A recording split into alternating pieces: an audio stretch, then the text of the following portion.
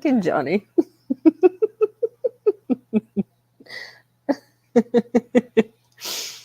By the way, John, I do love that banner. That is funny. I think it's great. Anyway, well, oh, by the way, I have to push Ash Thought stream to tomorrow because I have to work later. But Beth, boy, do I have some things to talk to Beth about. I think Beth's being a little naughty. You know what? I didn't particularly care for this text I got the other morning when I was trying to enjoy John's stream. So I think it's really fucking shady that she was obviously ninja watching John's stream and saw me commenting in there and decided to send me a fucking text message. So this text message told me that actually it gave me the clue that Rusty was going his own way because holy shit. An apology. I apologize for allowing Rusty to turn me against you. You didn't deserve that. Now, last time I talked to this crazy bitch was when that shit went down on Bullet's stream with the whole Trandy incident and Beth walking away from Bullets and Kush because of some core values or some strange bullshit. Yeah, you guys know feminists hate trans women, right? I think they're more disgusted with them than the men are. But anyway, yeah, the last time was April 3rd when she wanted me to call her and she attempted to recruit me for her walking away from Kush and Bullets campaign. So, good morning, Kush. Good morning, Bullets. But yeah, I thought it was fucking funny. I've been waiting for this text. I mean, it's funny for one, because she's apologizing. But she's blaming Rusty for turning her against me. Like, I wasn't even under the impression she was against me to begin with.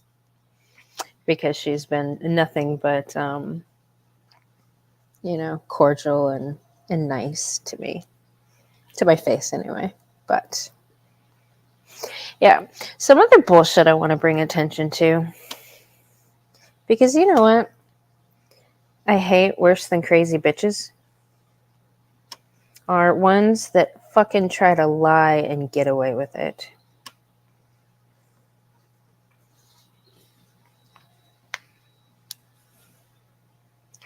Lying crazy bitches. I mean, all crazy bitches lie. Feminists lie. They're actually all criminals. But we're about to fire one at work because she's fucking stealing. So, it's weird how these fucking crazy bitch feminists have so much in common. Yeah. Yeah, I'm not going to, Kush. Go for it, dude. Yeah. But anyway, I want to dissect this little fucking video because it absolutely is disgusting. Hammerhand did a pretty fucking kick-ass job of it. It was cracking me up. He pointed out some really important stuff. But I'm going to add just a little bit more to it. Because I don't think people realize the insinuations she's making in this video. And how fucking false they are. So, I'm going to start playing, and I'm going to stop it when I need to say something. Good afternoon. I am Beth Undefeated. I have this name because I have not allowed life to defeat me. Through the loss of my parents, my oldest brother, and my husband. By the way, Beth, that name fucking sucks. Undefeated. I have a hard time believing you don't feel very undefeated in your life. I know you're a fucking alcoholic. And I know you're lonely. And I know you don't have any fucking friends. So how can you feel undefeated exactly? What I think that is actually maybe a projection of what you'd rather feel like. You know, when you're giving yourself a little pep talk because you don't feel very good about yourself. I don't know. What do these crazy bitches make? Like these vision boards things where they put what they want in their life on this vision board and what this fake it till you make it stuff. Yeah, big time alcoholic. I know in the Hammer's roast or Hammer's stream, I saw a bunch of people call her meth undefeated. I don't get that from her. I get a raging fucking alcoholic though. Like, I don't know. She's not skinny enough to be a meth addict, in my opinion. But, right, Kush? What's your favorite box wine? Yeah. Yeah, and that's what Hammer pointed out. He's like, you are defeated. And he brought up the wall. But yeah. I remember talking to this woman about, her channel that she wanted to start and how she was, trying to do good for men and try to help men. And she, told me about some stuff that happened to, like, I don't know, her brothers or sons, with crazy bitches, which she had a lot to say about, how fucking crazy bitches can be. But it's strange that she finds herself in the exact same position currently. So what happened, Beth? Have you always been a crazy bitch, or did moving to try to be closer to Rusty do something to you? Did you move away from all your friends, or did you really have any friends to begin with? Just curious.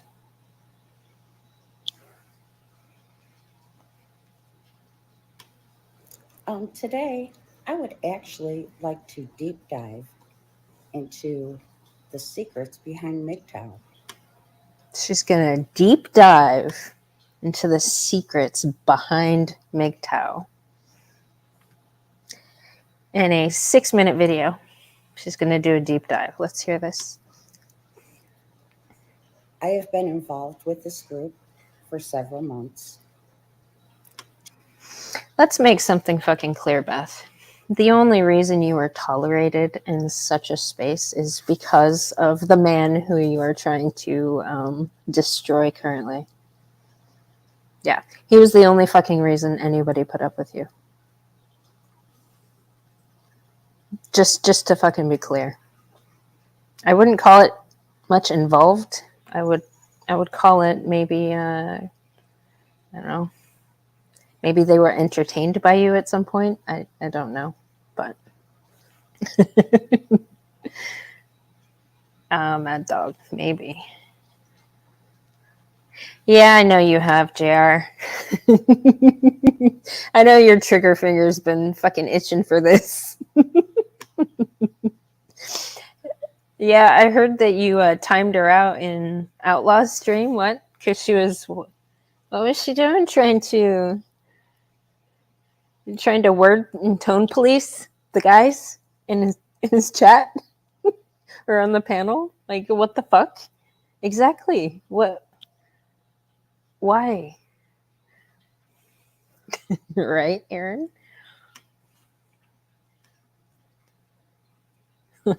Secrets. Yeah, she's about to deep dive into these secrets. So, to learn the hatred that is spread against women. Okay, so the secret is make Tao hate women. That's a weird fucking secret for something that, is on the lips of every other fucking feminist. So, hello, Bob. How are you? So, one of the lies that the feminists like to espouse is gentlemen that identify themselves as MGTOW hate women, which they don't. They do hate crazy bitches, though. And a clue that this is absolutely a crazy bitch, besides all the other lying bullshit, is that she thinks they hate all women. Because obviously she's gotten some feedback she wasn't too happy about. So, no. These guys hate feminism. They hate abusive women. They hate crazy women. They hate entitled women. They pretty much hate the lowest bottom of the barrel women that we have in our society. So, and that, guess what? That's fucking normal. That is healthy, normal human behavior to distance yourself from people that fucking hurt you. So those are called boundaries. That's actually something that the mental health field is pretty adamant about when it comes to, abuse and people who abuse people, is you're supposed to distance yourself from them. So that's what they do. It is not a secret that these men that have been abused by women, taken advantage of by women, don't like the people that did that to them. That's not a secret, Beth. The fact they promote violence against women. That's a lie. They don't promote violence against women at all.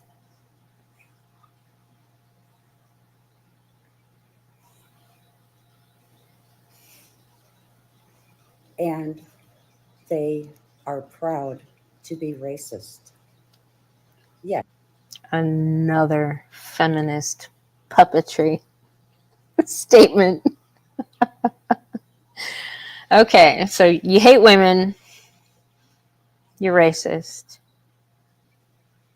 What's next? Who hurt you, right? Oh, isn't that what her so-called stream's about? Who hurt you? Yes, racists. They have admitted to hating the Black community.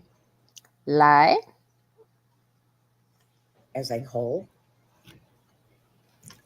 Oh, you like that? Hold up. Let's back it up.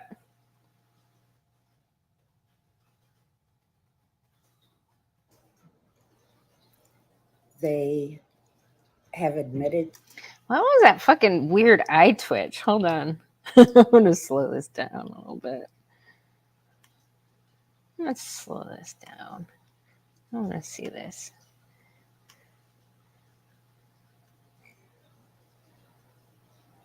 Maybe that's too slow.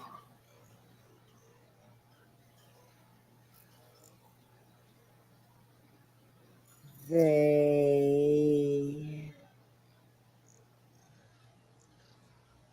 have admitted to hating the Black community as a whole. By the way, this little wrap here, this bandage. Can anyone guess what's underneath this bandage? Oops. Can anyone just guess what's underneath that bandage? And who put that bandage on her? I'm going to get to that later. Black people are beneath them. That's not true. And so are other races. Nah. They do, complain just like everybody else about criminals. And Black people, unfortunately, commit a disproportionate amount of fucking violent crimes compared to any other racial group identity. But everybody complains about criminals. So it's not a color of your skin thing. It's a content of your character thing. Fucking nobody likes criminals. So I know there's no way that you have to be a criminal just because you're black. So that's something the black community needs to get sorted out. I do not believe in that. I believe you judge a person by what's in their heart, not the color of their skin. By what's in their heart. That's a good idea. We're going to judge Beth by what's in her heart. Because she exposes a lot of that in this video. And right now, there's a lot of fucking hate and resentment in her fucking heart for Rusty. Good morning, Strider. Yeah, Beth, that's a good idea. We'll judge you by what's in your heart, okay? And that's what we should be really about. Yes. Now,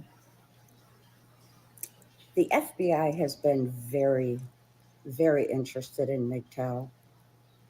And they're actually very interested in everybody who gets a complaint filed against them. So, unfortunately, people that, exercise their constitutional fucking rights of free speech get reported for shit all the time. I literally had a guy from the FBI Joint Terrorism Task Force and one of the cops from Texas A&M University come to my house because of my fucking YouTube channel. So, crazy bitches called and told on me, and I got a visit. So, unfortunately for the crazy bitches, they literally sent 2 straight white men to my house to try to sort me out about my YouTube channel, which is stupid. Yeah. So the FBI is only concerned with whoever that they're told to be fucking concerned with. Whoever gets told on, for speaking. So I completely understand why. Why? Many members have had their sites taken down by the FBI. By cancel culture bitches. You know that report button that you can, have this drop down list of how many different ways somebody hurt your fucking fifis with the words that they said? Yeah, that's how that happens. I think Hammerhand just had yet another channel taken down. Poseidon, good morning. Good to see you. Right? I don't know. She might need a pacemaker. Have had visits to their home by the FBI. I sure did. So now, is this really a community that somebody wants to be involved with? I actually think the guys that I've come across, in this space are decent dudes. So I don't mind communicating with them and sharing conversations with them. So yeah, I think so, Beth. If so, you have issues. Oh, so I would have issues because the men have issues, right? Okay. You really do. Yeah. And those things do need to be addressed. Yeah. By a professional. A professional, like Hammer said, what, in the mental health field? Yeah. I'm actually going to be bringing all these issues to to said people, because guess what, these crazy fucking bitches caused all these issues, and I think they need to be held accountable for that too. So yes, Beth, that's a great idea. But also I wonder what kind of mental health I don't know, counseling therapy, psychiatry, anything that you've actually received? I mean, for somebody to make a video like this, trashing a whole bunch of people that, even reluctantly, a lot of them were more than fucking respectful towards you for quite a while. They fucking tolerated your ass just for their brother.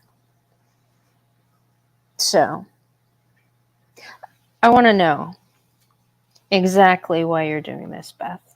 I mean, I have an idea of why you're doing this. But I want to talk to this crazy bitch because, I mean, we were meaning to do a conversation at some point. She was going to come up on the channel. She wanted me to come on her channel, you know. She thought it would help her channel to have, you know, some support. So I think we need to have that fucking conversation because I have some fucking questions. I do not hate men. See, why would you feel the need to say that? Are you sure you don't hate men? Like, I don't believe you when you say that. You seem very man-hating at the moment. I mean, to completely turn on somebody and fucking threaten to destroy their fucking livelihood and attempt to fucking destroy their character. I mean, that little text message you sent me was a little fucking manipulation tactic. An attempt to blame him for something that you fucking did. Like, reputation destruction is something you don't do to people that you don't hate. So, I don't believe you, Beth. I think you are a fucking man-hater. Do you have, like, it? I want to know, I would like to know how your relationship was with your father. Because that would be a really key indicator on how much love or hate you have for men.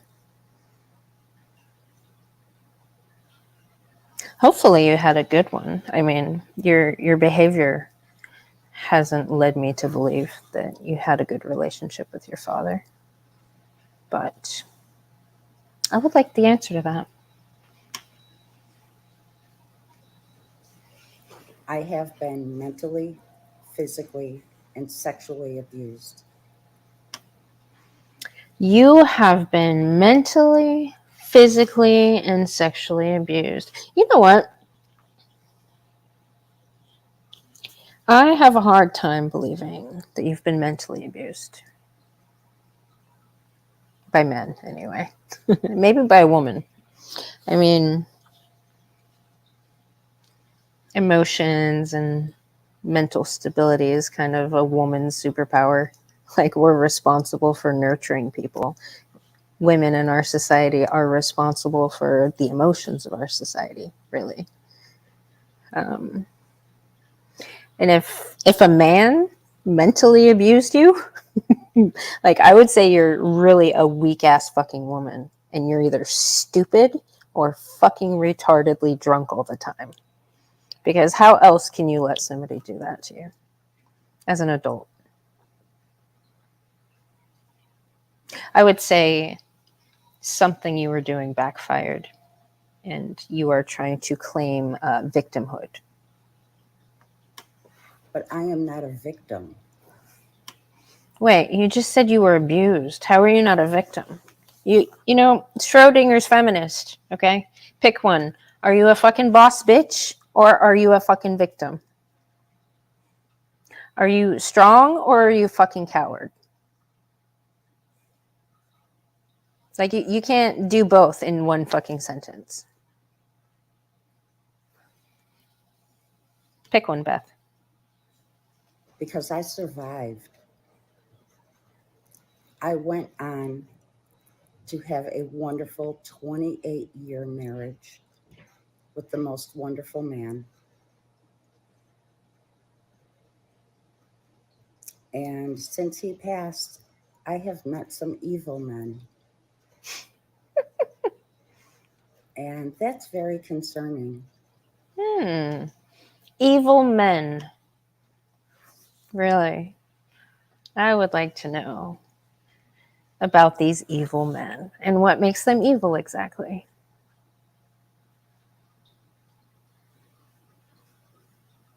Yeah, drunk and stupid. Hello, Emmanuel. Good to see you. What the fuck did she survive? Well, mental, physical, and sexual abuse, obviously.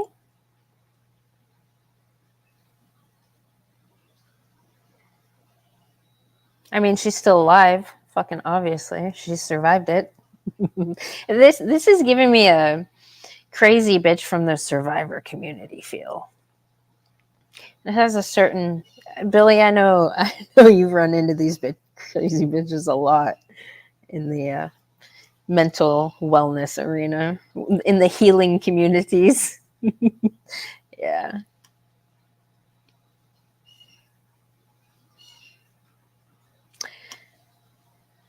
Right, CJ? It's their biology. Even when they try not to, they still do it. It's funny. I've seen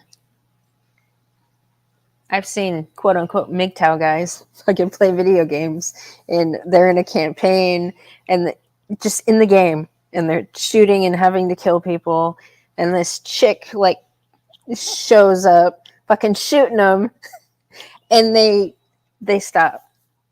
I mean, they end up shooting the chick down because, you know, it's self-defense. But there's that fucking hesitation and then that sorry afterwards. Like, sorry you fucking made me do that. Men don't get that from other men.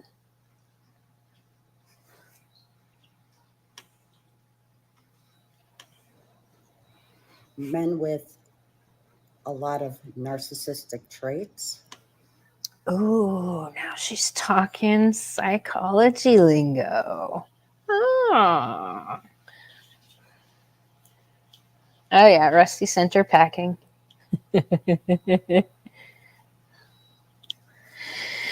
Yeah, I kind of took that as a veiled threat too.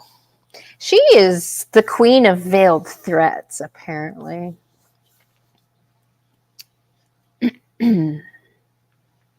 Yeah, she doesn't hate men, yet she's threatening to destroy one currently. At every fucking angle she can fucking use. Men who think women should be completely submissive, do as they say when they say it. Who are these guys? Do we have any of those guys in the chat? You know, that's funny. That hasn't been my experience.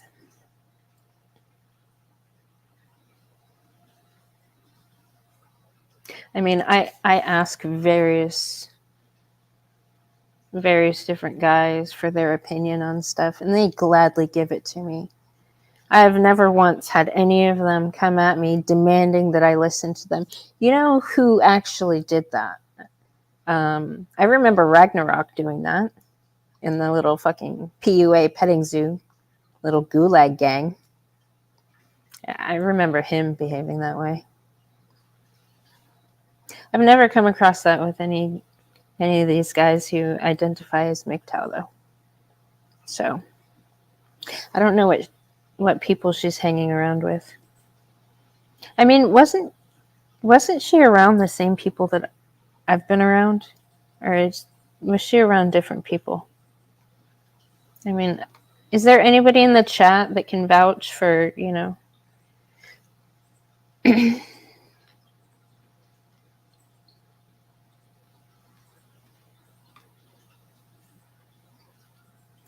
Yeah.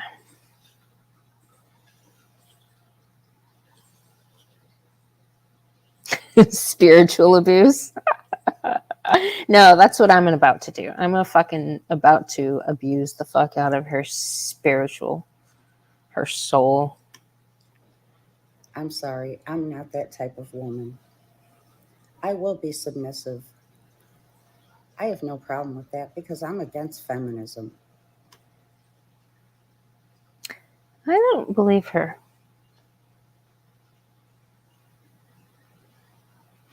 I don't know. Maybe this is something I need to look into.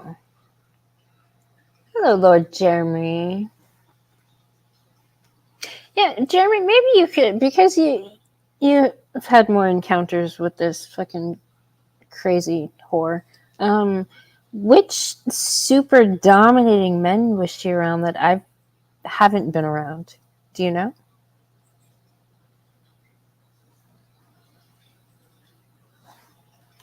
I just want to know, like, which evil men she's talking about, because I really haven't come across any in that space. Even the really emotionally and mentally unstable one that are, you know, super overly compensatory with their demands. um, from the PUA spaces, I wouldn't even call them evil, because they're not actually being malicious about stuff. They're just being reactive about stuff. Now, on the other hand, I've come across many fucking evil women online. Women that spend so much fucking time doing their damnedest to try to destroy men.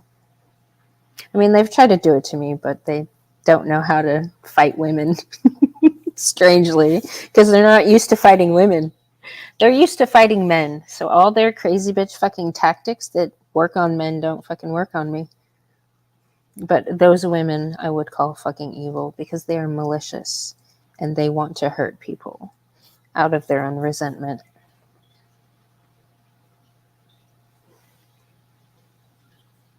Mm.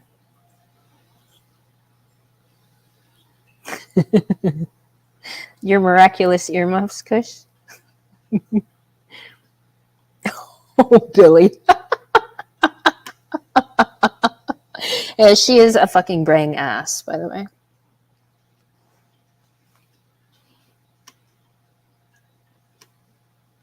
Let's see.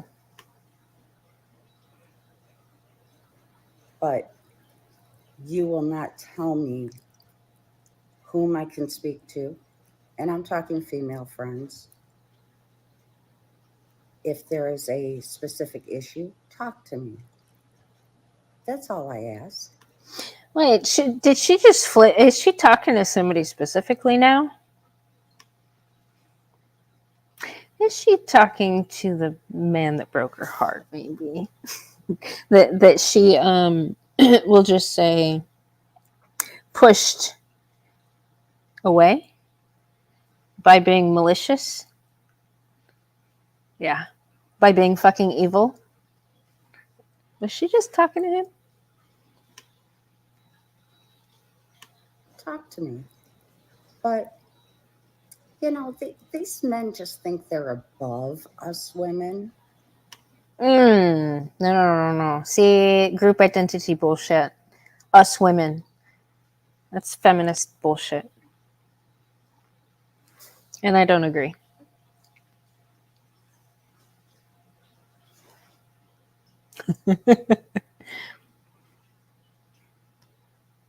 Yeah.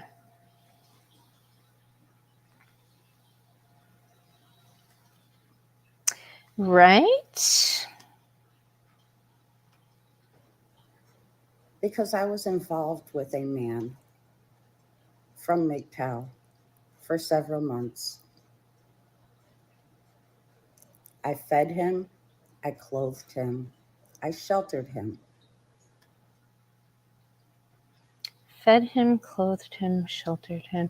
See, she's trying to insinuate that she did these things. But you know what?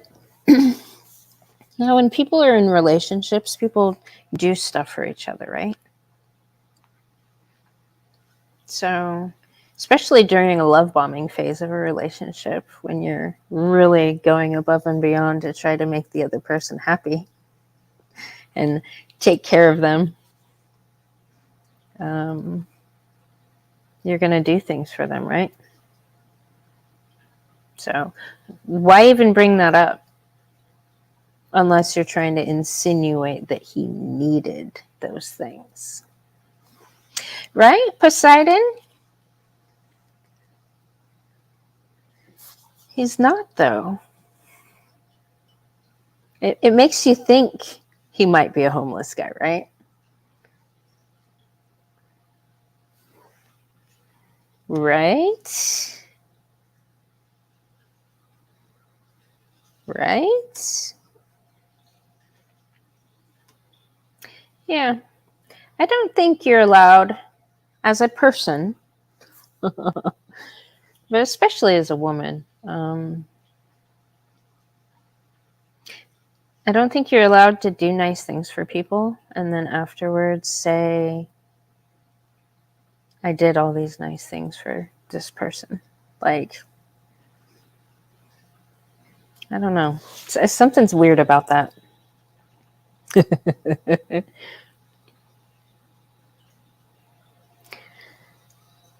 Yeah, Johnny.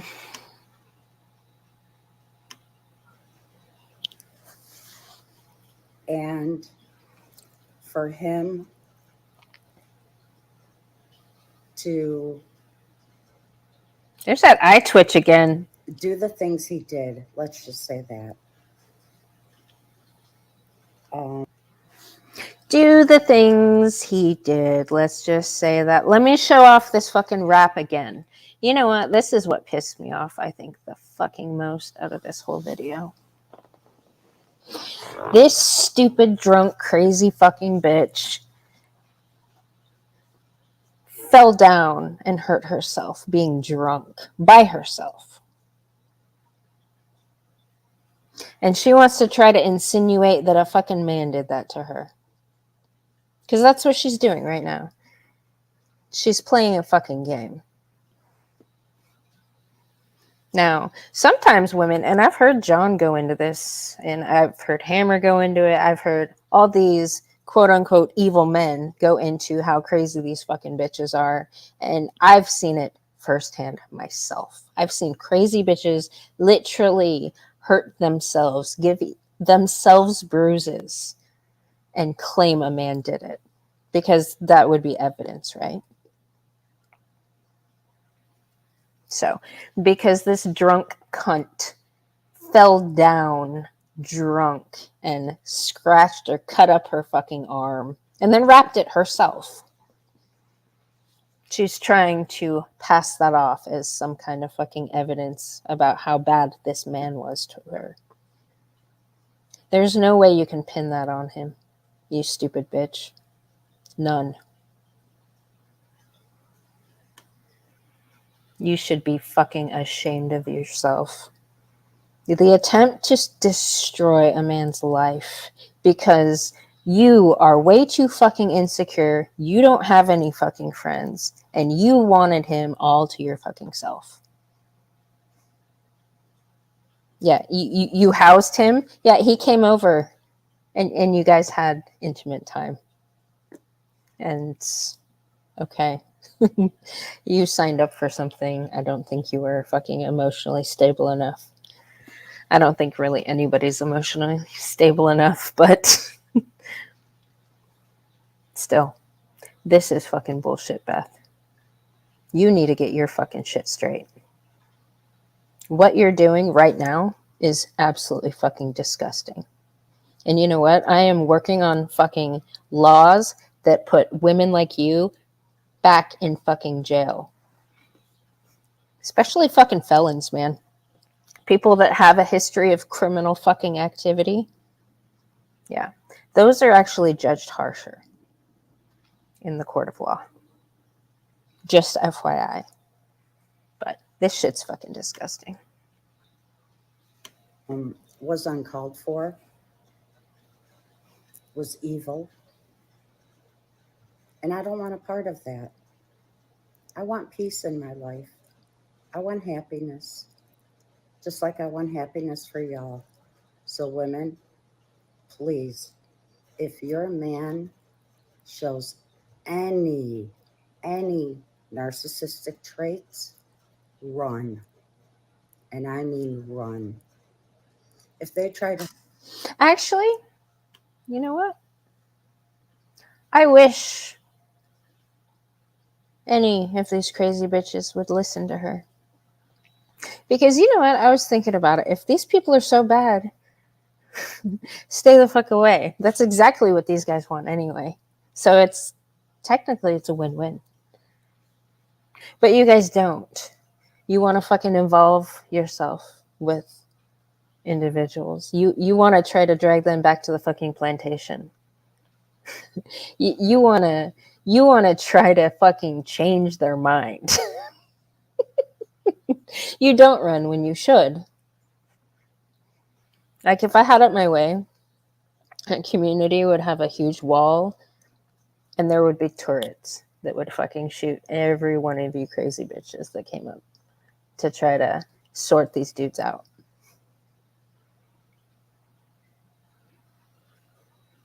Good morning, Primo. Good morning, Dak. How are you?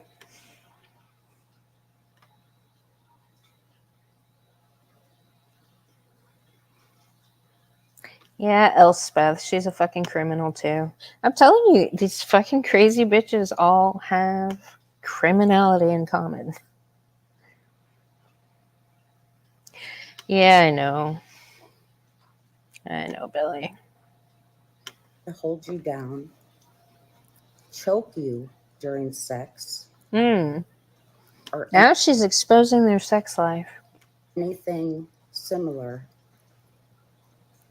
don't feel like you are trapped. Don't feel like you have to go along with this because you don't. You know what? And that can be said for the men. Men, you should listen to that. You don't have to go along with it. If any crazy bitch like this asks you to fucking choke them during sex, because crazy bitches like this often do, and then they have something to hold over their head after they get the guy to fucking do it. Like, I've talked to a lot of guys that have had situations like that where they're like, yeah, I tried it, wasn't my thing. It felt pretty gross after, like, no, it's fucking disgusting. You don't have to do it, dudes. Don't ever. Because the kind of crazy bitch that wants to be choked is the exact kind of crazy bitch that will do this shit after you decide you've had enough of their crazy bitchery. So.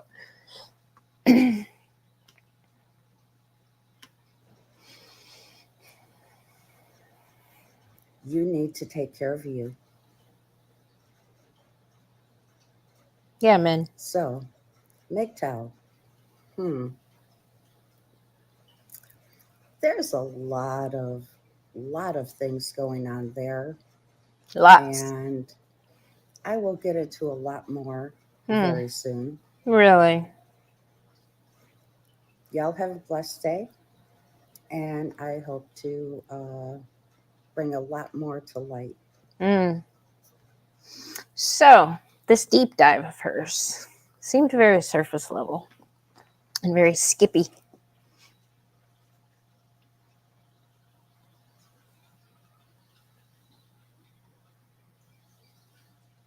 Ooh, I had a choke me. You had a choke me chick, Dak? Yeah, good.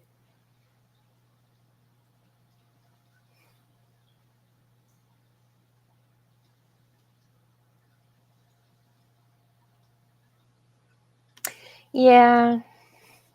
Heaven hath no rage, like love that has lost. Hell hath no fury, like a woman scorned. Oh, is Beth scorned? She is, isn't she? She thought she captured herself. What do these crazy bitches like to say? Like these high value men? She was gonna try to drag one back to the plantation? What a dumb bitch. Oh.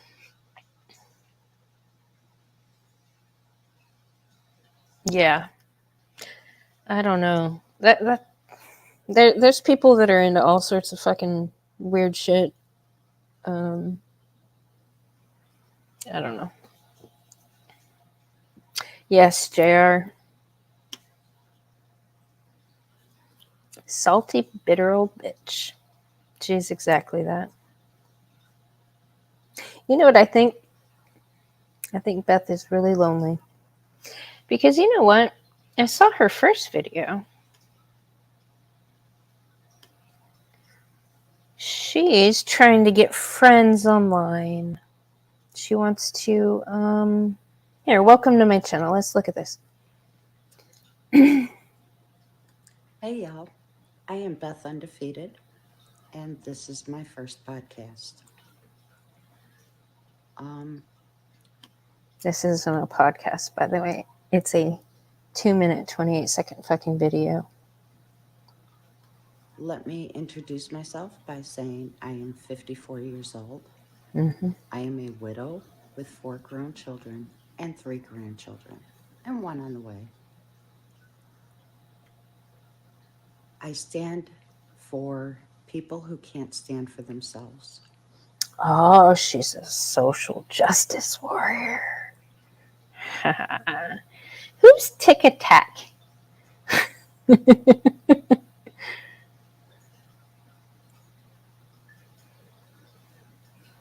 Yeah. Well, it's a spectrum, you know.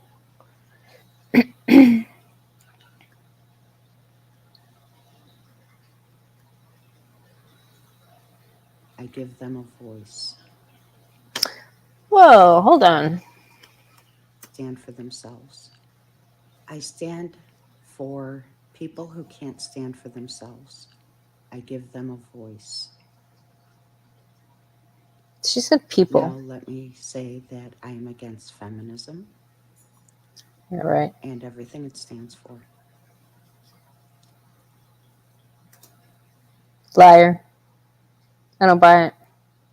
It stands for the destruction of men, and you're literally in the process of trying to destroy a man. So I call bullshit on that. I do understand some of the women. Do you? But I also understand the men's side of things. And those are some issues I would like to address in my upcoming live streams. Okay, so she wants to talk about men's issues? Good morning, Hemi. I'm confused what she stands for exactly. I will also be addressing issues such as psoriatic arthritis, which is something I suffer from. Psoriatic arthritis, something that she's got to have a fucking medical condition. Of course. How else is she going to get that fucking disability check from the government? Yeah. Against feminism, but will literally fucking suck on the government tit for your livelihood. Beth. That's feminism right there that allowed you to do that. If you're so fucking against it, why are you using a medical condition to extract resources that were extorted from mostly tax-paying men? Maybe you should contemplate that. And I wish to be there for women who need a voice. Women who need a voice. Really?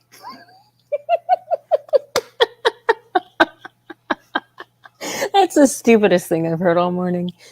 Women don't need a voice. Women have their own voice. Women can say whatever in the fuck they want in our society. And they do, often. And there's a lot of situations where a lot of people feel like they have to fucking tolerate it. But women don't need a voice. Women have their own voice. Who gets fucking canceled all the time?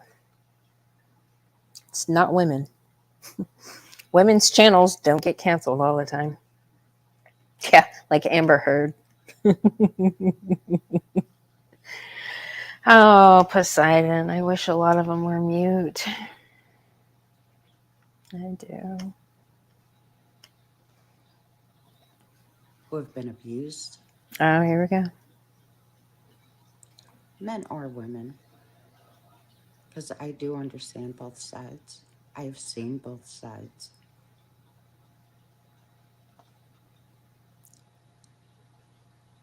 What about women that were abused by women? That would be good. Maybe, Beth, maybe you can focus your channel on women that were abused by women. Do you think you have that in you? I don't know how your relationship with your mom was, but judging by your behavior, your relationship with your father wasn't very good. So I don't even know if you could be useful in this culture war and to society unless you're trying to help women that have been abused by women. Because you know what? A lot of them don't like to talk about it. A lot of them are so gaslit into believing that that never happened, that shit doesn't exist, whatever. But that shit does exist. Why don't you look at mothers that abuse their children? If you're so against abuse, why don't you start looking at all the different sectors of our society that are consistently abusing young women? How about the feminists at the universities that are currently abusing young women? Why don't you look into that? Because they do. Every fucking semester. These crazy lesbian fucking feminists that hate men literally scare these young women into believing that men are evil. They emotionally terrorize these young women. They fuck them up for life, actually. The mental health field that is, encouraging and enabling a lot of women to get away with the most disgusting behavior in our society. Why don't you focus on that? Because that's technically abuse. So, I mean, these are major organizations. These are professional people that get paid a lot of fucking money to abuse women. Why don't you look into that, Beth? I do want to enlighten people Enlighten to me. things I have recently discovered, Oh, please. and I think you will find it most interesting. So I look Like what? very, very forward to bringing all of this to light with you, and I hope to do some live chats. Mm, I would like to involve people with this, with certain people being excluded mm. because of spreading hatred. Oh, certain people being excluded because of spreading hatred. I wonder who she's referring to by that. I don't know. I'm going to drop the link. I'm going to give Beth, because I know you're fucking watching this, Beth. You like to ninja watch all kinds of shit, because that's what crazy bitches do. But I'm going to drop the StreamYard link. I would love to fucking have you come up and enlighten me on what's been going on and whatever secrets you think you might know about the world. Because I have some fucking questions that I want answers to. Specifically, why in the fuck are you being a crazy feminist bitch right now? Why are you trying to destroy a man that is pretty ill himself? You silly cunt. And you know how fucking ill he is. Like, why are you trying to kick a man while he's kind of down? Why is it that you feel entitled to hold the future of his business in your hand to fucking toy with? Why did you move, by the way?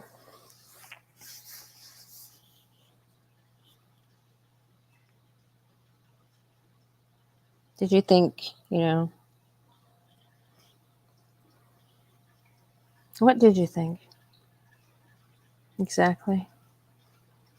Do you think by being closer that you get more of his time and attention. This very busy man.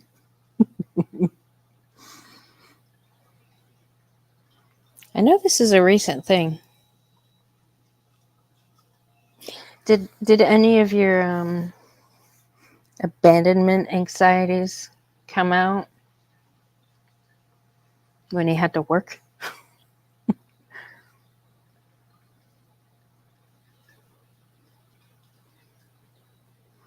I'm going to give you probably about 3 more minutes to hit the link and come fucking enlighten me. You wanted to have this conversation.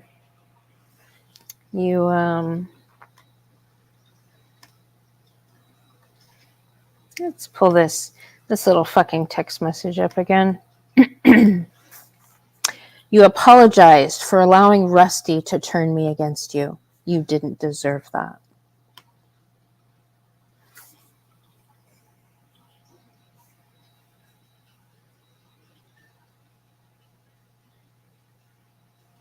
I don't think you really fucking understand anything that you were around for the past few months. You were either too fucking drunk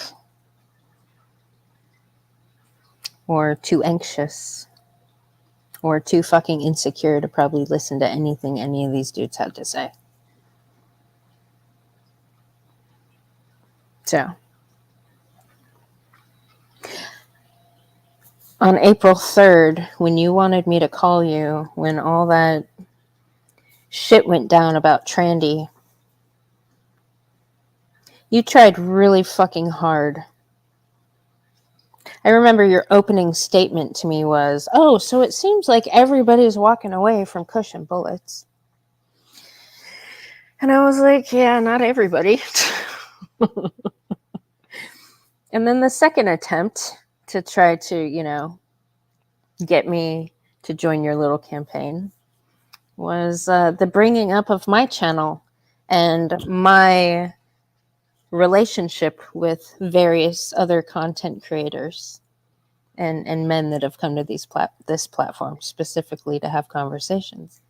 So I know you tried to induce fear into me. What did you say? Oh, I don't want to see you get a black eye during this whole thing, There's a lot of guys that have a lot of respect for you, but if they see you associating yourself with... I was like, yeah, Beth, I'm not really fucking worried about that. The guys that have been around here long enough understand that I don't fucking play this side shit. Like, I have a lot of fucking respect for a lot of different people, and the majority of them don't even like each other. They spend about, 95% of their time arguing over the 5% of shit they disagree with. But they have way more in common than they don't, and guess what? It always seems to be a crazy bitch that gets them going, to get them fighting each other. So...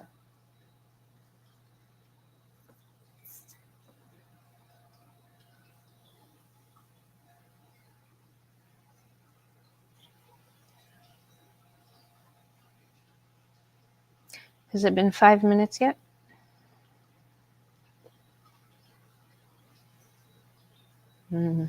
Emotions are a reflection of one's illusion of other than self.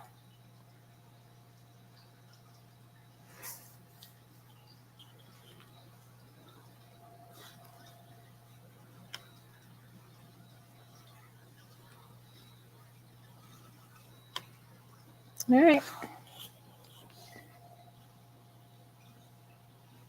Well, as expected, this Beth Undefeated, which is a bullshit fucking name. You know what? I laughed, actually, when you sent me that fucking text message that you're like, oh, I finally found the name for my channel. Beth Undefeated, because I haven't let life blah, blah, blah, blah, blah. I was like, holy shit. And when I got off the phone with you, with that phone call, I mean, my first thought was, like, Why is she trying to fuck with me? Why is she trying to play with me? Why is she trying to manipulate me if she wants to keep that fucking undefeated title? Like, it's obviously a LARP. It's obviously born out of a deep fucking insecurity that she has. So, I think you're a cowardly fucking cunt, Beth, and I would watch what you fucking do from here on out when it comes to Rusty. So, you have already done quite a bit of fucking illegal shit. You've emotionally terrorized him, you've fucking threatened him. Just because he doesn't want to be with you anymore. Because you're a crazy fucking bitch. And you thought you could play games with him. And you pushed him away. You did that, Beth. You fucking did that. And now you can suffer the fucking consequences. And you're not going to fucking win anything. You're fucking too old, too drunk, and too fucking mental to be thinking that any of this is a good idea. Like, you should know better. You're 54 fucking years old. You should fucking know better. So, I'm going to end it on that. Beth, you no longer get to come up on the panel, and I'm fucking not going to talk to you. I don't think anybody's going to talk to you. I've added you to my crazy bitch list, though. So, I see your channel has grown just a little bit since I added you, because guess what? Now you have friends. I've given you friends. I know you're lonely, and I know you want to talk to people. So, here's all your new friends right here. You can have Alice as a friend, Scorp Thought, Ash Thought, this Missy bitch. She's actually from the Survivor community. You might like her. Oh, Elspeth. Yeah. Here's your new friends now. Okay? You can have them. They'll talk to you. All right. I'm going to bring up the fucking goat. Hello, Billy. Yo, look, I don't have much time, so I'm going to have to be quick on this one. Okay. Fuck's sake. Where to begin? Let's see. I'll start off with the... So I'm going to... Is it all right if I have a monologue, please? Go. The floor is yours. I'm going to go pee. All right. Utterly disgusting behavior. I'm appalled. And look, it was...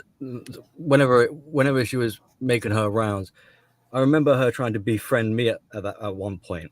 Yeah. Trying to be all polite. Oh, hello, goat sir, and all this.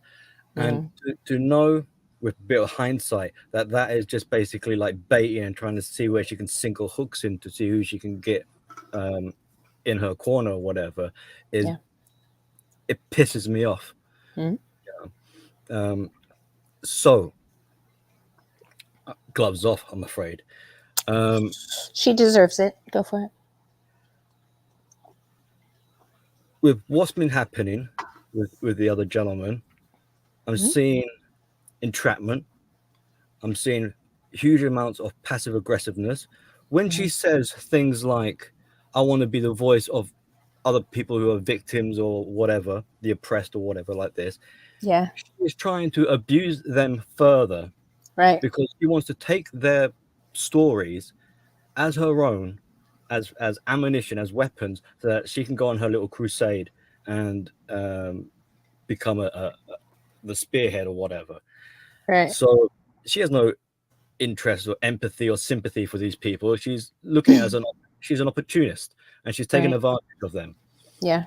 And this isn't going to help them. She's going to instead try to encourage their emotional turmoil, fuel their sorrows and anger and resentment. She talks about peace. That's a load of crap. She's stirring.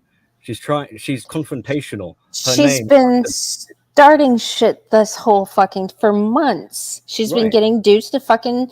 She's been trying to get Rusty separated from his friends. Is what she's been doing. Yeah, and it's caused more infighting. Yeah. So the confrontational, aggressive, anger, hostility Mhm. was already evident from the get-go. It was Yeah. already seething underneath the veil. Yeah. So before anything even took place, this was one of the prime directives, was to unleash this fury, this vengeance. Now this is her chance to try and cause hurt and maximum damage. So this Yeah. is what she's out for. She doesn't care about its peace and trying to heal or help people. She's Right. after mayhem. She wants to see people hurt, Yeah. hurt others. Her name, Undefeated, very confrontational sort of name to have. It's like, well, with a Right. huge amount of arrogance that, godly, because you can't defeat me. I'm going to smite all of you down, even though I'm a newbie. I'm new on the scene. I've got no friends. I could take any of you on. Oh, but I'm Right. a victim. I'm a poor me, and all this. Right. Oh, I've Right. been strangled. Oh, my limp wrist. Fucking get the fuck out of Where here. I drunk hurt myself, but I'm gonna try to blame it on a man to garner Yeah. sympathy. Yeah. And she thinks she's unique in like no one's ever thought of this before, but we've seen this playbook many times. So the intellectual level here is we're not dealing with some, it's low caliber. And I feel like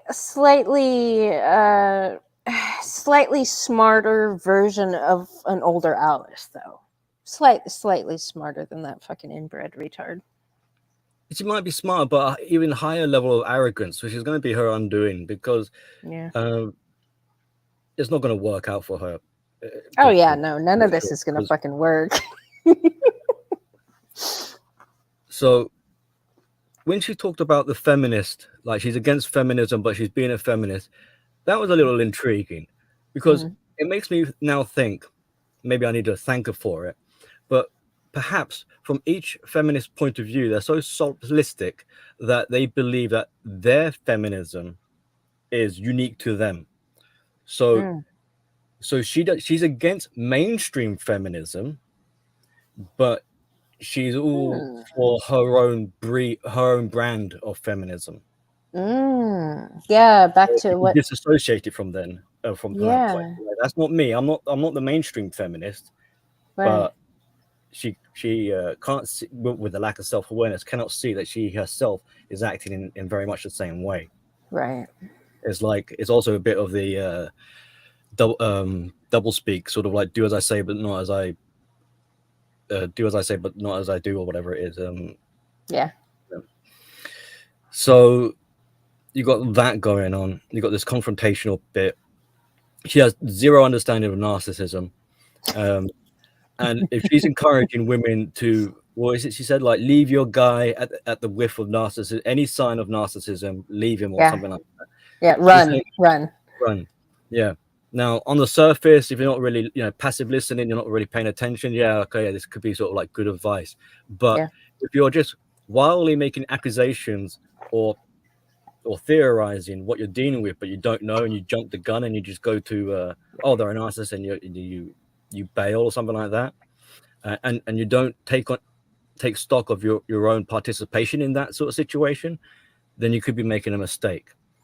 Because at the crux of it, like, how on earth is anyone, like, all the traits of narcissism you will exhibit at some point, time or another. That's not how it works. You're looking for pervasive. So it's a kind of contradiction, because you're looking for a pervasive character trait that is continuous, ongoing. Now she's saying, if you catch a little bit of narcissism in the instance, then you should leave. That's not how it works. Right. And she's talking about go get professional help, but there she is trying to give out professional help. Yeah, her help is her fucking bottle of whatever she's gonna drink. So that's her therapy.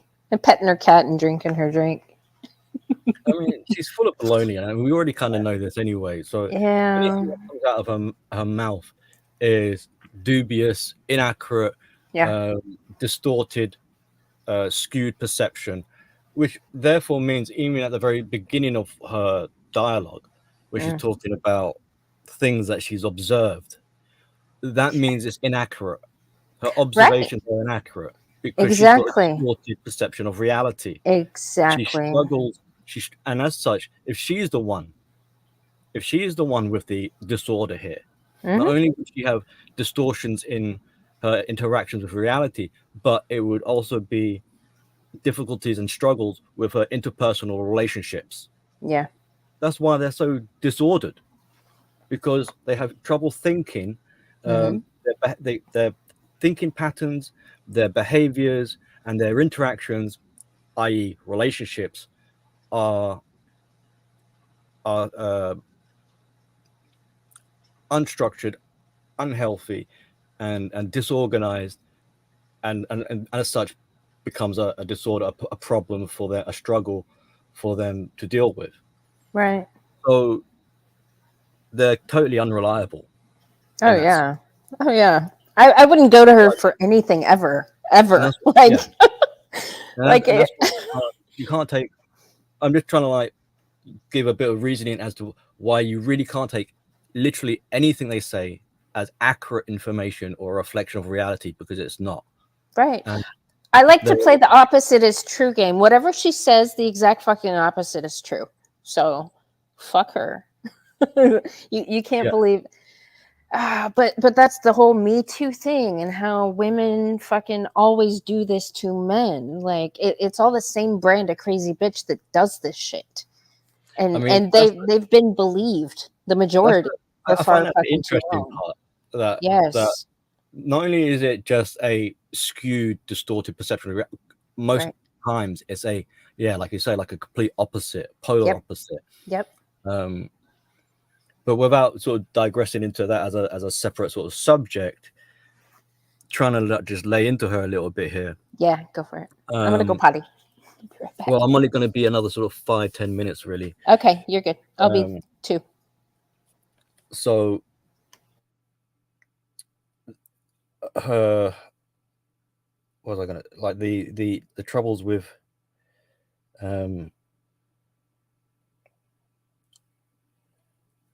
so ulterior motives and motivations are at the forefront.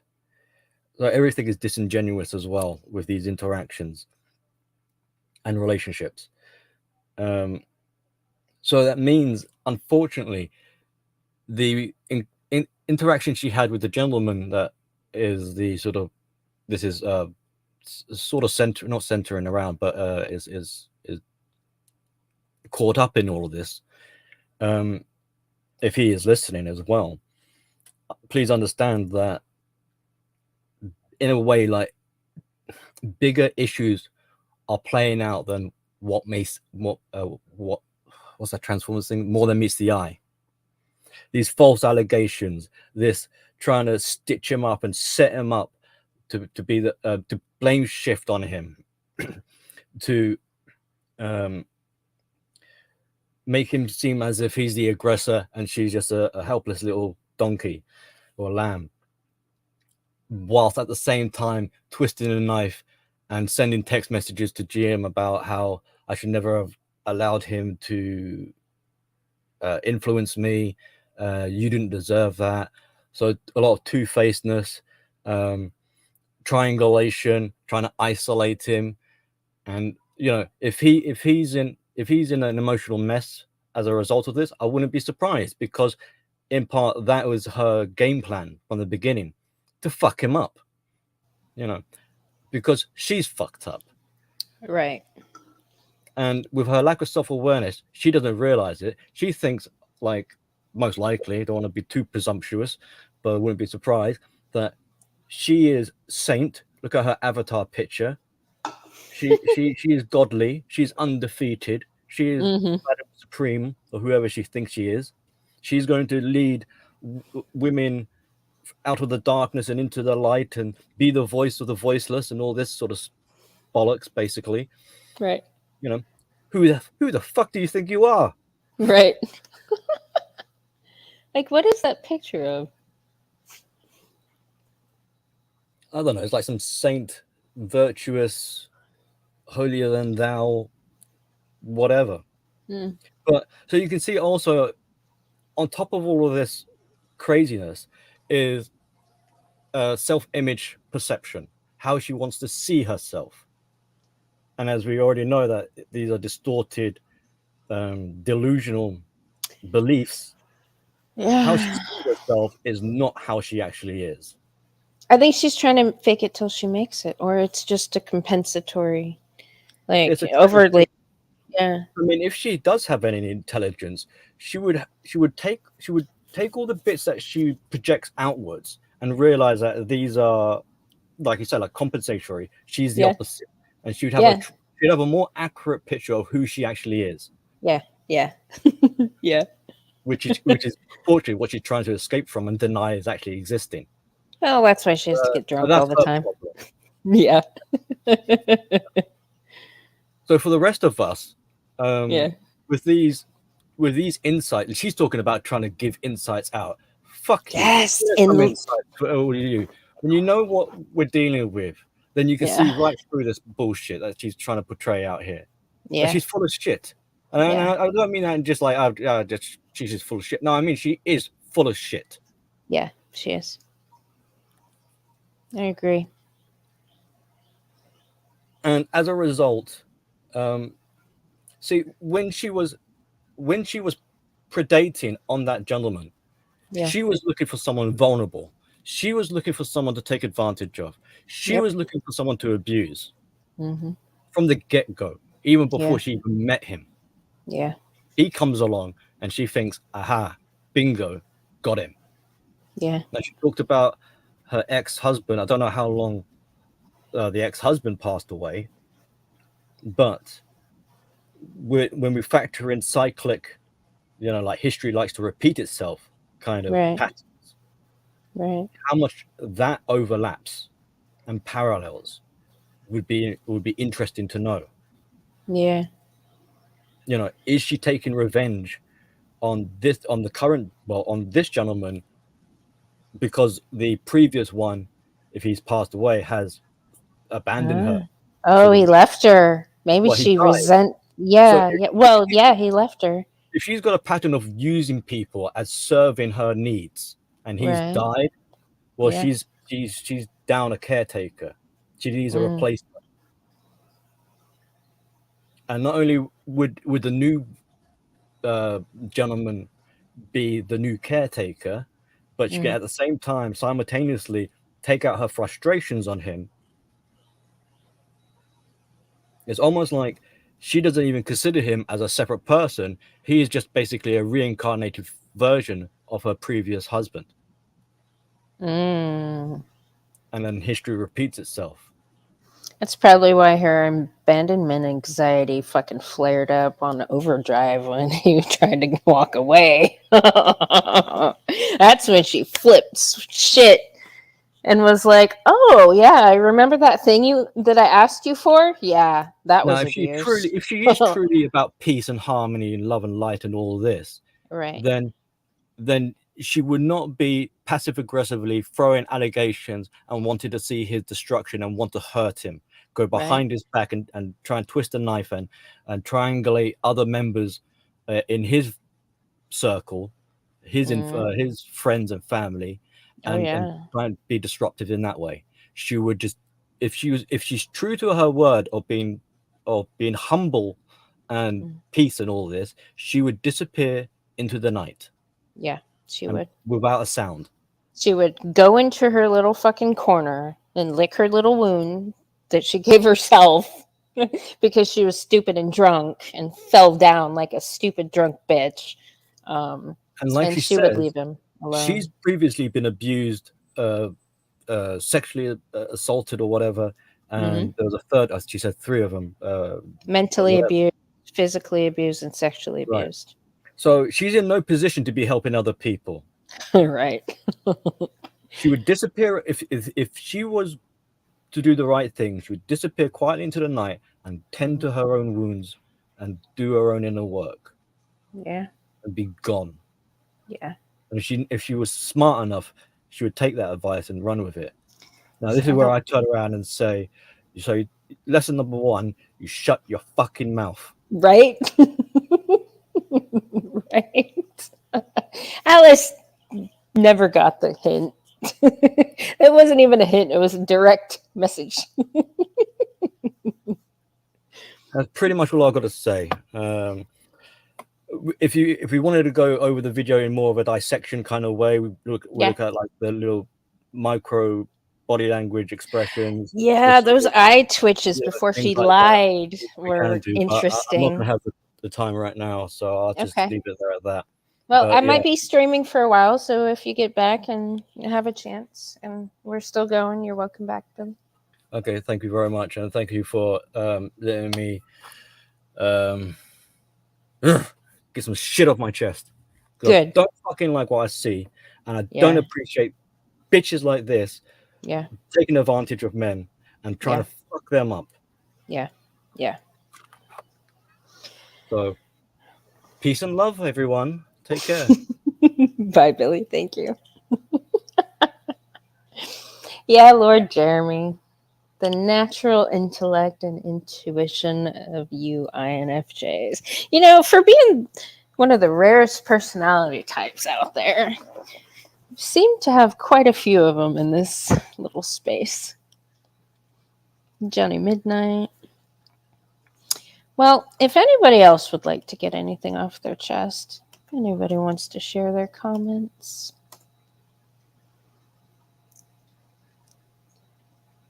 y'all are welcome to come up.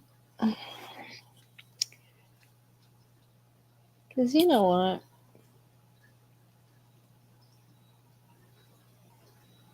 Even even as mad as as Billy was, he still, in his speaking to her and about her, treated with her with way more dignity and fucking respect than she actually deserved. These are the kind of guys that she wants to say, you know, are evil. Right?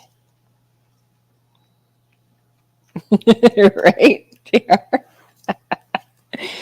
Yeah.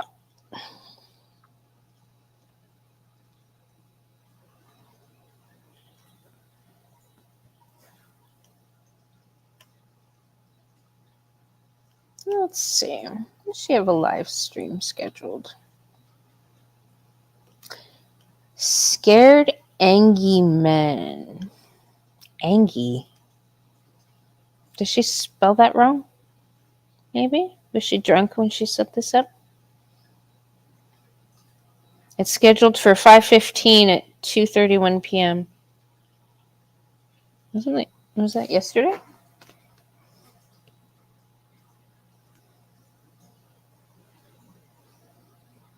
Yeah, it's the 16th today. That's weird. Ah, NFP.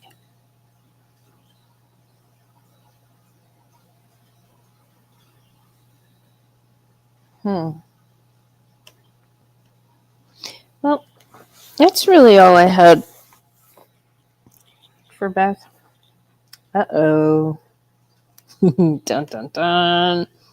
Hey, Bullets, what's happening? Hey, YOLO, everybody. How you doing? Good. How are you? I'm good. Just taking it easy. Yeah? Yeah, I'm still recovering. Uh-oh. Yeah. A lot of this just came to my attention. You know, I think it was like right around yesterday. I started getting some backdoor news on all this stuff when I was told basically what happened. And I touched base on it last night on my late night stream, you know, the way back. And trying to figure out, like, how do we come back from something like this? How does somebody come back Yeah. from something like this? You know, again, you hear me talk about it all the time. You know, everybody's going through their process.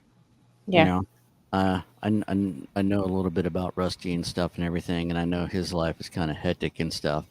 And I know how easily it is to get drawn into drama, to get triggered by news media and stuff like that. You know, we've discussed the topic on my channel several times. That this this triggering that they attack you as a collective, as a group. When they Right. come. So when she's talking about, like, she knows about MGTOW, and that made me laugh. As if, Right.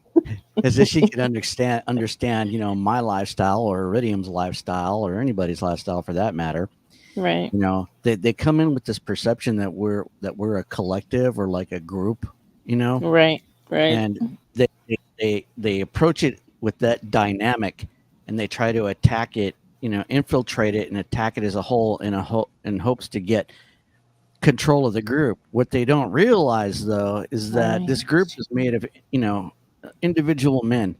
Yeah. We as MGTOW, we as men going their own way, understand, even though we are a part of this online community, each one of us are our own individuals, capable of making our own decisions, our own mistakes, and so forth, and we're all going through our own process and everything, and that's one thing that's really cool about these types of communities, that we can come here, and share our experiences, and help mentor other men, along, through their process, so we can move on.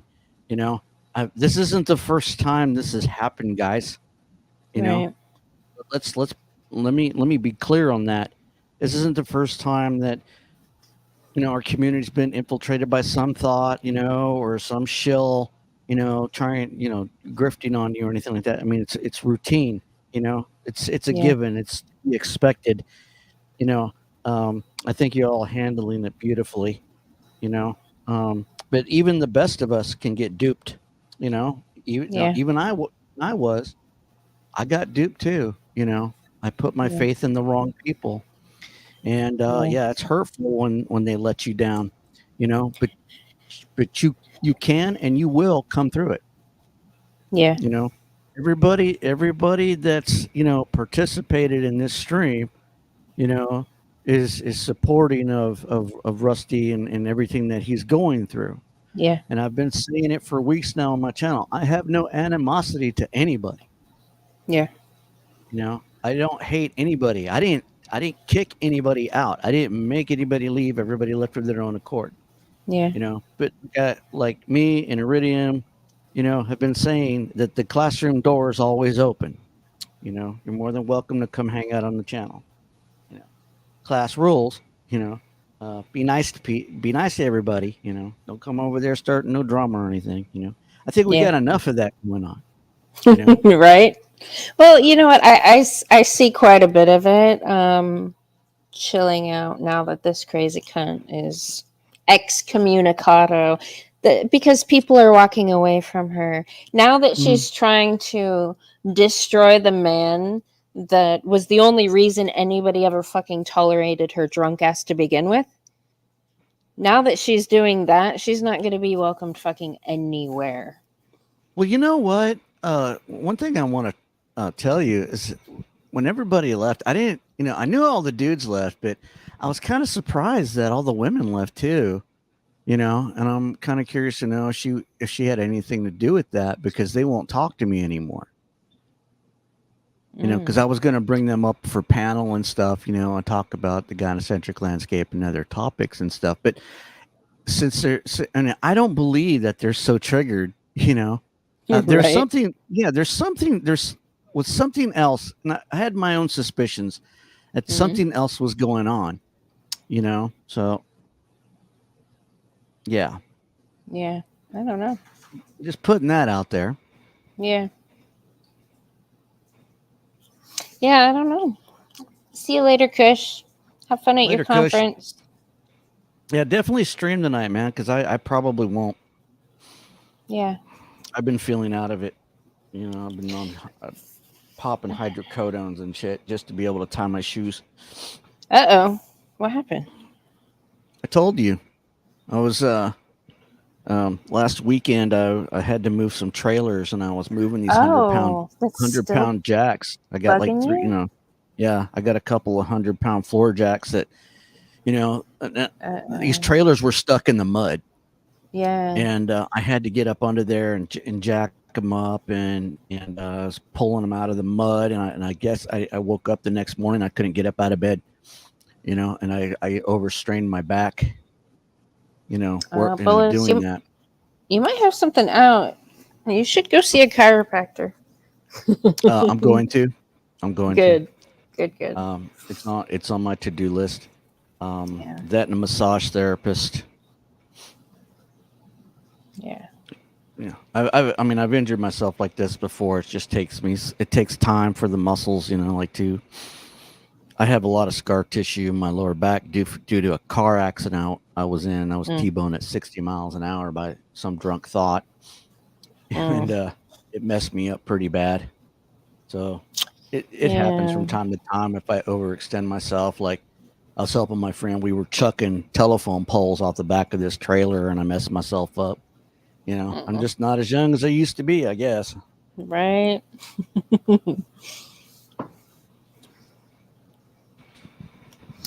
Right, Lord Jeremy. One of the trademarks of a covert narc is the refusal to seek or accept treatment. I've studied all the traits and have some experience with psychology. She fits the bill to an absolute capital T.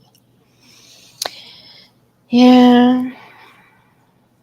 Well, that's why we need crazy bitch boot camps, and that needs to be court mandated that they fucking attend said boot camps. And guess what? When you get in trouble with the law for like alcohol, they can force you to go to alcohol treatment.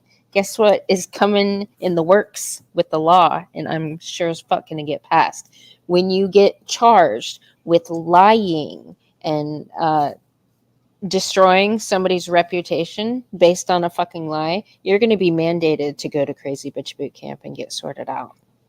So you're fucking welcome, crazy bitches. Awesome. You know how many of these women get away with just completely false allegations, destroys a man's life. They get no consequences. None. Well, all the laws, like, Terrence Paw pointed out, favor women over men. Women are given, they have the Vagina Express card, right? And the legal system is geared to cater to them, and unfairly persecute and prosecute men, and we need a change. If this country wants to have a future, it needs to do something, to fix things, in order to reestablish a modern nuclear family. It's going to take up to 200 years for us to recover. We'll be long gone, it'll, it's a long road. Right now, we're just laying the groundwork. I have a hard time when people have as much freedom as they do. We need a proper dictatorship, tighten up the reins a little bit to sort it out a little quicker. Yeah, Lord Jeremy, you were talking about your ex-wife. Hey, if the shoe fits this crazy bitch too. But yeah, I guess I hereby declare you dictator of the crazy bitches. Yep. I'm working on it. I actually talked to another guy at work last night, and I laid out my whole plan. He was like, "What? Yes." Man, these dudes that I work with, like these based dudes, they're so fucking sick of that shit. The same shit we talk about all the time. Like, oh man. I think I got most of them. I've connected with most of them in my local workplace. So I'm working on another strategy. I'm in a position now where I can really do some damage to some crazy bitchery. So yeah, I know you've been making some progress.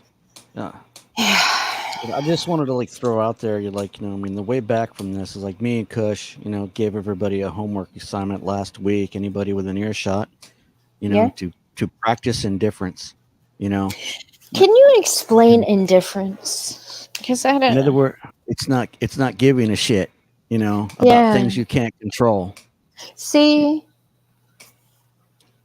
and I guess as men, when it comes to crazy bitches, you guys can't control them, so it makes sense for you guys not to give a shit.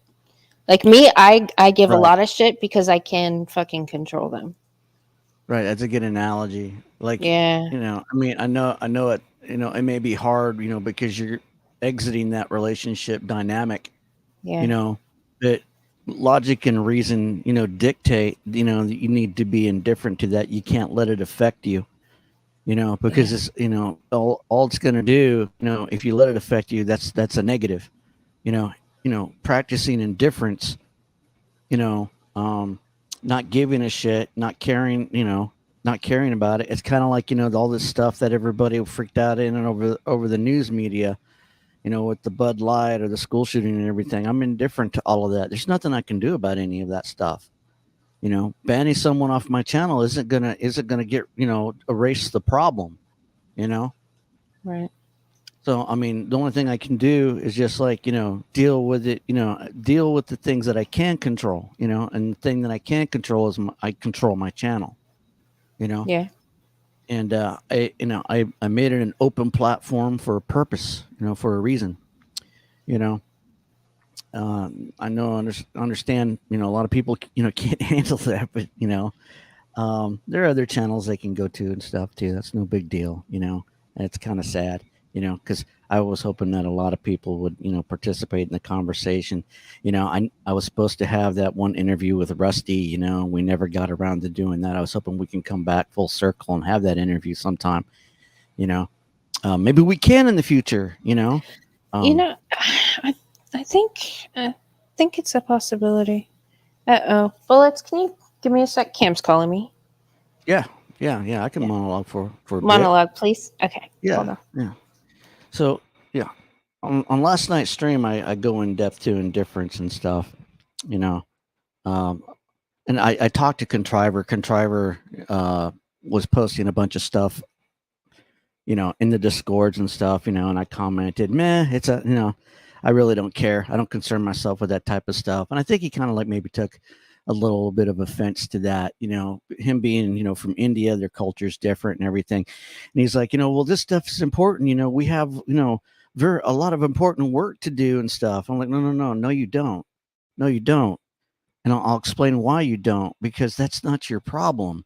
As a MGTOW, you need to make yourself indifferent, practice indifference. You don't have to concern yourself with every freaking news article that's shoved in your face. You know, all it's going to do is raise your blood pressure. It's going to make you anxious. It's going to give you anxiety. It's going to put you in a panic state. You know, you need to say, enough's enough. Stop. I don't, observe it. Yeah, I see that it's there, but it's out of my control. You know, in other words, it's kind of like, um, when people shove their kids in my face, hey, not my kid, not my problem. You see where I'm coming from? It's the same thing. That's what I mean by indifference. So when you see, stuff that's coming down the pipe from the news media that's triggering you, you need to observe it, take it in, but don't let it trigger you, and just be indifferent to it. Just make a note of it, and go on with your day. Focus on what you can control. Focus on what is important in your life. You know, this is what I've been, me and Kush have been talking about and teaching over on our channel, is to learn how to be selfish. We encourage you to be selfish, especially when it comes to self-love, to put yourself first and to be indifferent to the world around you. It's okay to be selfish. It's okay to be greedy. It's okay to be, as a contriver saying, well, you're being egotistical. No.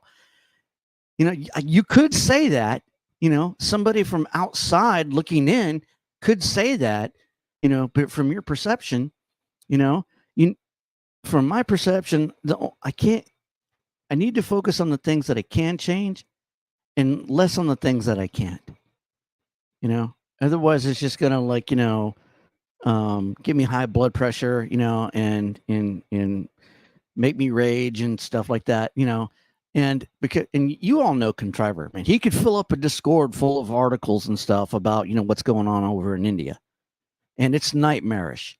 And I can understand. He's like, well, I see this stuff all the time. And I'm like, well, unplug and stop looking at it, brother. Watch a movie. you know, uh, is there anything else that you can read or watch that doesn't, because it seems like all this stuff that this MRA stuff from India that he's getting, it's just like all consuming his time and everything. And he's, I mean, it's not affecting you directly, and you shouldn't allow it to affect your lifestyle, to the point to where, it's going to negatively affect your health, Same goes on with a lot of the content that you guys consume, in the manosphere. You need to be indifferent to it. Every now and then I do watch the rage content every now and then as well. The flame and female nature content, for the lulls. Yeah, it's fine, but I don't watch it all the time. I'm indifferent to it. I've just been, after you've seen it so much, you just start to like, meh, you see one pair of titties, you see them all, right? You have to become a bigger monster than the actual monster. Exactly. Yeah, you got to be a potzilla like Kush, man. I mean, Kush, man, that dude's an animal, man.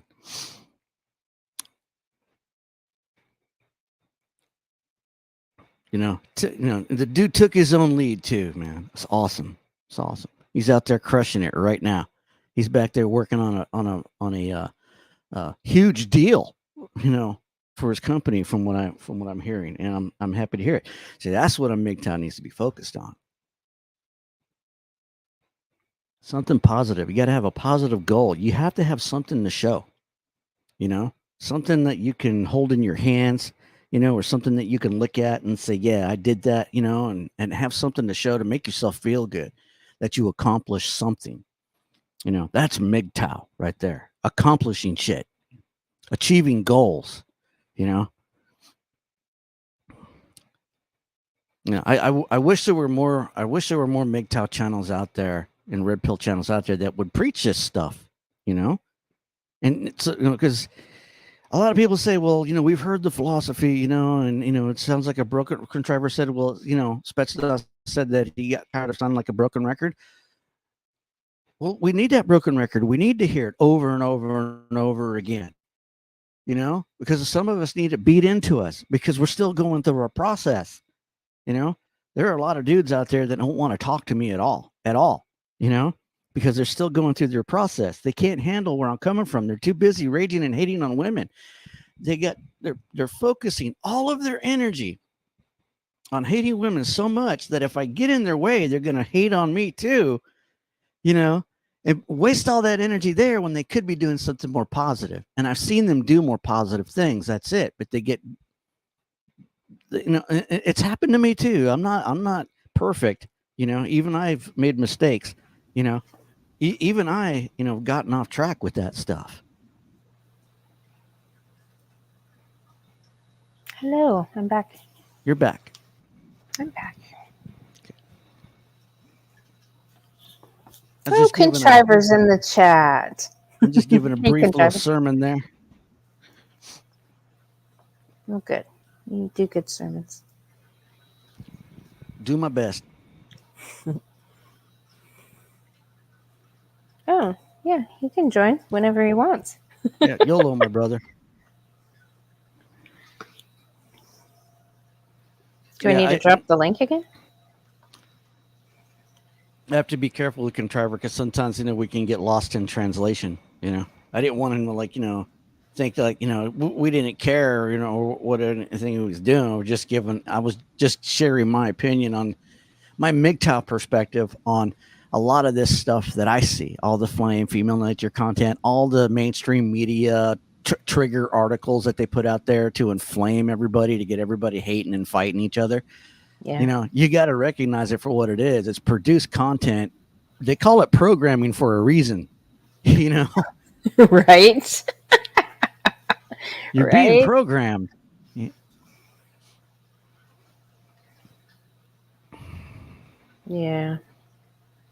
It's All right. okay. He said 5 minutes.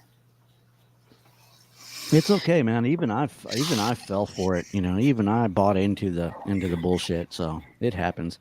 I think that's the cool thing about having a community like this. So, we got other dudes that can look at outside of our box and look in, and give us your opinion on things. It's no different. Like, you know, I've invited people, come over to my channel, call me out on my bullshit. You know, that's why I miss Bandit so much, because he would come up, Yeah. you know, on panel with me and call me out on my bullshit. You Yeah. know, I like that. I miss that.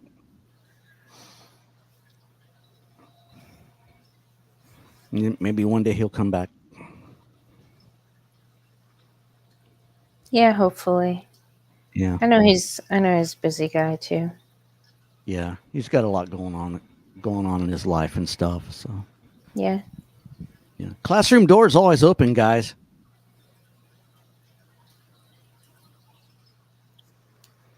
You know, you don't have to always agree with me, but we can always agree to disagree, right? Yeah. Well, I think Beth is a great example of why MGTOW exists. Like she's literally doing all the things that cause men to go their own way. Yeah, That's the irony. yeah. And then she wants to, call her evil shit virtuous and call the men that Women like Beth put up Undefeated are the reason why boundaries evil. women like Beth Undefeated are the reason why passport bros exist. Men are so sick of women's shit, you know, they're willing to fly overseas, you know, Oh, because women pull stunts like this shit, you know. yeah.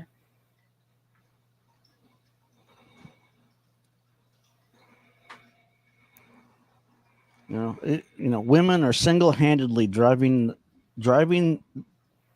you know, the modern nuclear family and this country into the ground. Yeah. You know, because you know they cannot relinquish control. This illusion of control. You know, that they have to be equal to men. That they have to have some kind of control over everything. You know, and every time they get control of something, you let them behind the wheel. They drive it right into the wall. You know, look at Susan Wojcicki. Whoa, Wojcicki, you know, who lost over $300 billion in market share for YouTube, literally drove the company in the ground within 6 months. Yeah. You know, perfect example. Hey guys, if you got a business that you want running to the ground, you know, give it to a woman to run. Right. Right. I'm finding this at my work. I was talking to somebody about like the history and how, things were 20 years ago versus how they are today. And like specifically this place, the history of this place, because there's some people that have been there like 15 years. So they have bared witness, and with a lot of the woke bullshit that's been implemented, and the more and more crazy bitch women that have taken the place of competent men, they've lost a lot of really good people, and the few that are left were really kind of in a bad. I don't know how to explain it. The culture was just so like they were miserable at work, bitching and moaning like you're grumpy old men, right? But grumpy for a fucking reason. Like now a lot of them, their spirits are raised. I've connected and talked to them about what I plan on doing at this location, and they're like, "Oh, really? Yeah," And now they're, the momentum is building towards positive change. So it's just so strange how fast a culture can shift like that. Just the environment is so fucking important to people's well-being. You have a different environment, you're gonna be a different fucking person. Like, well, we as a community have been shifting gears for a while now too. yeah. You know, we've been in the low gears. You know, but I still have the um, positive positive attitude that this things are really gonna start cranking up. You know, Yeah. when me and Contriver and Iridium, wanted to do this new direction thing, open forum thing, you know, uh, we didn't expect it to take off overnight or anything. It's not. I mean, it's not a cure all, you know. Right.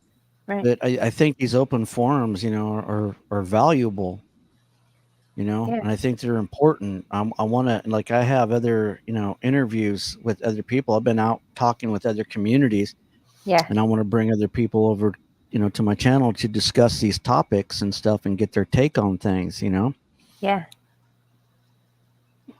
especially Yeah. when it comes to mentorship. Yeah, I look forward to seeing those conversations.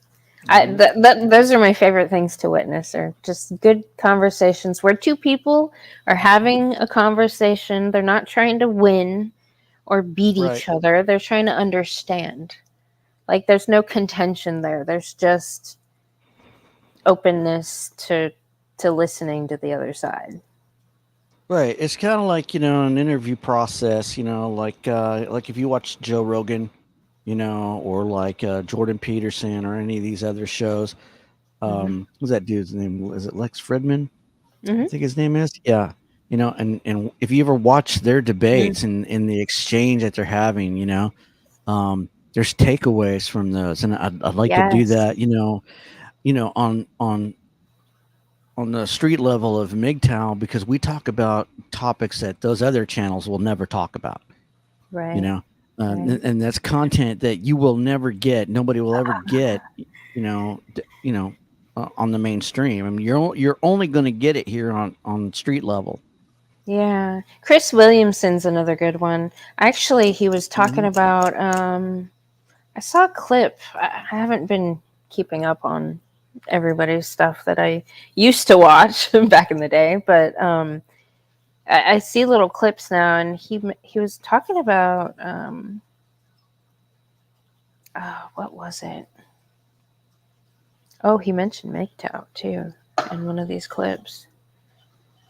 But he was, I mean, he talks a lot about the relationship between the sexes stuff, and he talks a lot about statistics and where our society is going. And there's a lot of big guys out there, even PBD, man. PBD's podcast, he talks about all the things.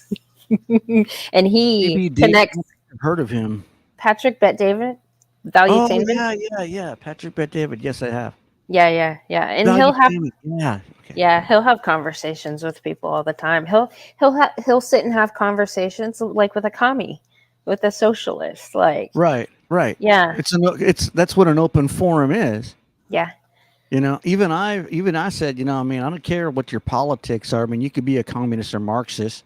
I mean, even yeah. though I don't think you're people, but you and have a back and forth with you and exchange ideas, and have Yeah, and have that exchange without fucking reading out the door.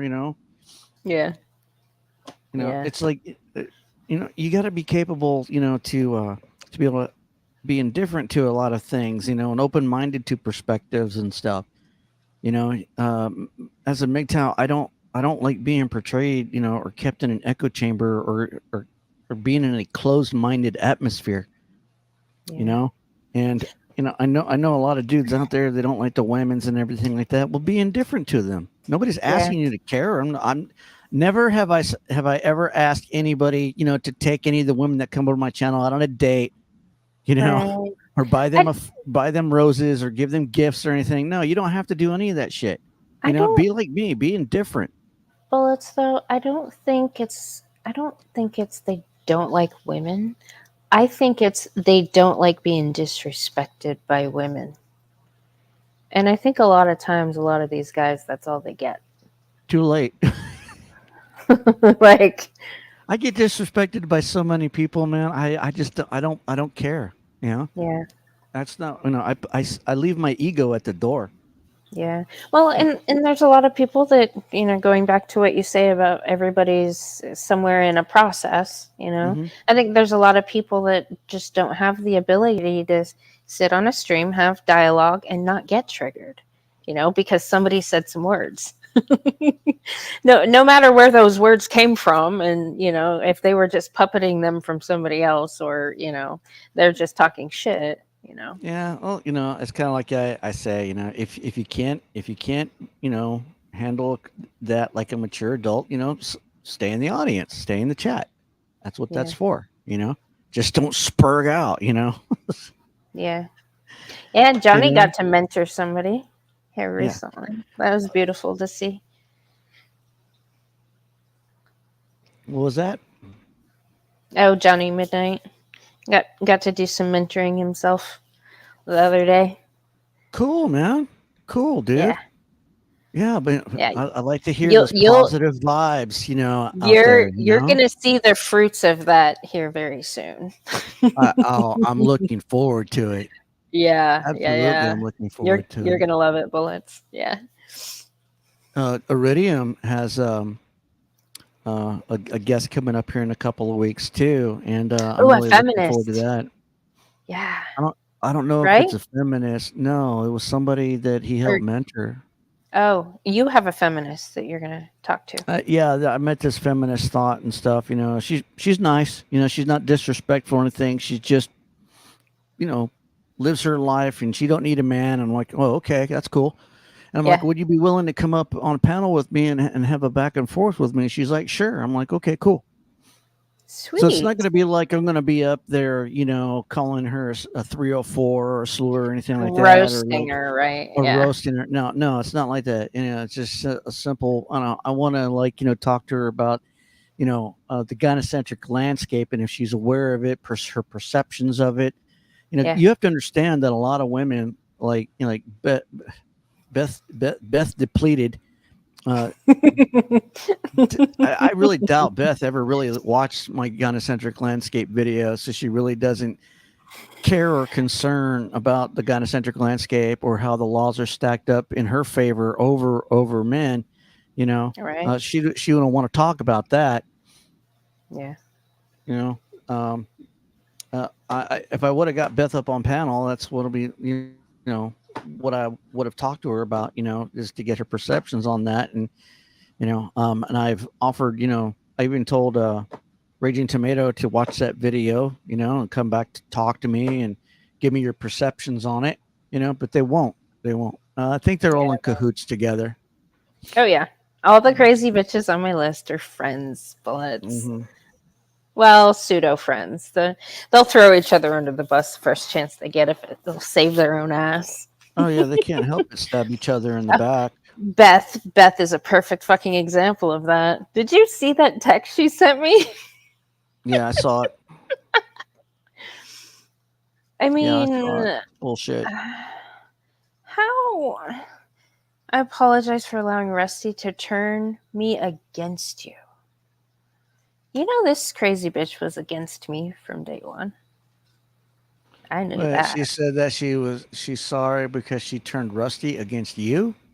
No, she apologizes for allowing Rusty to turn her against me.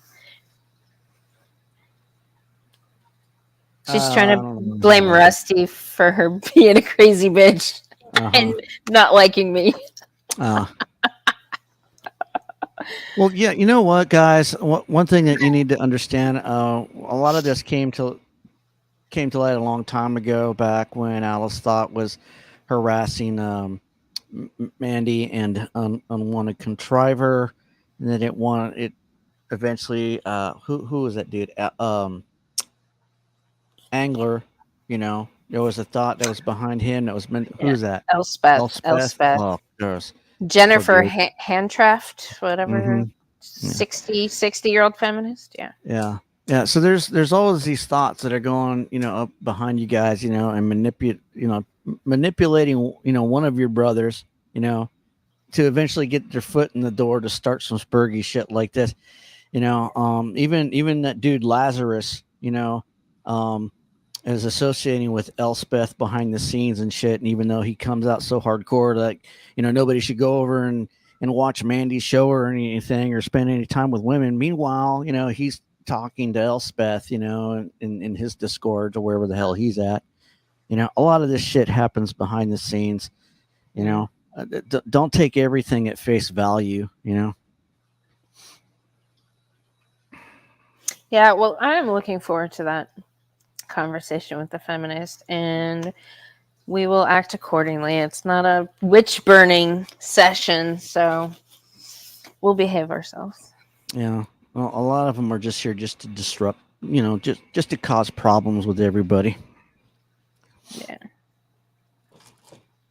Well, I'm looking forward to Kush's stream too, with Yeah, me too. the one he mentored. That's gonna be a big one right there. Good. I was hoping to have some stuff like that too. I was hoping, to have some dudes to like Rusty or Angler, or some other guys Oh, to come up. It doesn't look like that's Ang- probably going to happen now. So, Angler uploaded a video recently. He's oh, out did of he? he's out of his 30 days. He didn't have his phone. He sounds really good. He sounds really good. That's good to So hear. I know I'm you happy to guys. hear that. He was going to definitely have a conversation once he got with you. Once he got Yeah, he wanted to come talk to me that kind before of before speed. he went into rehab, but I think I had something going on at the time where I was out of Yeah, town or something. yeah. Now it'll Yeah, probably be a better conversation now that he's sorting himself out. So yeah, right. dude, he's gonna come back in a blaze of fucking fire. I can't wait to see his upcoming content. Yeah, I'm looking forward to it. Definitely keep me advised. Yeah, You um, but it's like I said, it doesn't have to be me, guys. It could be you. Get out there and mentor your brothers, man. Get them. Initiate them. Like Robert Bly said, initiate them. yeah. You have to. I'm waiting for Beth. She claimed to want to enlighten people. I'm waiting for some enlightenment. She never showed though. She never came up. That coward. She can I enlighten know. a light bulb. Hey, contriver. Hi, Ma. What's happening, man? Uh, I am retired hurt. You're I'm a retarded? player. I'm retired hurt. Retired hurt. That You're is what retired we hurt. add in terms of cricket as a sports analogy. When a player has been hit by a bouncer or something, Uh-huh. I mean, in terms of batting and bowling, whatever. So it is 45 degrees Celsius at night where I am Damn. sweating profusely Mm. and I had to park my car. I, stumbled upon something and now my left knee is hurting. Uh-oh. And apart from all the paraphernalia of my juggling, multitasking things, which I am not very good at, everybody and their uncles actually know how my blood pressure is, and Yeah. that is why I have to sleep in bed for at least a single day now. Oh man. Do you have any ice? Yes, ice, ice, baby, like Yeah, Penny throw some ice Rice. on that knee, man. Yes. Or a Well, bag of contriver, teas. did you want to relay any messages to Beth depleted? Well, The Beth is now defeated. That Beth well, has been defeated, by the way. I mean, but if she had a stream lined up Oh, on the she does. 15th of May, that Yesterday. is the scared angry men, uh, she would had been able to get into the merits of the argument, saying that uh, oh, okay, at least so there must be some basis on which these men are scared as well as angry at the same time. In psychology, what we call this as the push and pull dynamic, isn't it? Yeah. Mm-hmm. So, the push and pull dynamic is like, I love you, but I am also scared of you. Yeah. And this is what even human talked about uh, back in 2020. And that was the video. that actually told me to, do everything, do away with everything, and not be a red pill rager anymore.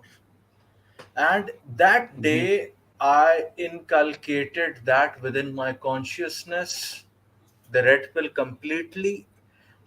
And after that, I don't feel the need to, uh, you know, injure myself in terms of my deteriorating health already.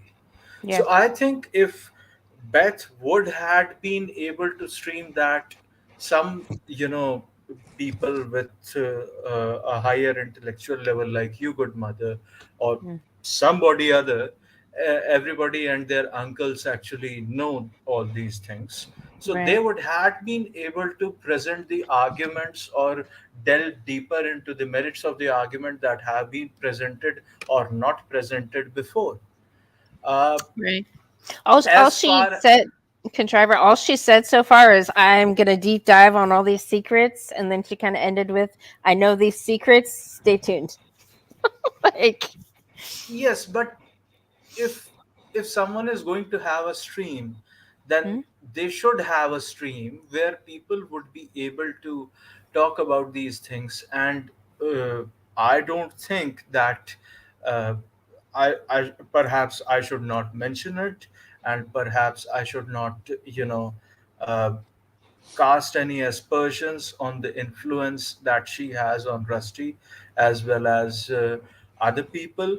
And I'm not saying, because I have also been accused of white knighting for good mother, and here I am. I would not do the same thing which has happened to me.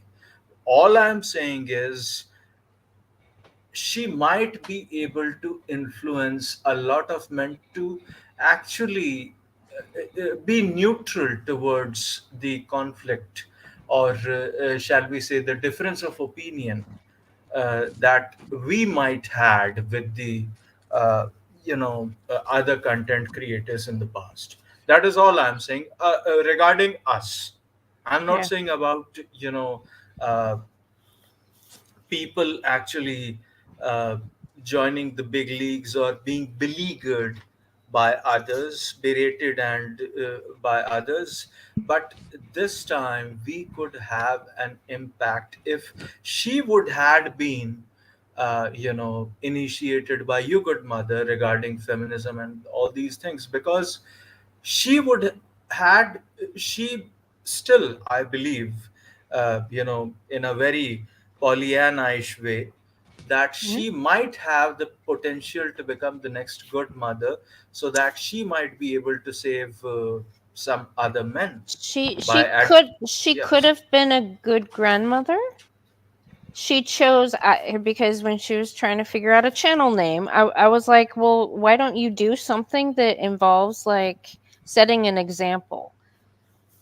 She chose, I mean, because she's a grandmother, she raised children, she has grandkids, like, all, I was like, this is what's kind of missing in our society. Why don't you go for something that, but no, she chose this, and then she chose this route, and I see why she fucking chose that name, because this route was already in her. And she will get an initiation from me when she continues to pull this bullshit, and she gets held legally accountable for the attempted murder that she's doing right now, Partly, and has partly, to go to the crazy bitch boot camp where she will be fucking locked up and initiated properly. well, Yes. look, women sort women Okay. out, so I would not Yes. come in between. Good mother, good mother is very capable in terms of being on the forefront and weeding out the impurities of the working men's hostel. That is our name that we kept of the channel. She is Right. in fact the warden of the The warden. working men's hostel. Exactly. So my point being that if she was not influenced by Rusty, and Rusty somehow would not had you know, shall we say, influenced by some other people. I don't know on whose behalf, and we should not mention any names at this point because the things are done and dusted with, Hmm. and we just don't want to, just like Mr. Bullet say, that scab old wounds or something like that. So Yeah. we should not peel up scabs, but if someone would not had been influenced by someone, then someone would not had been influenced by someone. That is the whole story, that is the whole gist of it. And let it be. uh, my Well, point And again, is, Henny. just let me interject. I don't hold any fault, to Rusty over this. He was. Everybody, oh no, no, we don't. I don't know exactly, word for word or action for action what happened. I don't hold, um, Rusty knows more than I do. I don't hold anything against the dude. I mean, hey, man, you have to let people make their own mistakes. My whole thing is this: like, this bitch just is totally unapologetic about anything that she did. You know, I mean, to that man, you know, Oh to yeah. that brother, Yeah. to that fellow MGTOW brother, you know, and to the point to Look, where she's coming out, threatening, making threats, idle threats and shit, against the entire, not the entire community, in order to hurt him. Yeah. That in and of itself is sick. The Yeah. woman's look, sick. look, look. That is the only thing that we discuss over here. Hmm. And I have been screaming from my rooftop for at least 1.5 year on Good Mother's channel about this. It is not Yeah. in a man's biological imperative to actually hate a woman. Right. He I know of it's course he would be impossible. in hot waters because of all these sort of things that are happening in front of him, and he would be influenced and motivated to defend her honor or other things. Among other things, I'm not saying just her honor, someone else's honor as well. Die who shall not be named. Yeah. but See. but See. the thing is, yeah, please. CJ said something. Original sin is untraceable. I disagree with that because Crazy Bitchery has a specific I don't want to say flavor to it. It has a signature. And That's funny, Hammy. each crazy bitch has kind of their own signature. So like Yes, but maybe I can see it as a woman, but I can trace back to the origin of where some fuckery started and the crazy bitch who started it. No, Like, yes, I but just feel bad for but Rusty, and you all, you all need to rally around that dude, man. Make sure he's going to be okay too. So yeah, yes, but do you and godmother, do yeah, you you are saying that there is a you know similar essence to it, but how are you tracing it via a pattern, right? yes, a pattern of what's mimicked. Exactly. So Yeah, this mm, pattern you could see, I think, in Ashley, Raging Tomato, yeah, all these other people, the queens of the blackosphere whom you have right, dealt with in the past. right. So, the so I community. think, Wait, can yeah, Trevor say it? exactly. Say it. My queens. Oh God. Yep. Yeah, I mean, but it. I would Oh, like shit. to try and Yankee Doodle do sort of an accent, but I don't know whether I would do justice to it. No, no. Tick attack. Yes, Selma Jean Francis Phillips. Oh, here I will just for Beth. She being since she's one of her new friends. I will introduce Beth to Selma Jean Francis Phillips because this is going to be her in I don't know 6 years, right? Selma's the same as Elspeth. They're about the same age. Hold on, is Beth becoming friends, or making overtures, or is uh, that old bitch is making overtures to her? Oh, she needs to. She needs friends. No, no, but I'm talking about that Elspeth bitch. Oh yeah, there Did she she? is. Oh, I don't know. They're pretty much the same person, though, as far as I'm concerned. I mean, I don't know what if that is happening behind behind the cameras or something. Here we Oh go. my Here god! we go. Oh, Here we go. Hello, ladies and gentlemen. This is Salma Jean Francis Phillips. I want to make something perfectly clear. what I'm is not that? posting these things because I'm having an online fucking diary. I did my diaries a long time ago. I'm an influencer. That's what I do. I'm also going to school for screenwriting. And Oh shit. I would say I'm a screenwriter. I'm a screenwriter. I'm definitely a writer. I'm definitely a poet. And I'm an influencer. Now, my expertise comes, my channel is on trauma. My expertise comes from my own experience. You either get it, you're an influencer because of your experience, because of your education. Um, so I don't have a PhD in psychology. That's I obvious. do have plenty of education, 2 degrees, nearly.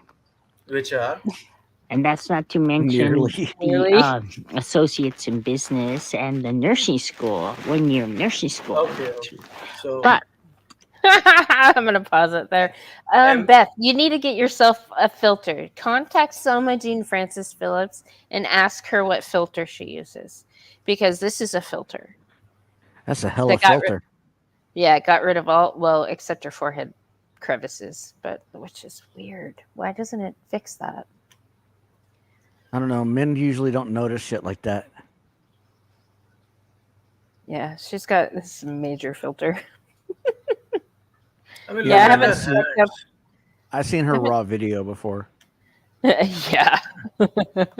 She looks more crusty than that. Oh yeah, way more. I just saw a video of Elspeth, you know, completely barking at her 80 plus father. Oh yeah, And yeah, it was such a disgrace. I mean, yeah. that poor man, that poor gentleman, that poor chap has allowed you to live in his house rent free. I mean, for the lack of a better word, you should not even be kept in jail, because you would, put jailers into suicide mode, and the prison authorities, because you are such a disgrace. Yeah.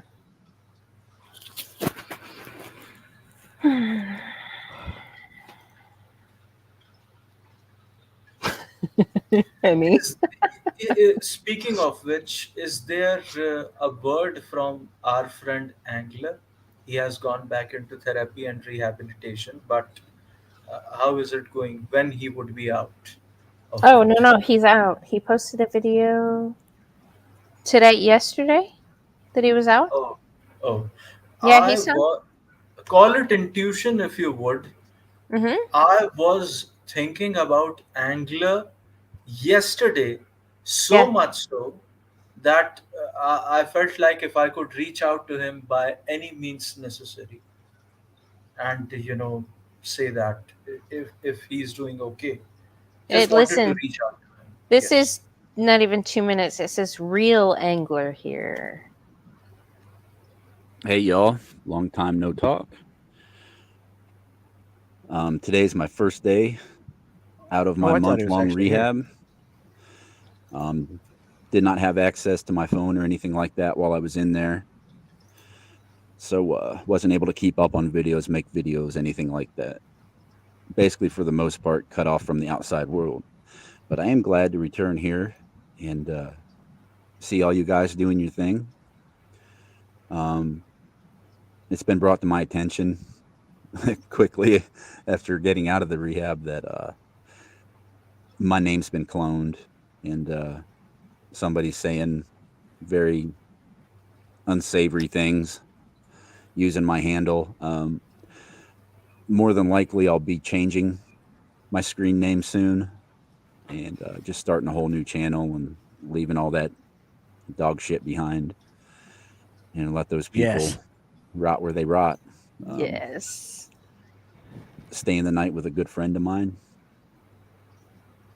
And tomorrow I go into a sober living facility, a long-term recovery program, because 30 days just isn't enough for somebody in my situation. So No, it doesn't happen just wanted overnight, to brother. drop a short one here and say hello to you guys again.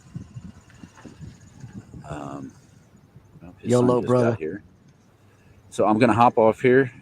Um, I'll be on here as soon as I can be on here. It won't be as much as it was before, but again, I just wanted to reach out and say hello to you guys that I haven't had any interaction with for quite a while.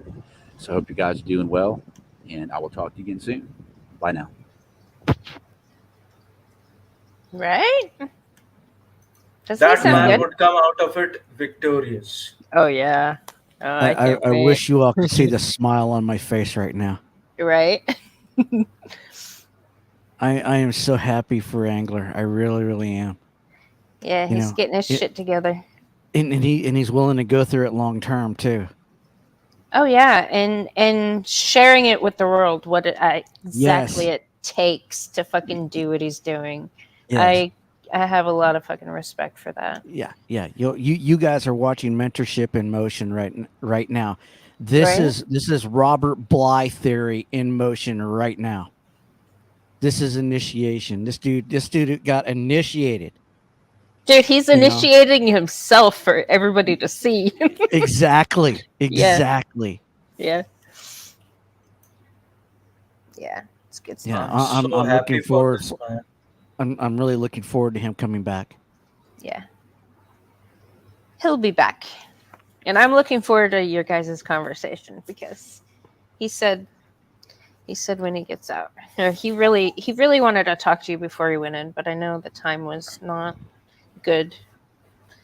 No, But that's when the Spirit War started. That over the trans thing started, and it was just right, too right. messy. And I didn't want to drag him into it because I knew he was getting to go into rehab, and I didn't want him exposed to any of that. You know, Nice, CJ. and I'm hoping that when he's ready, when he comes back, Mm-hmm. we can have that back and forth. We've been wanting to have for a long time. You know, I'm just I'm really happy and I'm proud of Angler. I really Yeah. am. And I'm really proud of everybody that helped initiate him to take this step. Yeah.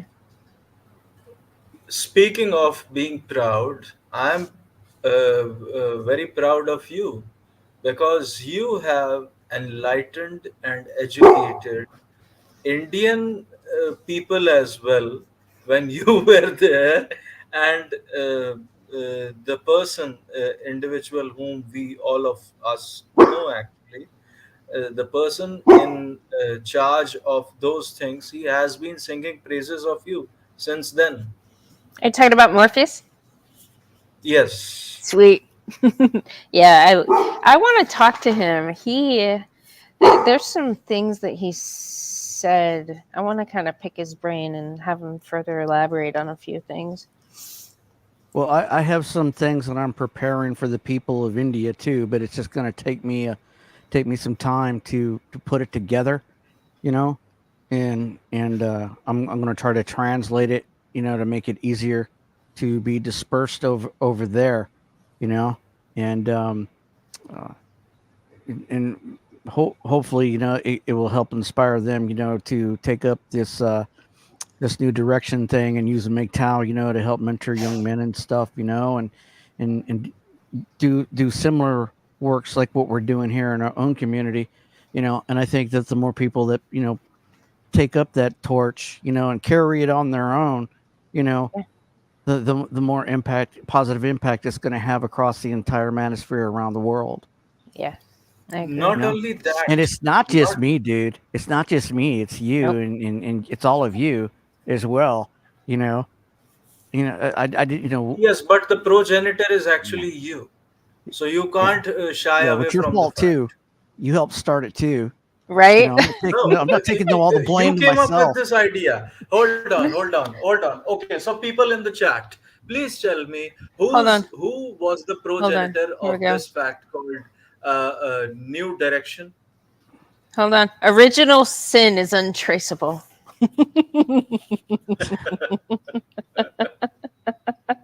No, but this is traceable. This is Hey, that's awesome, traceable to CJ. this chap who is in the who is wearing a mask of Guy Fawkes. Remember the 5th of November. So How can I this forget? person is guilty to it. I'm also a co-conspirator, you could call me. But Definitely the thing is, co-conspirator. yes, I take full responsibility for that. But this chap, this gentleman, is the progenitor of the idea. Just like people, the five people who coined the term MGTOW, that these people, we have set up chairs, we have set up our, we are about to convene a meeting, and all these men are, running away in processions and not coming for the meeting itself. These men are just going their own way, and Yeah. that is a thought struck them, and they said, oh, this might be the case because men are more individualistic in nature. The Hmm. very same way, this gentleman who goes by the name Bullets for Teeth, wearing a Guy Fawkes mask, is the one who is the progenitor of going the extra mile and steering the ship into the thing called New Direction. He is the one. Bullets grabbed that bitch and fucking was like, he used himself as a fucking sacrifice too. Bullets, you do get credit for that though. Yes. Mm. And not only that, good mother, on our last stream I told you about Save India Family Foundation, which is a men's rights advocacy group and has been since 2005 in India, so Hmm. 18 years now. Yeah. You have followed them on Twitter as well, and if you haven't, please do, because they are doing good work. Mr. Bullets would be happy to know, as I have always stated in the Discord servers and so on and so forth, that they are getting mentorship programs from MGTOW monks for other men's rights advocates, Mm. Hmm. and they have set up, they are very open about what they are doing, and they have set up the stage talking only and only about young men for the next 5 years. They have set up a target oriented objective that they have to achieve, to reach out Yeah. to young men. That is what an MRA could Right. do. But they, at the top, at the steering committee sort of a level, all would be MGTOW monks who would be mentoring the young ones, the younglings, to become a better MRA. Even the Indian MRAs are, shall we say, thinking anew, out of the box solution, which even Right. uh, our own American, or shall we say, extensively our Western friends in the MRA sector have not done so far. Because MRA is reaching out to MGTOW for only and only mentorship programs. That would be a great deal. That would be just like MRA advocating Right. for MGTOW philosophy. Right. So, Men going their own way. It's kind of like being mentored into a new life, into a new lifestyle. That's not constrained by traditional values, and it's more focused on the individual and independence, and young men. That's why we have so many angry young men, in and around the manosphere, because they're not getting any direction. They don't have anybody else, that's going that'll take them under their wing and help guide them, in a more positive direction. You have to understand that a lot of young men are still going through a lot of anger and rage. I've encountered that a lot. You know, and when you're trying to mentor people in an environment, where all the other men around your age are raging their asses off as well, it makes your job more difficult. You know, um, the best thing I could tell you to do is not to try to mentor all men, but mentor those who are receptive to you, and that are responding to you in a positive fashion, and they're interested in what you have to say. Those are the young men that you need to engage. Those are the ones that are interested in engaging the older adults that recognize that, hey, these men are older. It's kind of like, when I was young, you know, and I had a friend of mine. He was a drummer in a band. This dude was like in his 40s, and he took me under his wing, and mentored me, you know, and taught me how to play guitar and stuff, and it was just one of the coolest mentors I've ever had in my life, you know, and out of all the people that have ever initiated me are usually people that are older than me. I'm talking like 20 years or more my Yep. elder, Yeah. you know, Me and too. the young people, they don't understand that because the older generation isn't engaging the younger generation, and that's why they're so angry. Well, That's why they get involved in gangs and other bullshit or get depressed. you know what though? That there are a lot of people that don't respect the older generation too. So they'll Hmm. try to mentor them, but old school guys, they just say shit how it is, and then people might get offended, or they'll get their feelings hurt. Well, it's kind of like the psychology when you're mentoring somebody that's on the verge of suicide. You Right. don't want to tell them to get some help or anything like that. You don't want to put them on the spot. You just listen. you Yeah. know just talk and listen to them, what they have to say. Make them feel like they're a part of something greater than Yeah. themselves. you know Yeah. don't like Robin Williams said, it's not being alone that's the worst thing, it's being around people that make you feel alone. Right. So Yeah. check your own communities. Look for men that are isolated, or put in that position. you know Uh, th- Yeah. Sometimes they don't know how to ask for help. They don't know how to reach out. The same goes along with, angry kids, the younger generation in their 20s or 30s, you know, they think they got it all figured out, and after they hit 30 and they realize, their 20s are gone and they're angry at the world, they can't figure out, why they haven't achieved success or anything. Is probably because they haven't been properly mentored. They haven't gone through through the proper rites of passage yet. They haven't had somebody older than them they could look up to, like a father figure. You know, and what I mean by that, it takes more than just a parent, like a father, you know, and son, kind of like Father Saunders and his relationship with his son. Sometime in the future, his son's going to be need to be mentored by another man, in the future and grow. It could be a drill sergeant, you know, Yeah. Yeah. if he joins the military. That's what I Yeah. mean by that. As As a these young men, a- right? as a matter of fact, one of his sons is already in the military, and he's serving. So, thank you for your service, young gentleman. And even though his father did not want him to enlist with the services, he did so. So, I mean, uh, Father Saunders is being Father Saunders at this point. So uh, perhaps he would be able to better tell about it. But one of his sons is actually serving in the U.S. military. Yeah. So that is a statement of fact.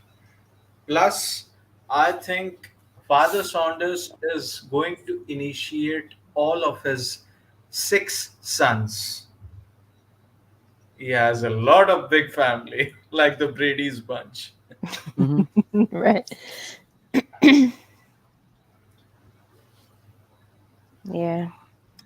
I don't think that, just like in the case of Angler, as we discussed earlier, or in the case of Father Saunders, fathers get a superpower when they become a father. Now, uh, I don't have that experience because I was not able to become a father for that reason, for n number of reasons. But I have seen that gentlemen who are of my age, or who are some of my schoolmates or batchmates, they always have this superpower after they become a father.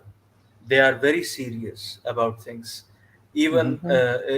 Even when they are purchasing groceries, they are looking around as if they are like a spy or something. And you know uh, they go through their own, shall we say, uh, life experiences. And I hope that they would be able to rein in, be it Mr. Father Saunders or Mr. Angler, who is our dear friend. And I hope that all of people would come out victorious with flying colors. Yeah. God damn, it is so nice talking to you after such a long time, Ma. I know. I know. I've missed you guys. I've been seriously immersed in this fucking culture, and I'm like, ugh. Well, you Yeah, have we to know. do that. Yeah, I we need knew you had a bullets. lot going on. Yeah, bullets. I need you to come work with me, and you can mentor some of the petting zoo. There's a bit of petting zoo culture there. I already got a full plate, thank you. I know. Uh oh, Billy's back. They Did call you me. catch did you catch Billy earlier? He fucking came in hot. Yeah, he did. He was he was carpet bombing Moabs there all over that thought's head. Right? Well, Best Billy Shut is your pleaded. just, fucking mouth. he is the Oh, he was current pissed. generation, shall we say, who was the psychologist? Sigmund Everybody Freud. else in the chat was like, "Damn." You know what? And I think I blame myself for that because Billy's kind of like my emotional support goat because he's all in the feelings, right? So he expresses what I feel Hmm. because it's hard to tell when I'm like pissed. Most people, I think it's hard to tell when I'm pissed, and Billy picks up on it and he just tells the world when I'm pissed.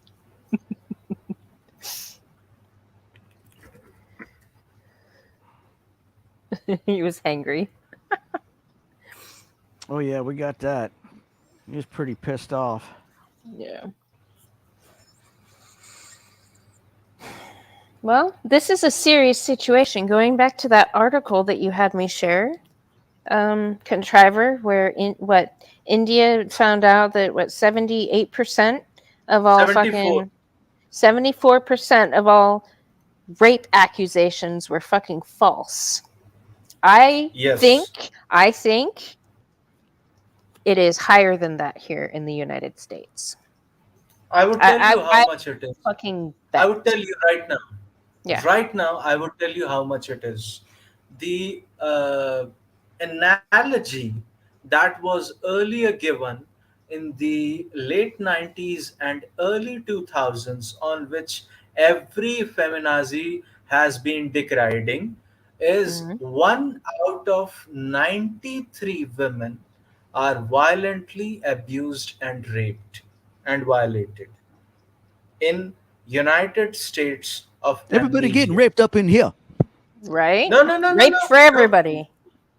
1 out of 93. How much? I don't 1 out believe of it. 93. I don't And believe that it. statistic itself, and that statistic itself was Mhm. Hide your not kids, given hide your wife, by everybody getting raped up in here. US State's Department did not give this figure. Even National Organization for Women, which is just an NGO, which is running a parallel government in United States, has not given that very statistic. Who gave this statistic was a police personnel, a criminal investigator, who was in a police function or something somewhere, from the FBI, or the other branches of the feds in the early or late 90s, who gave this figure in a meeting. Well, that is how it traveled via osmosis to the journalists, this, that, and the other. And Mhm. they said that through some credible sources, they have found out, and they started manufacturing and building a narrative that Of one out course. of 93, 1 out of 93. Now, I tell you, good mother, and bullets would, good mother would bear me out on this one. If I tell you what was the theory of Goebbels during World War II, he was from the greatest Mhm. military advisor from the Nazi Germany. He Mhm. said, Right. if you repeat a lie 100 times, Yep. it appears to come across as truth, Right. right? Right. So, Right.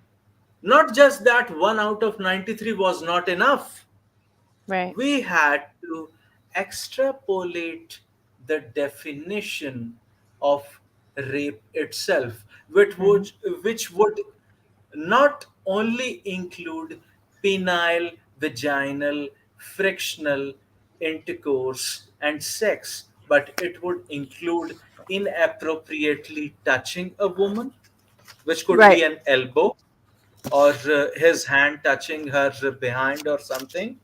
And Right. it would also include sending her lewd messages, Or denigrating the character of the woman, character assassination of the woman, spreading out rumors that that she slept with you, and all these things. That extrapolation of the definition of rape itself happened in India in the 70s itself. India was the testing ground for that.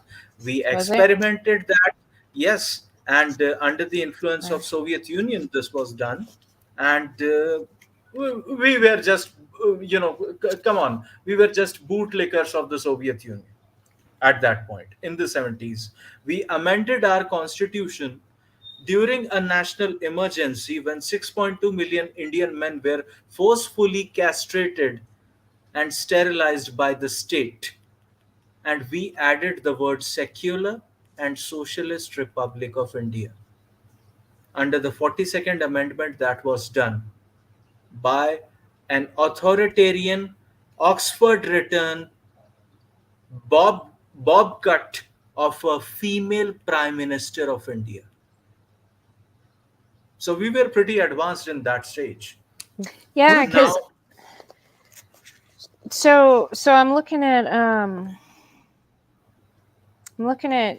like my dictionary. I have this dictionary from the 80s. This is like the yes, dictionary I grew up with, like looking words up, right, to figure out what they mean. yes, my Rape. father has the same from the 60s. He still See, keeps it. no, mine's from the 80s. Oh, okay. I mean, my father has from his college days and something, so he still Yeah. keeps it. He Oh, has no, an no, no, Oxford one.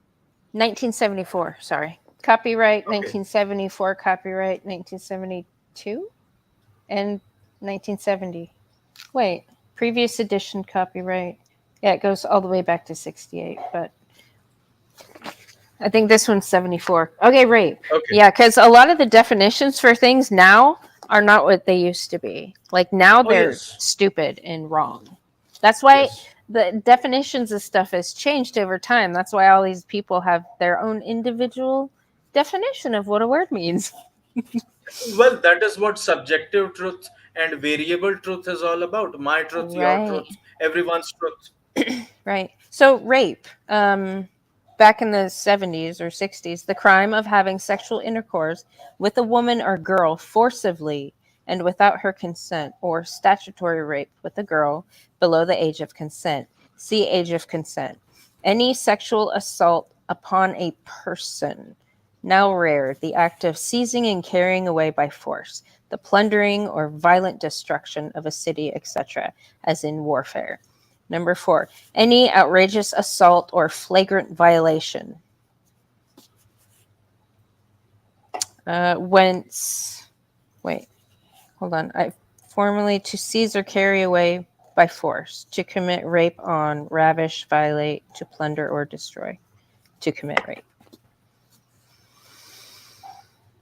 Oh, here's another one.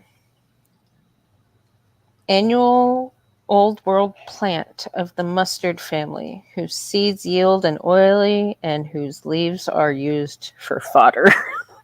What? That's a plant?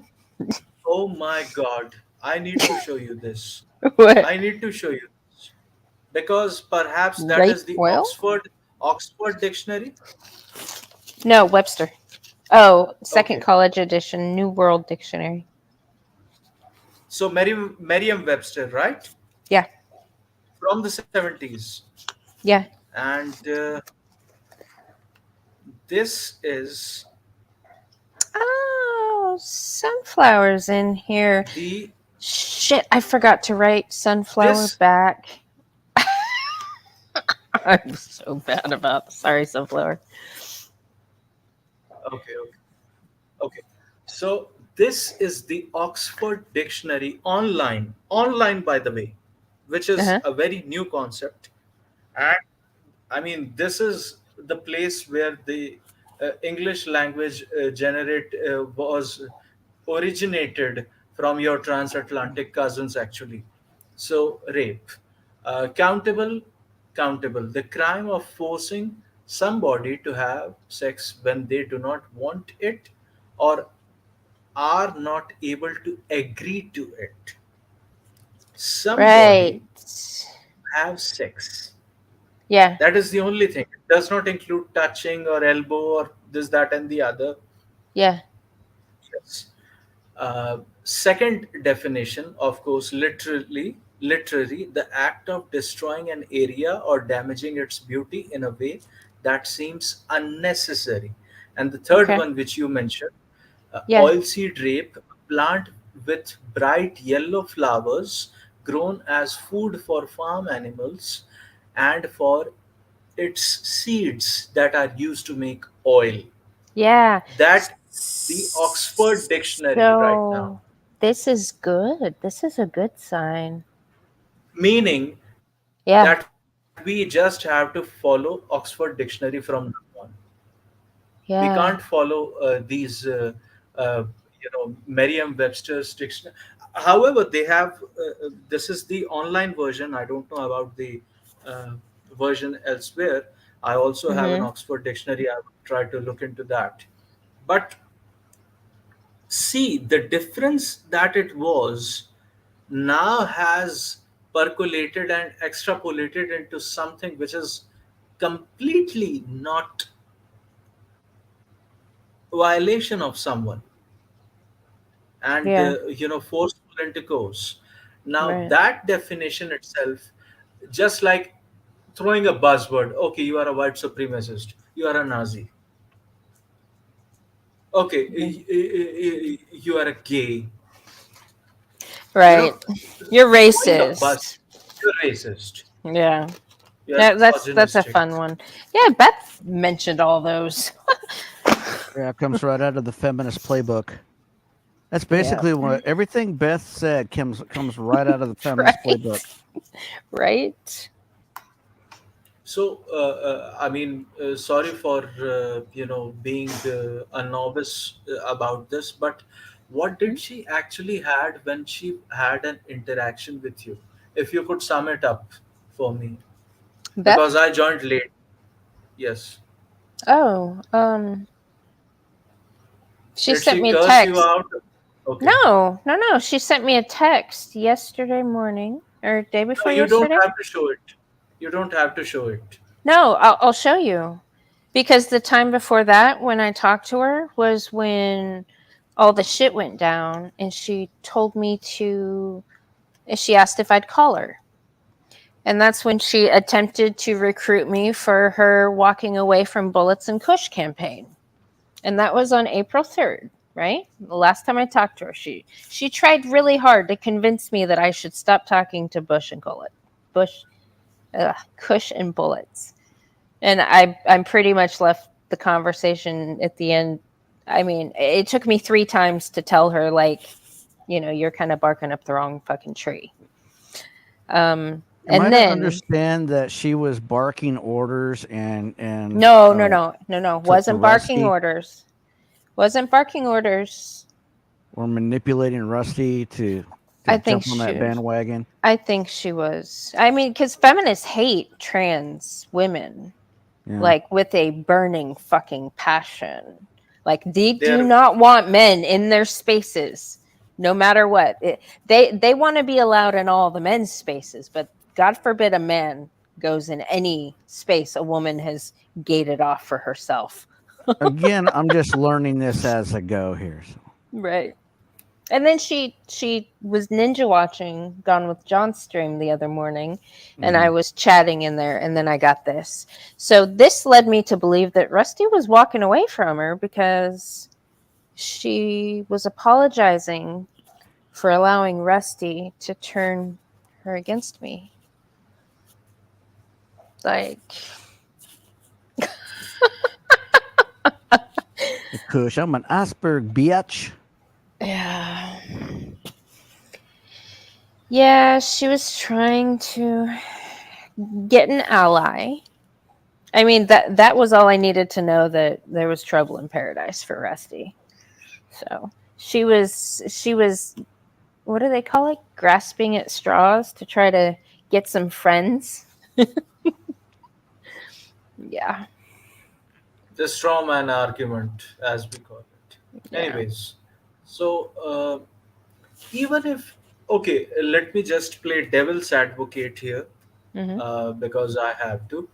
Yeah. Even if she was trying to, uh, have an ally via making overtures towards you, extending an olive branch, what possibly could had gone wrong with that? Mm. I don't deal with crazy bitches. Yeah, but she just wanted uh, to have a conversation, to have an ally, and No, no, no. She was attempting the same thing. She wanted me. She wanted to try to change my perception of how Rusty feels about me. Even though Rusty's been one of my favorite people in this space, I've seen him, I've never heard him say one bad thing about me. Like, we've had great conversations. I respect that man. I've gotten nothing but respect from him. She's trying to make me turn me against Rusty. Like, she's been trying to isolate that man for months away from all of his friends. That's why she stoked and, like you guys like to say, fomented his campaign that he was on. You guys saw what he was Mm-hmm. doing. Yeah. well, She was trying to isolate him, and it failed. He started to walk away from her, and she flipped the fuck out. And yeah. I Good don't on you, know. Rusty. I mean, CJ talked about the Just saw that original happen. scene. CJ talked about the original sin being untraceable. Mm. I Yeah. would I would say it is still untraceable because Mm-mm. I'm not able to ascertain whether it was Rusty who influenced Beth to influence Good Mother to sever her ties with Kush Bullets and me, or was No, it Beth no. herself who If tried to oh, influence you? it was Beth herself. Because you know And what? It was how did he Beth arrive to that herself. conclusion? Because if a woman doesn't want to do something, she doesn't fucking ever do it. Period. The end. That is a lie that they've been telling you guys. Like that they'll always be like, "Oh, I allowed I allowed him to do this to me, or I allowed him to convince me to do this." No, a woman never fucking does anything unless they want to. They'll I try to mean, convince you it was your idea, but okay. So even if I play a devil's advocate on this Mhm. very point, that Yes. come on, uh, they might have been mingling together somehow, and if someone does something even out of reluctance or begrudgingly, sometimes it is fine. So could we give the benefit of doubt in this case? No, definitely not No, contriver. Okay. Beth no. is solely fucking responsible for her actions, and I am putting the The evidence is right there. I am putting the burden of responsibility for a lot of the shit Rusty was doing on Beth's shoulders as well. Because as a woman, you are responsible. I like say that they were, in some kind of relationship. You know, she was the guardian of his emotions during that time. She had the ability to calm him down, get him thinking clearer, or stoke and fuel that fucking hate. And what did she do? She stoked and fueled the fucking hate. I agree with Billy in the chat. It was an attempt to get him sucked into the landscape Yeah. to the point where he'd be excommunicated from the community, Yeah. whatever community or group he was in. Yep. So he would be isolated on his own, Yep. kind of like the way they tried to do to Angler. Yep. It's the Oh same old yes. formula, Same guys. thing. Same fucking thing. And Yep. Angler thought at that point, I'm not saying he certainly does Hmm. right now. He's my brother, he would never do that. But at that point, perhaps he mentioned to you, good mother, in your conversation with him, Hmm. that he thought that he was protecting Elspeth. Was Um, it? Protecting it from what? no, no, I From don't other think, people. no, I don't, I don't think he tried to protect her. She encouraged him to infight with people he was originally friends with. It's the same crazy bitch tactic. Like this old ass crazy bitch is so insecure, and she wanted more and more and more of his time, and so she was trying to isolate him away from the people that he was actually spending time with. Like she doesn't have I any mean, friends. She wanted him to be her everything, and that's not how fucking relationships are supposed to be. Like, It's the same game they've always been playing since they've been here. yeah. there was a I've noticed friend it of mine. Yeah. since they since we were invited into a lot of these communities. I noticed it's ramped up. Especially like right around the time when we first met Angler. It's ramped up with a lot of people in and around the manosphere. Yeah.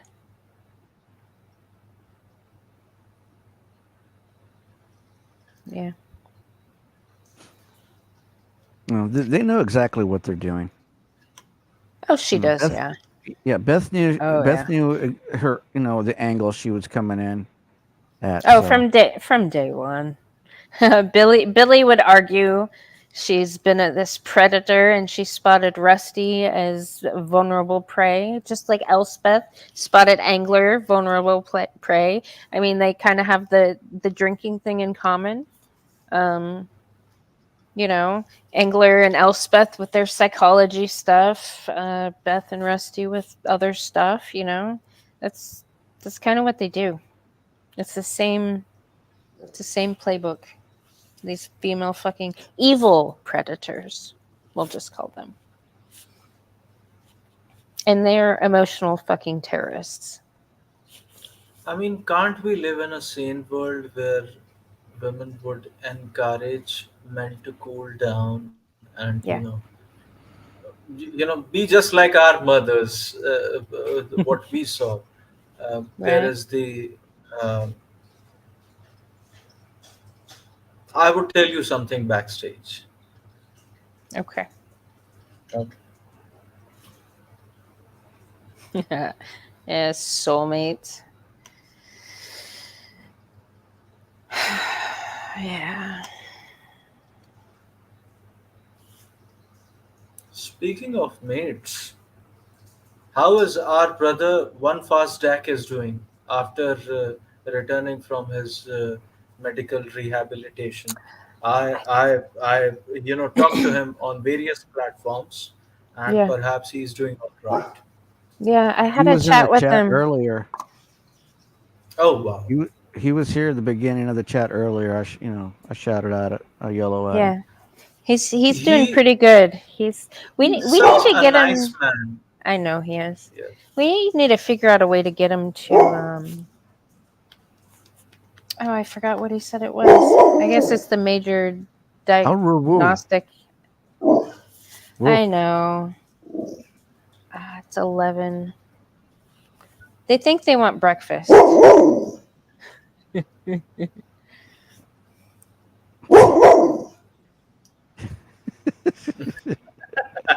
Good mother, He's you saying, should give "Feed them me." breakfast. Yeah. We are Yeah. here. We would continue. You just give Okay. them breakfast and come back. Anyway, Dak's doing great. He looks Woo. great. He Okay. sounds great. He's doing good. Tell Ma to, Okay. yeah, tell Ma to feed you. Just give him something like a treat or something Oh, at night. Dak.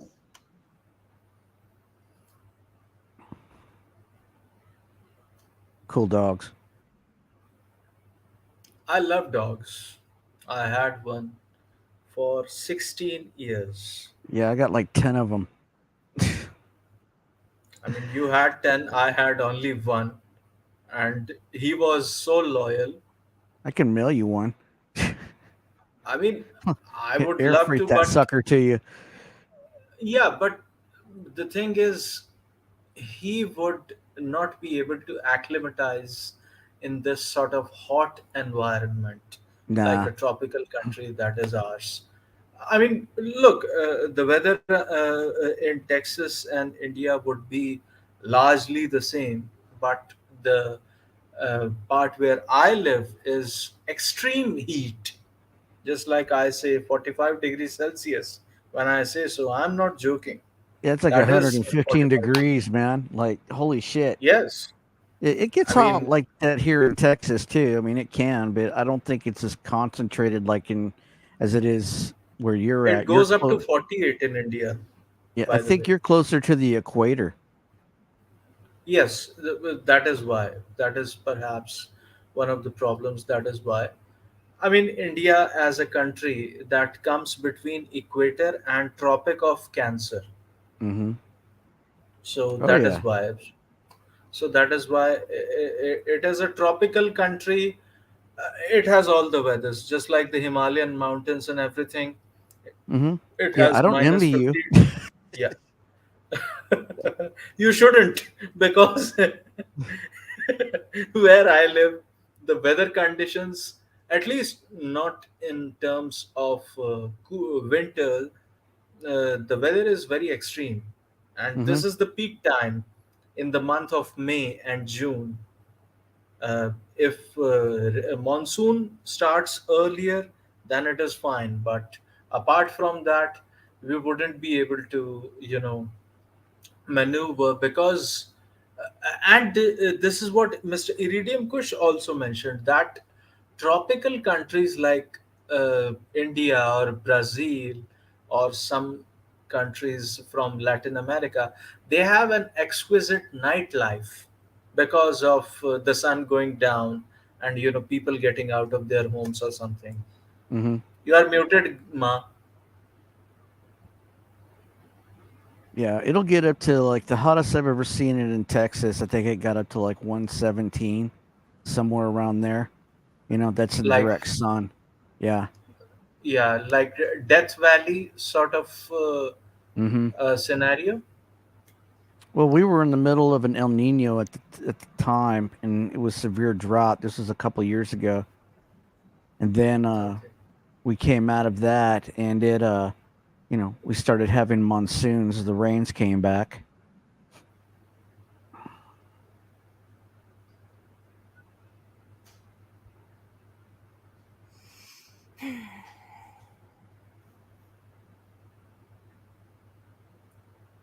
But I yeah, we wanna have pretty extreme weather around here. I wanna hear Billy's more in depth of how Beth is a perfect fucking example of why MGTOW is a thing to begin with. He was limited on time earlier. He had to go pick up his daughter.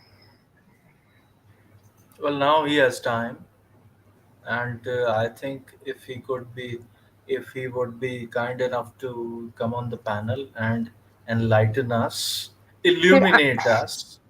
I'm really glad right now. I have 2 clients that rescheduled from today. That actually makes me happy. That always seems to work out perfectly, actually. I didn't know I had to work tonight. I planned to be off, so I planned some appointments today. Cuz I was like, fuck it. Like I can go quite a few hours without sleep, and knock out these appointments, and then I'll just be off for a couple days. But then last night my boss was like, "Hey, can you work tonight or tomorrow?" I was like, "Fuck." I had the stream plan, then some clients, then another stream. But 2 of them rescheduled, so I can knock out one other one. I need to see Kelly anyway. Touch base, see what's going on at Texas A&M Rellis campus. There is a rap song in India, in the South Asian hip hop, that is Mm-hmm. being called as touch bass. So we are the most plagiarizing community in the world who is plagiarizing American lingo, whether it Yeah. is touch base or giving a call or something. My father always says that he rang me up because it has some sort of a British influence to it. And Mm, now everyone is saying, oh, just give me a call or give me a call or something like that. I'm always saying, he rang me up mm, because I love the British lingo a lot and the British idioms. So yeah. anyway, we have a transatlantic cousin. They call me Billy the Goat. Welcome back, Billy. Howdy doody, everybody. Are you done being Hey, brother. hangry? Ah, yeah. Breathe, relax. Right. You had a question? Something? It was a meetup question. What was it? Not sure. Basically, Good Mother was saying that Beth Undefeated is the Depleted. reason why Oh, the reason. MGTOW is a philosophy. Yeah. Well, she's a good example of why men find themselves in a situation such as like this and end up coming across MGTOW and seeking refuge in a way. Not in all cases, obviously, but is a good example of how dangerous men can end up finding themselves in. I mean, it's one thing if you just happen, like you develop a philosophy independently, fine, great. But if you're on the tail end of something like this, then it's pertinent to understanding before you can even get to your survival aspect of things, but just to understand what the hell's going on. Um, so yeah, so it's so many lessons can be taken from this, and I want to reassure everybody that fear is going to be a huge component because when you're uncertain, discombobulated, you're disorientated, your world's been flipped upside down and everything like that, it will be no surprise that there'll be a lot of anxiety, fear, stress. And I noticed that she's going to be doing a stream later on. I think the title is something about scared, angry men. It's upcoming for yesterday at 2:00. Oh, well, okay. Well, whatever the case, that kind of title where they start trying to shame men with such language. I mean, Right. this is a nothing burger. Obviously, But- people are scared. Obviously, but it- people are. Billy, but Sorry. it says angy.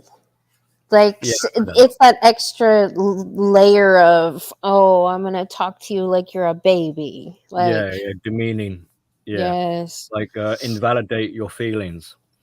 Get off I me. mean, if you weren't angry and if you weren't scared, Right. that would be an indication of something else must be wrong with you. You know, like why wouldn't you be angry and why wouldn't you be scared would be a big question.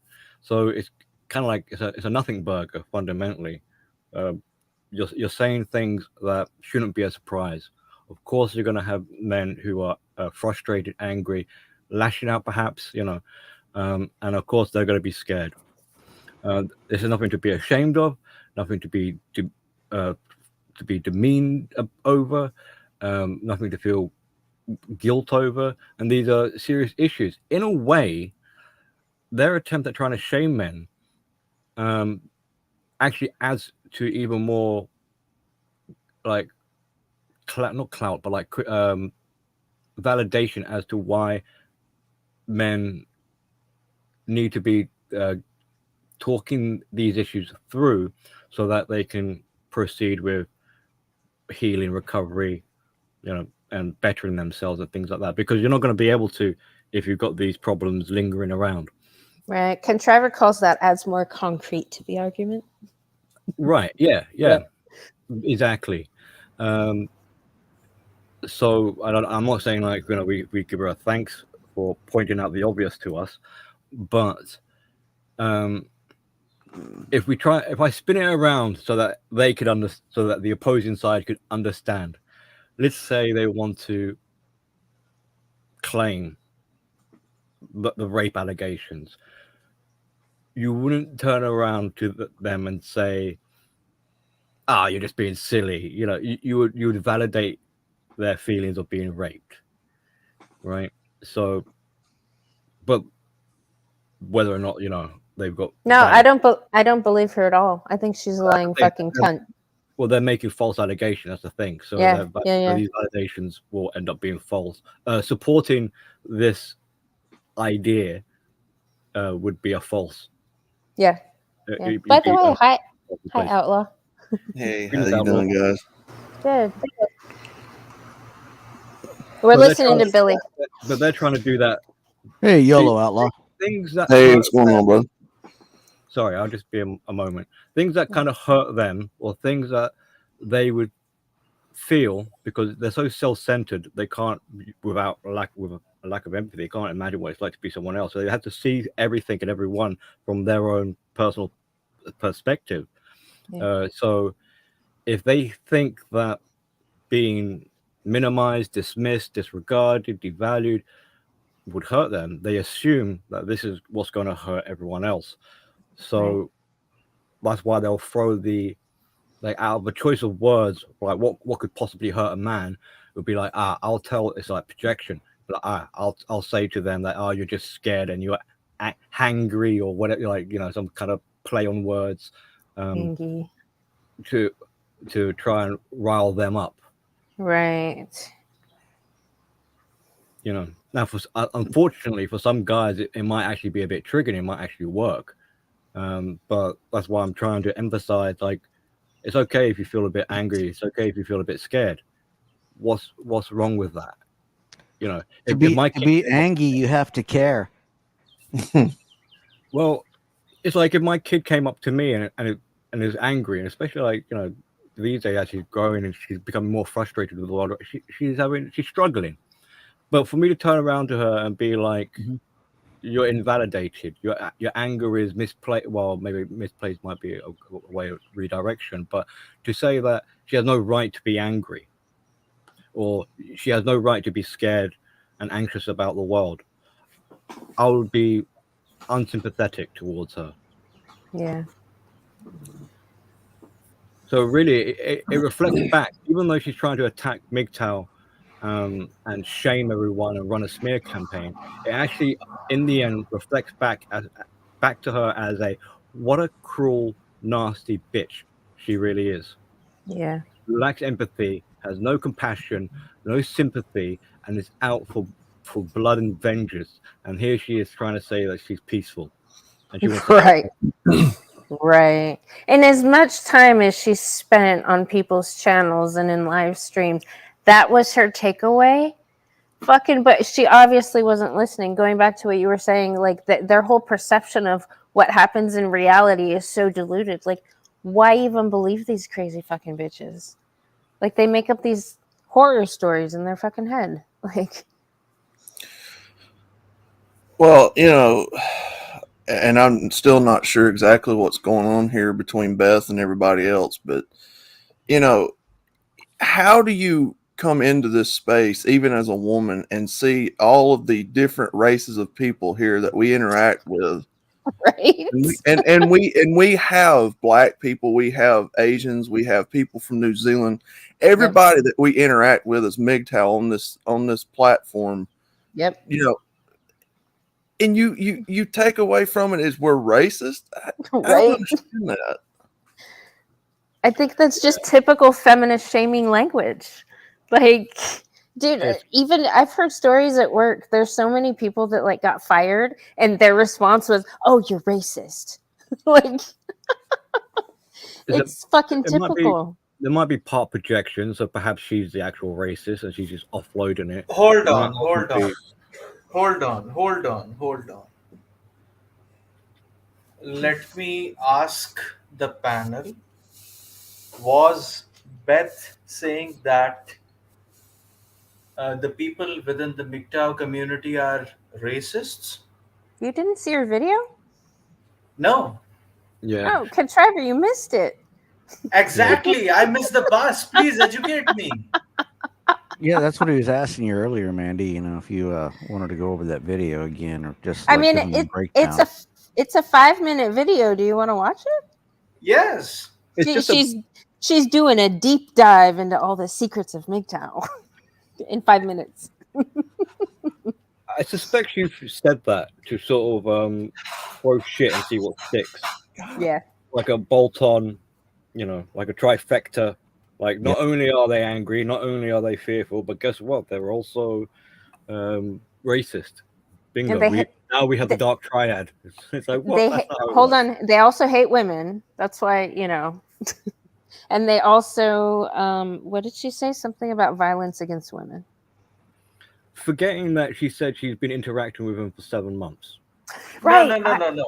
I want to know where she came across these people, because the people that I've come across in the space that she's talking about are not like that. Like, whoa. What? Just a second, please, my fellow interlocutors. Let me mention something. Let me mention something. Yeah. I'm a brown chap, as everybody knows. Yeah. If anyone does not know that, here it is. You see the skin color? You see the skin color? It's not white. Okay? So you put it in your pipe and smoke it off. Okay. Speaking of reveals, you heard him, Kush. Hey, Kush, you heard him. Smoke it off, man. I would hold a Confederacy flag for my white brothers. I'm that sort of a chap. Right. Oh, Who the hell are these people coming into our community and telling us to be racist? I'll show you racist, bitch. That's a lack of fundamental understanding about what this is all about on her part, because if you've met any of the MGTOW here, they're not racist towards any. Right. That's not even the point of this.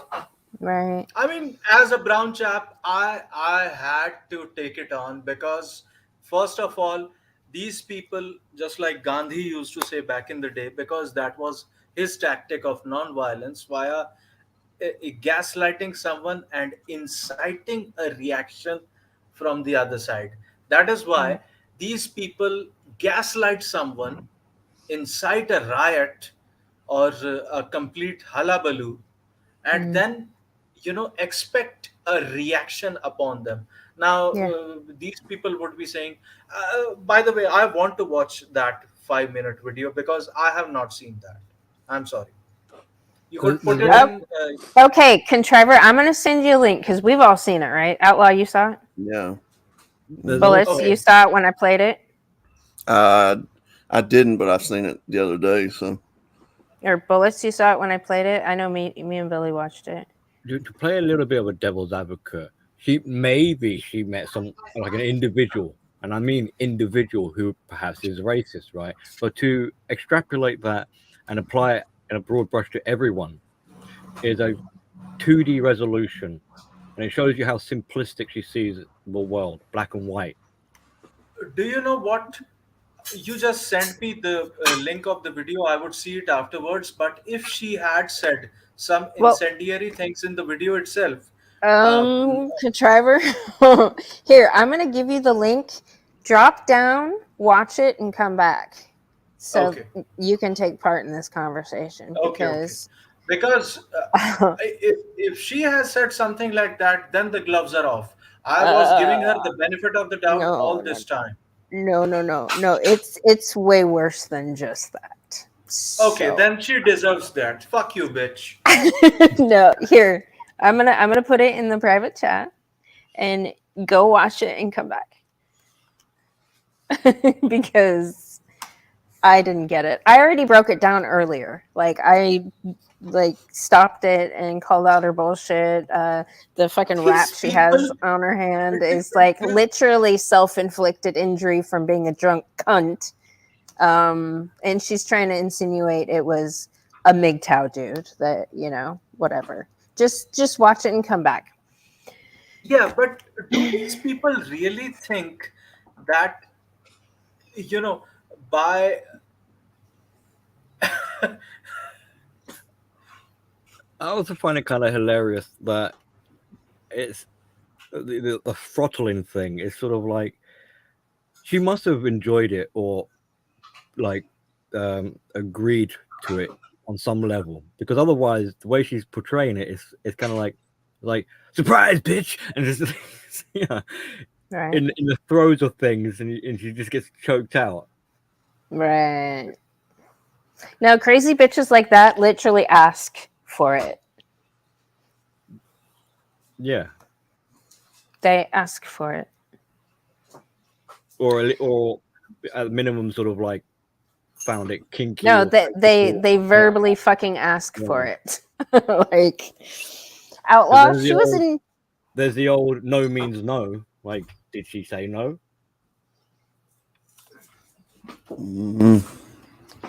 Outlaw. She was in your stream. I mean, she's been over there, right? maybe a time or two. Yeah. Because she was complaining about all these people that fucking tolerated her in their space just out of respect for Rusty. Like, I don't know. I feel like she just sees everything so fucked up compared to how it was in reality. I don't know. Good question.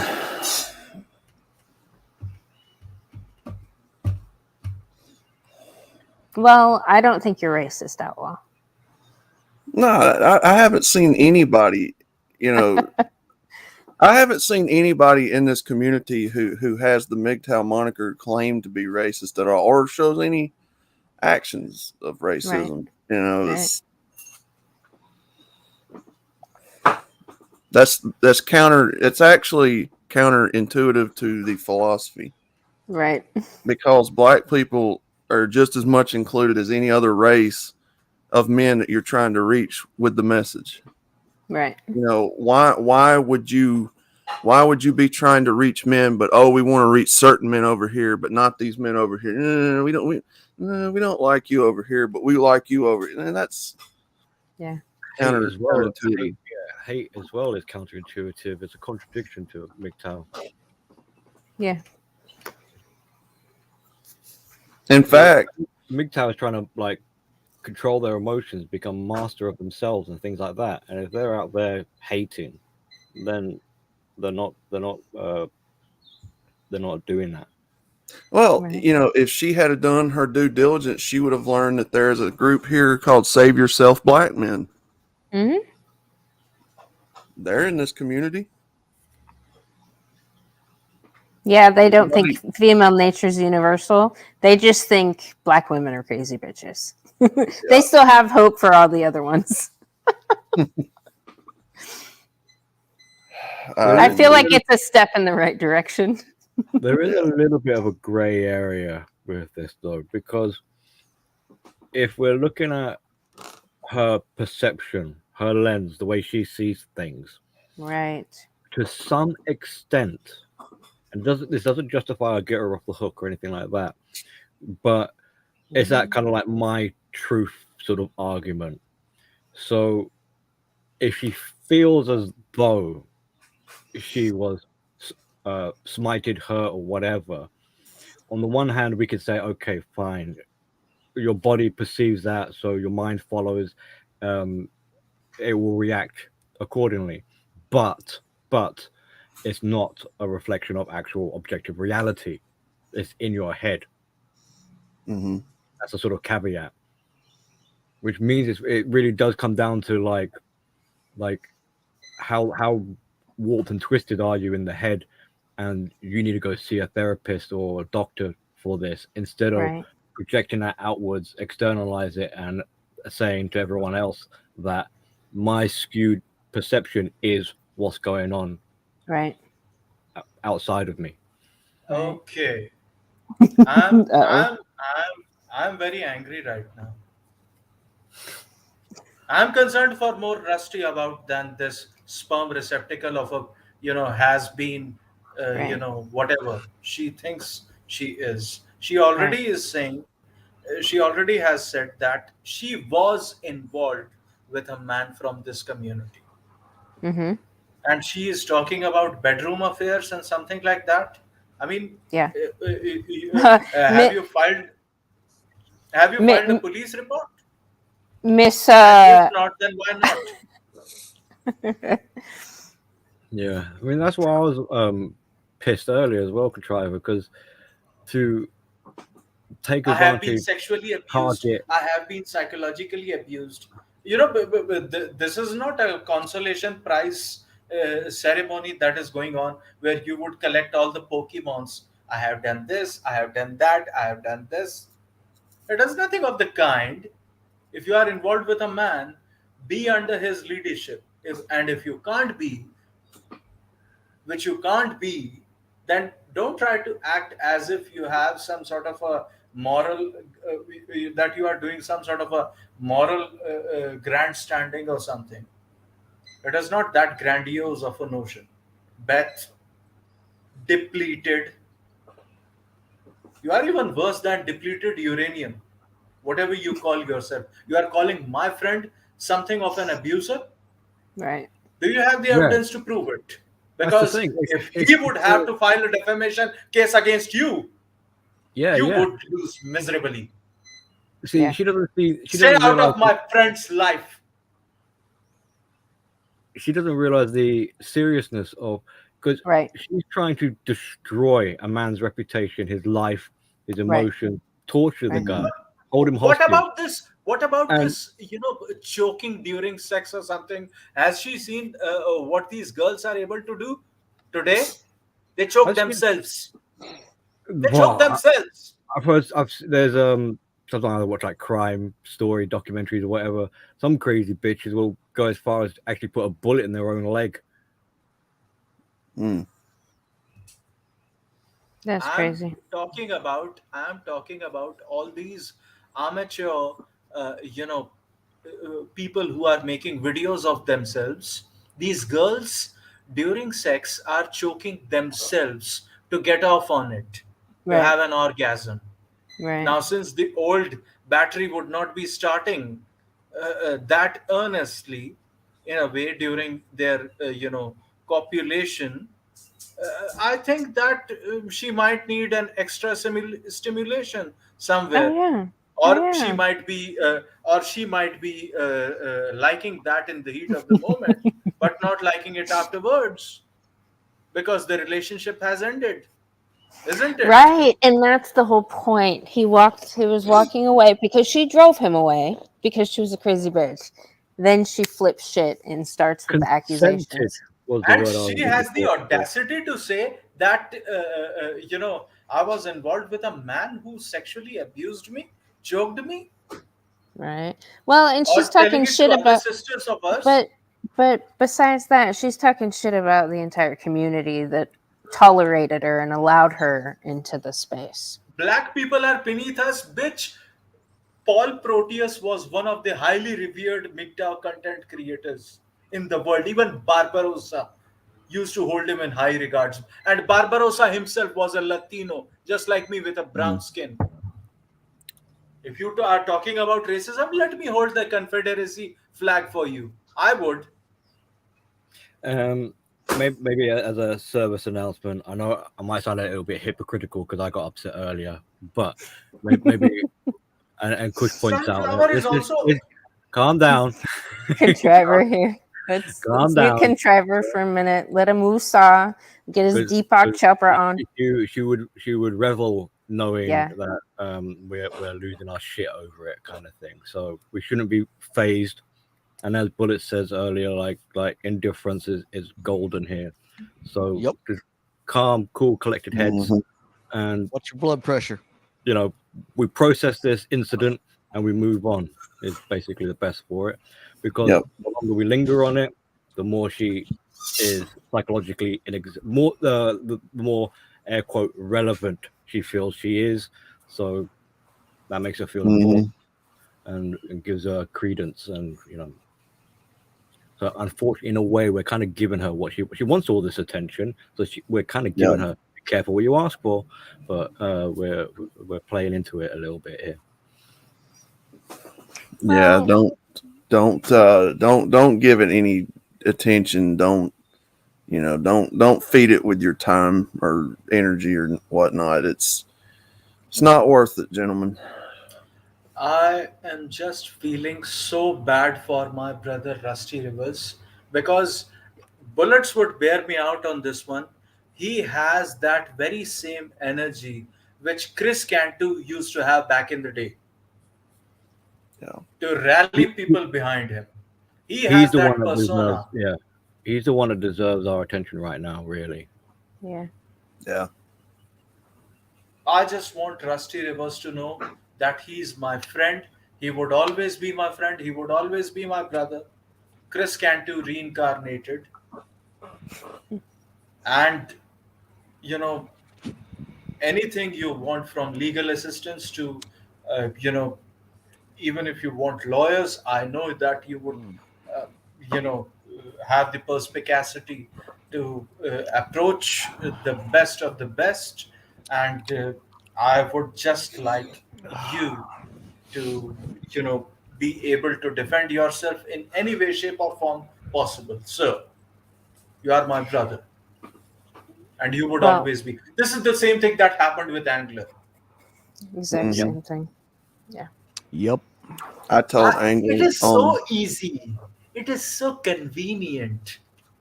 Out I of have expediency, women could ruin a man's entire life. I told Angler so many times I couldn't even count on one or two hands. I'm like, brother, Mhm. look, cut your ties. Cut your ties, man. Stop this pursuit, man. Yeah. You know, get off YouTube for a little bit, come back, change your channel name, you know, do what you got to do, brother. Well, brothers, you have to understand that a lot of guys, you just can't reach. They have to go through their process. They have to be allowed to make their own mistakes and learn from them.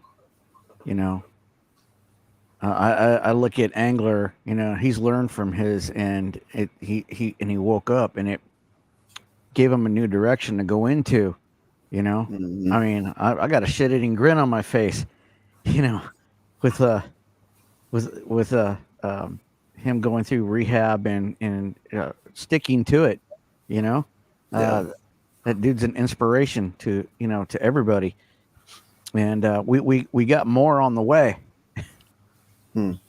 You know, I mean, we have to go through this healing process, you know, either way. But what I want to allude to is the fact that Sunflower brought up the issue of the Amber Heard. Do you remember when would you remember when we were covering the Johnny Depp Amber Heard hearing that was going on last year? There was the specific reference to Johnny Depp bending Amber Heard over and raping her with a bottle in her vagina so brutally that she bled from her vagina. bullshit. That was the principal, shall we say, accusation of intimate partner violence or whatever, IPV, what is it called in US, or domestic violence in case of India. That also includes sexual violence, 377, 124, 498, whatever, you have it. And this is the very same pattern that Well, Beth right now alluded to in this very conversation, in this very 5 minute 54-second video she had, and she was saying that ladies, girls, if you go out and if your man is choking you during sex, or hurting you or something, uh, you might have to, the very yeah, same yeah, rabble rousing sort of a tactic, in a very capricious conniving manner, that would actually, uh, you know uh, look bad on our friend over here, because people would think that he was the abuser just because the lady said so. yeah. Contrive. Mhm. Also with the Amber Heard Ah, thing, you are muted.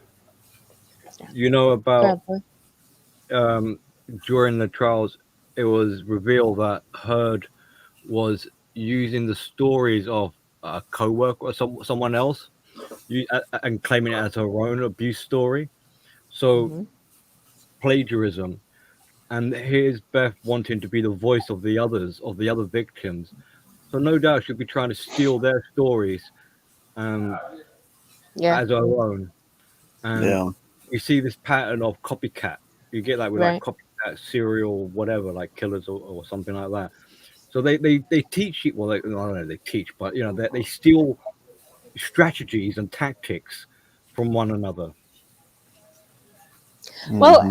I think it's worse than that, Billy, because these feminists indoctrinate each other. They'll brainwash each other, especially at the universities. Like these old ass feminists tell these young girls these horror stories about men, and they go into some sick fucking detail, and it traumatizes them, and it makes them feel a certain way. And I think it alters their fucking memory. And a lot of them think, Mhm. or they'll perceive an experience different than it actually happened, and they'll Yeah, fucking think that they've been abused. They'll imprint, actually fucking think it. imprinting. Yeah, No. like Yes. especially if there's lack of boundaries where you and I are one. Like you Right. are me and I am you. So your Right. story is my story. So, Right. so if you've been whatever assaulted, then in my squirrel brain head, oh, I must have been assaulted as well. Then Yeah. By the way, hey Mhm. Kush, Hey, taking a what's up? break from your I'm on conference lunch. at Yeah, I'm lunch? on lunch break right now. I'm on Oh, lunch break right now, good. so I Hey, can only YOLO, stay in Kush. for. Hey, what's up, Bullets? I got to Billy, drop out. So, Contriver, Outlaw. Yeah, what's up, bud? Hey, hey. So yeah, I'm just on lunch break and I've been listening in. So, but I can only stay on for a few minutes and then I got to go back. There is a conference I have to go to. So, yep. Yeah. So I just been listening in, but I'll probably do a stream again tonight. Do another road Yeah, stream. So do one, dude. Yeah. yeah, yeah, I'll do one. Do another one. So enjoying it down here in Florida, and then I have my 25-year work anniversary coming up on Thursday, so I'm gonna do something special for that. So Sweet. yeah, yeah. So yeah, a lot of milestones for me this year. But yeah, I thought that's pretty interesting. Interesting development there with the meth, or meth depleted or Right. um, but yeah, I remember what was it? It was right before the whole um, thing about where she like quote unquote walked out on me in bullets. Even before that, she was in one of your chats, good mother, and she like kept asking you over and over again for a wrench on your channel, and you got real sus. I remember the look on your face. You were like not having it. I was trying to So keep my. Mm, I said, yeah, let's wait for that. You can have one after we have a conversation. I well, wanted to fucking talk to her then. I was supposed to interview her that following Tuesday, and then that whole thing happened. Yeah. So Yeah, I I remember that. think you said something to the degree of, yeah, after my interview, you'll consider it some kind of thing, which Yeah. never happened, of course. Yeah. So yeah, Well, I'm just glad she sent me that text. I wasn't going to tear into her until Rusty was done with her. So I didn't want to I cause just any. yeah, I just same thing. I'm saying here. I just wish the best for us and hope um, everybody needs to rally behind him. I agree. So let's do that. Yeah, you guys should do that. Well, gentlemen, I Yeah. need to go. I need to go to sleep. Take rest, All sleep right. well, I recuperate. will. You We guys would can end it. continue. You Yes, can yes. continue this stream as long I as you can't. like. I know you can't. I can't. But you guys are welcome to stay as long as you like. I know Contriver just got here. Outlaw just got here. I don't know if you guys want to discuss anything, but I mean, this very case we are going to discuss about Rusty that if he needs any sort of a legal assistance or something in yeah. that regard, because a defamation lawsuit I could see in the making, Oh yeah. character assassination at worst, Yeah. So and so is that that too what? of yeah. So is that what really happened to her hand? Is that she fell on her drunk face and Yeah. injured herself? Is that self inflicted? Yeah. Self Okay. inflicted. Yeah. All right. Yeah. All right. Yeah. She's a belligerent fucking drunk. I mean, Too much. she's also a whore. Can you believe she told me that because she wanted to start this channel? And she's like, yeah, I'm afraid to actually go on somebody's channel because, I know they're really bad about roasting women, and I had to buy some shirts that don't show my cleavage. I'm like, really? You didn't own a single fucking shirt that didn't show off your cleavage? You're 50. You're 54 years old. What the fuck? Right? Who I wants mean, to who see that? exactly. All right, Saggy. gentlemen. It was good chatting with you. Outlaw, good to see you. I can't wait Heck for yeah. MGTOW Church. MGTOW Yeah, Church. yeah. Everybody keeps saying they want to see that. I Dude, don't know. Maybe. just read the Bible. I could just sit and listen to you read the Bible. Yeah, just read verses from the Bible. Whatever comes your spirit about Jezebels. Yeah, or take red pill content from the Bible and read that. Do that. That'd be There you cool. go. I had a series a while back called, what was it, Jezebel, Walls of Jezebel? Yeah. Yeah. Yeah, this Yeah, just take Mark. the Go ahead, Chris. or just explain. I think Jesus was a MGTOW. Mhm. Maybe explain that. I'd explain that. Yeah, that Marco Pantovich helps guy that I came across a while back. I just like going into his because he'll just sit and he'll read the Bible, and I like it's nice to listen to because he picks stuff whatever's going on culturally like that just grabs him by the spirit and he wants to share, and I think it's Yeah. great. Yeah, just Old speak your wisdom. mind, man. Yeah.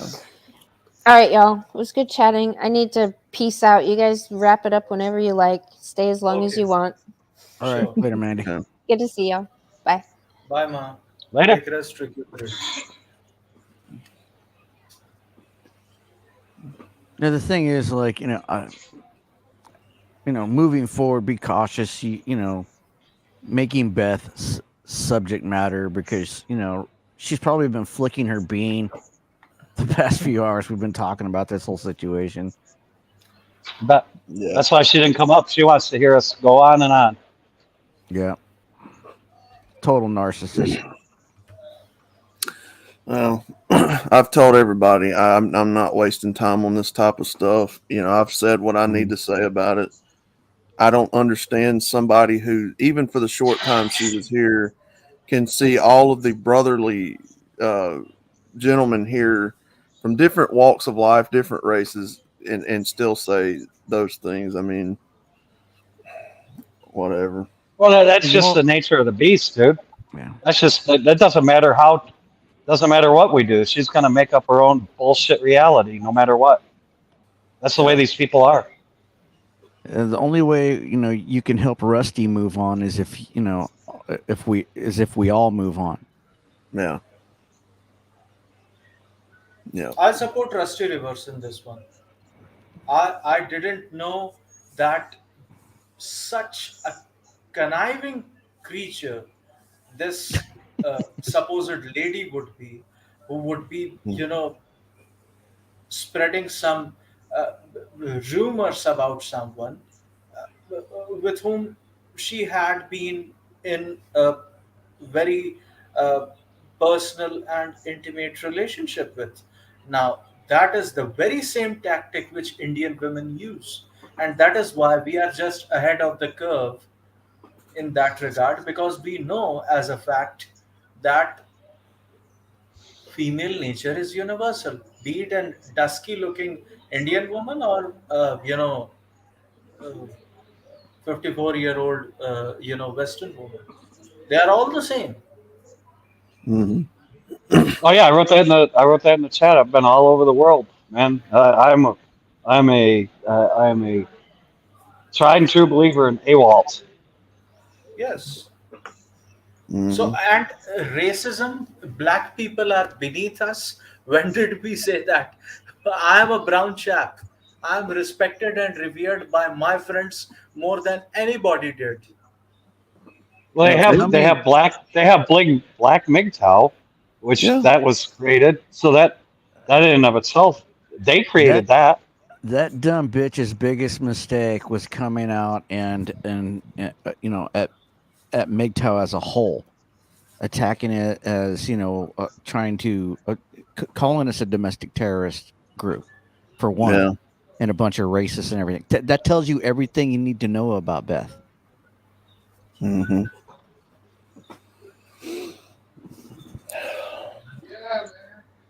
I mean, we could see this from a mile away, but uh, I just don't know why our friend Rusty couldn't see this. This was just a coaching session, if I could call it. Big, no, it's not Rusty's fault. It's her fault. Yes, Rusty didn't do anything wrong. She did. yes. Yeah. I mean, Rusty was wrong in actually believing her and, her sob stories of being a video and this, that, and the other, so that she might be able to, gauge something out of it.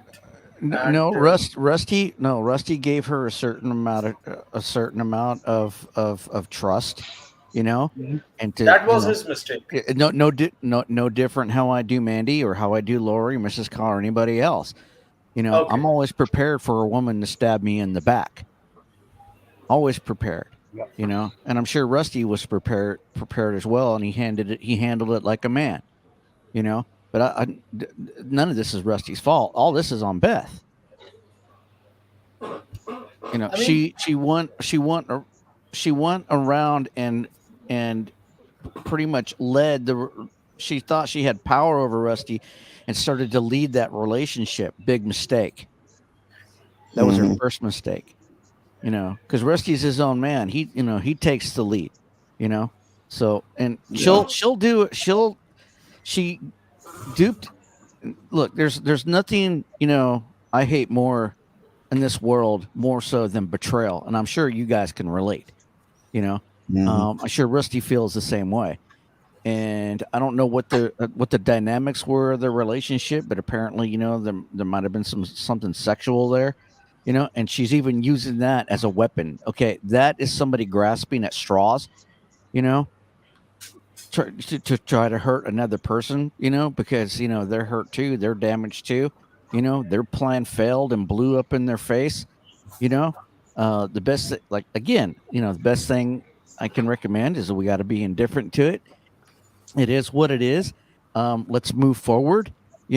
If we all move forward in a positive fashion, Rusty can move forward right along with us. And it'll benefit everybody in the process. Yes, but how did it culminate into that, and why couldn't we as people? I mean, we just respected the privacy as well as the uh, public interaction and the social interaction which these two people were having while living as It's the a kind couple. of thing, contriver. We can show him to the door. He has to open it. Right. He Okay. can't. We can't. No, it doesn't matter. It's the same thing. Like when I was drinking heavily. No matter how many times my doctor would have told me this is going to kill you. This is going to fuck up your liver. It was until I made the decision that I'm going to quit drinking that's when it happened. And my doctor knew that. I don't blame my doctor for that, for not saying anything to me, because he understood. I have to go through my process. I have to figure this out for myself. And I had to, and it took me getting fucked up. And that's just how some people are going to learn. And that's how he had to learn in this. So he Yeah. learned a lesson.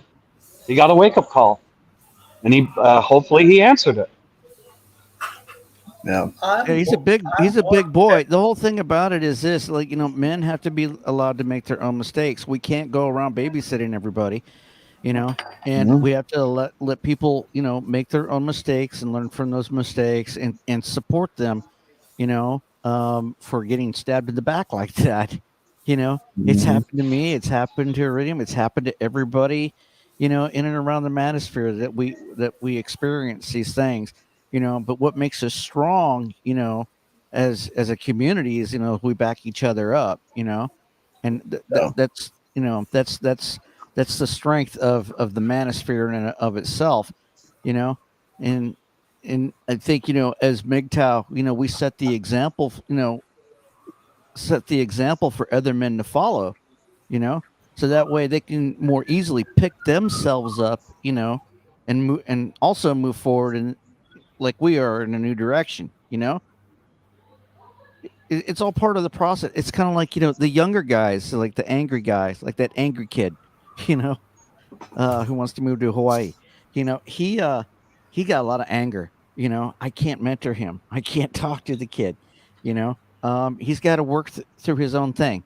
There's nothing I can say or do for him. He's got it all figured. He's got to figure out for himself. He's got to make his own mistakes. And I hope sometime down the road he comes across, somebody else that's going to help him go through that, make it through that process, and focus all of his immense amount of energy on something more positive, and be indifferent to a lot of the shit that pisses you off, like these 304s and like going off and wanting to go off in the gyms and shame the 304s. It's a complete waste of time, when you could be doing something else and encouraging other men to do something else that's going to benefit them more so than spending their time and energy and value on women. Now, look, there are always going to be women in and around orbiting the manosphere. It's natural for that to happen. It's all We're never going to get rid of them. They're always going to be here. Uh, we have friends and allies, and we have enemies that want to slit our throats and stab us in the back. and we just got a taste of that it can happen. But as a community, as long as we stay together, we can move forward and we're stronger that way. I never opened up before people about speaking about all these Okay, things. everybody, I got a dip. All Okay, right, brother. sir. Have a nice All day. right, talk to y'all there. All Yep. right, Kush, Thank crush you. it, man.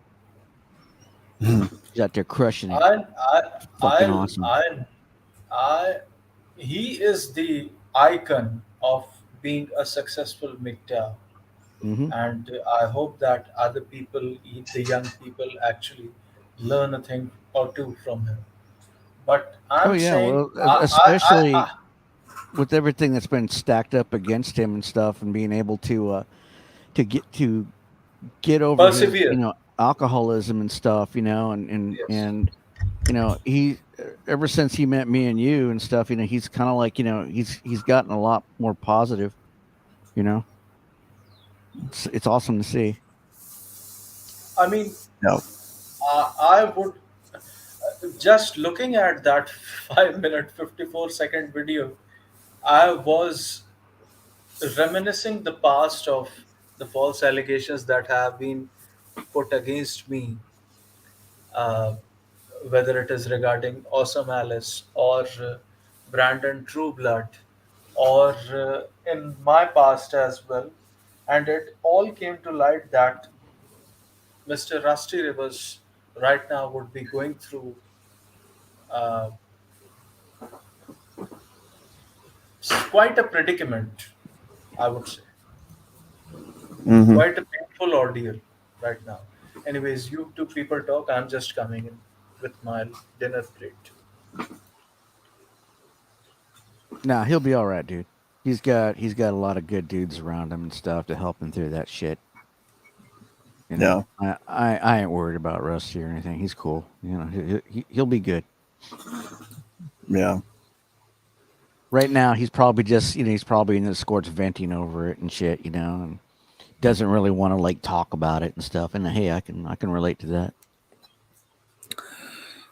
Yeah. I mean, this shouldn't take anybody in this community by surprise. I mean, we've seen people attack us numerous times. I mean, water off a duck's back at this point. I mean, we know this place ain't racist. We know we're not sexist and bigoted and all this stuff. But they're going to do that for whatever reason. I couldn't tell you, but keep on trucking. That bitch can say whatever she wants. I don't care. I mean, I'm not gonna go over there to her channel and listen to her bullshit. You know, Yeah, as a MGTOW, we got other things to do. yeah. We got other I mean, things that we could be spending our time on and stuff. Don't pay her any attention. Don't go over to her channel and give her any views or clicks or anything. You need to ignore that shit. yeah. Yeah, I don't waste time on such a what's the term for that argument she tried to make, an elementary argument. I don't waste time on stuff like that. It's not worth my time. It's stuff like this that can way too easily be debunked, and it's not worth energy and time.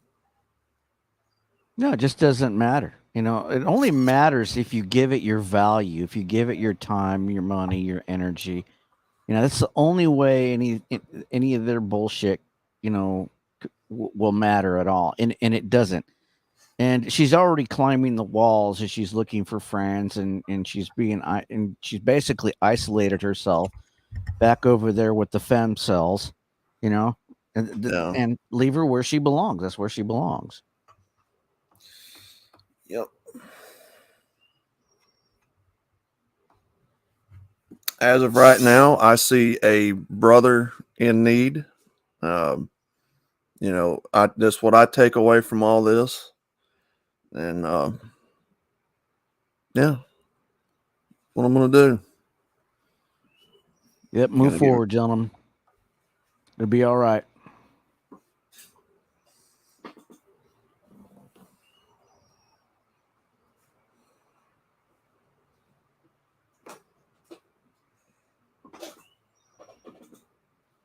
And you guys got your own streams, you got your own things going on. You got whatever you got going on in your real life. You need to focus on those goals, and be indifferent to the bullshit. Again, your homework assignment is to practice indifference. Get out there and preach that in your sermons, to be indifferent to these thoughts. Don't let that shit trigger you, and when the thoughts do come around, think of it as a way to test yourself, your temperament, how tempered are you, is anything that's going to spill out of this thought's mouth, going to trigger you or anything? No, because that's what they want. They want a reaction. Tell you what, ask any dude worth his salt. If you want to drive a woman up the wall, ignore her. Yeah, I mean, well, that's the thing. You don't allow this stuff to get to you emotionally. Don't get emotionally invested in this stuff. Mhm. I mean, it's taxing on the body. You spend your time, your energy worrying about, well, what does she think about me now? And all. Don't do it, guys. As men, we are overly emotional and overly attached. It is women who use emotions as a facade when we Mhm. are the ones who are overly emotional, that we are ready to die and kill for our loved ones, which is also used and abused against us.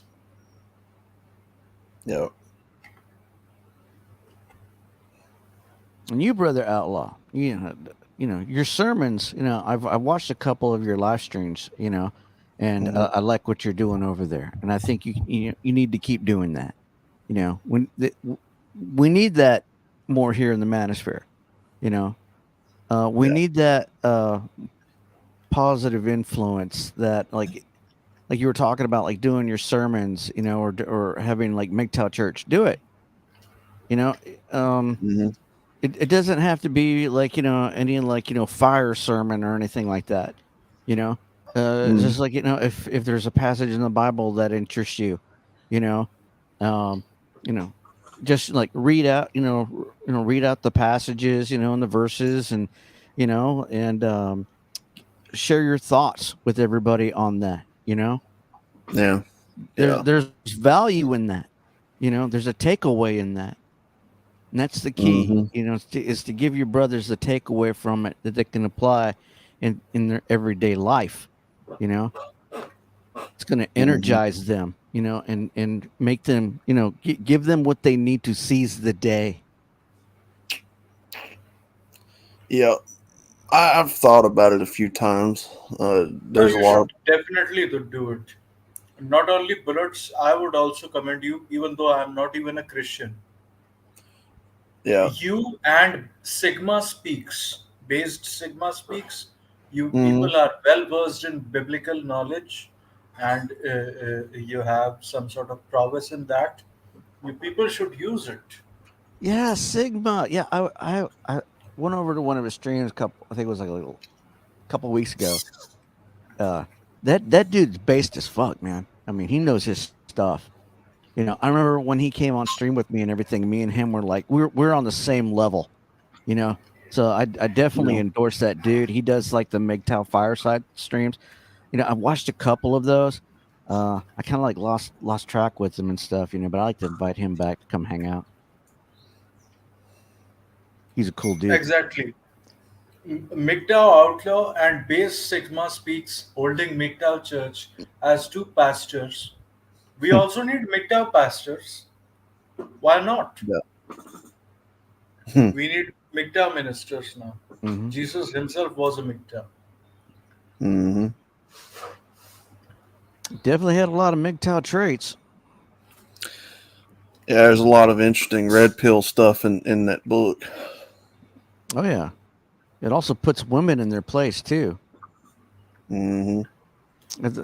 I think it said somewhere along the lines like if a woman doesn't have a husband or something like that, or she's a godless thought, or something along those lines. There's a Yeah. lot of truth in it. I mean, those ancient texts, you know, been around for a long time and have accumulated a vast amount of knowledge that's applicable to even modern social situations, and the social dynamics of family structures, and societal structures. Yep. It tells you to be aware of women, because their skin is soft and their tongues are smooth as oil, something like that, and they Mhm. can easily seduce men. Yep. Might be something I do in the future. I don't know. Whatever Think you about it, do, man. No pressure. just keep doing it. Yeah. I love the, country accent. I love the southern accent a lot. I get that a lot for some reason, and I hate the way I sound on camera. And No, I love it. I love it. No, the more you Um, do it, it's kind of like I told Kush, because Kush was nervous too when he was streaming. I'm like, mhm. dude, the more you do it, the more you'll get in your flow. You know, it's like Yeah. riding a bike. The more you ride, the better of a cyclist you become. You know, um, Mhm. even when it comes to speaking, you hear me talk. I mean, I have a Yeah. bad habit of saying, and I know that's kind of like, you know, Mm. it's kind of like a trip up. Hamster knows all about it too, because he's taken speaking lessons and stuff for radio and whatnot, and Mhm. learning how to discipline your speech. My speech is kind of undisciplined, street level speech. I talk to you. I talk on my streams the same way I would, if you were to meet me in real life. I'm Mhm. totally raw, totally unedited, unfiltered. You know, and you need to be yourself. Be original. Yeah. Be truthful, be honest. Not with just with your audience, but with yourself as well. Like, don't be afraid to admit your faults. I admit my faults all the time. You know, Oh yeah. I'm not perfect. I don't claim to be. I don't claim to be the pillar of MGTOW or anything like that. You know, I'm just a dude, just like the rest of you guys. Who've found himself in a strange situation, you know, o- on the gynocentric landscape, and I realized that it's skewed against me, you know, Mhm. and all of you are pretty much in the same boat I'm in, and we're trying to figure this out. How do we live our best life? You know, um, Mhm. as we go down our own MGTOW paths. Yeah. We're just finding ourselves, and don't be embarrassed. Don't be afraid. You know, um, not, there's nothing that ain't broke that can't be fixed with duct tape. And uh, Well, I tell guys all the time, like, look, there's never going to come a point where you know everything about this. You're never going to reach a point to where you've got enough information now. You don't need to learn anything else. You'll be learning till the day you die. Um, you know, that's why I don't approach any of this with an overinflated ego like I've seen a lot of people out there do. And I just I speak from the heart. I speak to people like we're all on the same exact intelligence level. Now, if I have to go back and explain something every once in a while, it's no big deal. Uh, that's just how I do. It's how I roll. mhm. I don't belittle anybody that listens to the content. Because that, like I said, that's counterintuitive, counterproductive. It doesn't help anybody. And yeah, it's worked for me for over a year and a half now. And Well, what I like to do, if you're up for it, I'd like to reach out to you and invite you up on stream, to have a back and forth, just me and you. yeah, Sometime. It's kind of like the same thing I did, with Contriver and Iridium, and a few other people, and just have a back and forth. These are my mhm, mentorship streams. and stuff, and basically, we just initiate each other until until we get a takeaway. Like if you watch the stream that me and Iridium did on his channel on Sunday, I think it's got the silo thumbnail on it. That's a really good stream. A lot of takeaways in that. You know, he's initiating me, I'm initiating him, and we're getting a lot of positives out of that. And I think I did the same thing with Contriver last Saturday too. And this I believe this type of format is really beneficial. You know, not just to the person that I'm discussing this type of stuff with, but the audience gets a takeaway as well, and that's pretty much the goal of these types of streams. If you have like too many people on a panel and you're having a back and forth, it can get kind of cluttered, and things kind of like get off track, But if it's like two people and you're having a back and forth, and with the goal, and you're initiating each other with the goal of getting that takeaway, it'll help you. It'll help you in your other sermons as you go forward. It's kind of like difficult for me, like when I do a stream and it's just me talking, I have to keep rolling. I have to keep talking, even if I say things I don't mean, or if I screw up things, or if I get off track. I gotta keep rolling no matter what, because I gotta keep that airtime filled up as much as possible. I don't want any dead air. With two people, it's a little easier. With I prefer like that sparring in between two people that are initiating each other back and forth. With a positive conversation. Especially on the topics that we discuss here. It's the same thing they do on Joe Rogan or Lex Fridman, but they don't talk about the topics that we talk about here. Yeah. Well, I found since I started streaming, I found that probably 3 to 4 people max is about right for where I like a conversation being. When you start getting 5 and 6 and 7, everybody wants to say what they want to say. Then they may be off time wise a little bit. It's kind of a cluster, but I found that about maybe 3. About like you we've got Smash here, TV to be like 15 people up on panel. Like what the hell? Oh God, no! It's a circus. And they don't even have a timer. I mean, if there would be a timer, then things would be much more convenient because everyone would have the same airtime for speaking.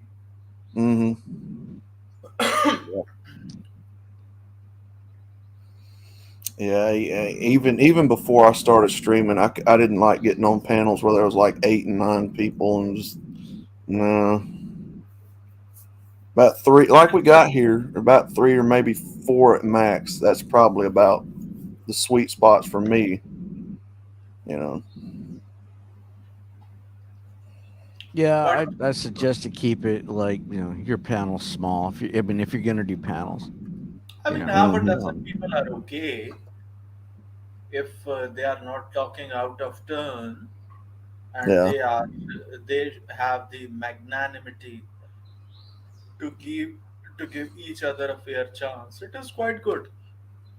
Just like I understand whenever I am with good mother or Mr. Bullets or Mr. Kush, I know I when I have to shut up and let the other person speak. I mean, listening is also increasing my IQ and wisdom.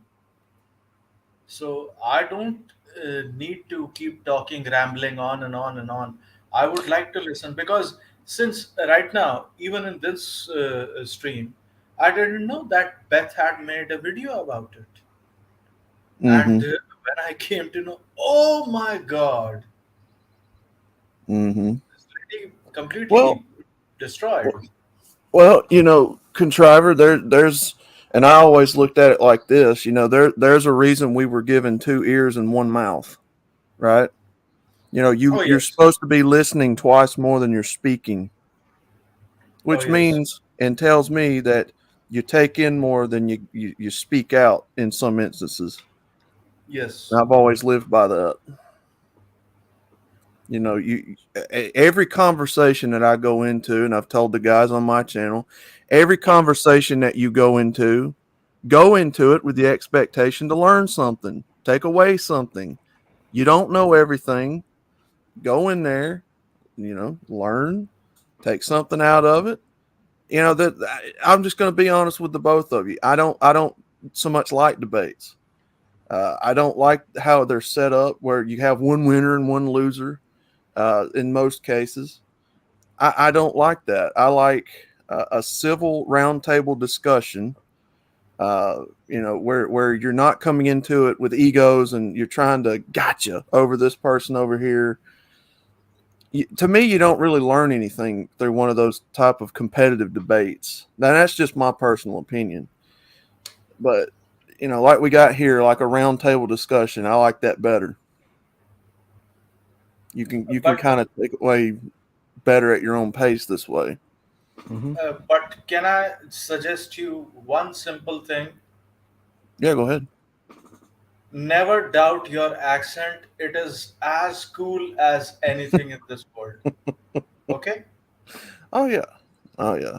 Look, I am very fond of the your transatlantic cousins, that is the British, Mm-hmm. and their accent. That is one of the first accents that I would like to plagiarize, if possible, someday, perhaps. Who knows? And the second accent is the southern accent from America. Yeah. Gonna be sort of the South will rise again, sort of a thing. So I love it. I love it. I Oh mean, yeah. why are people so squeamish about it?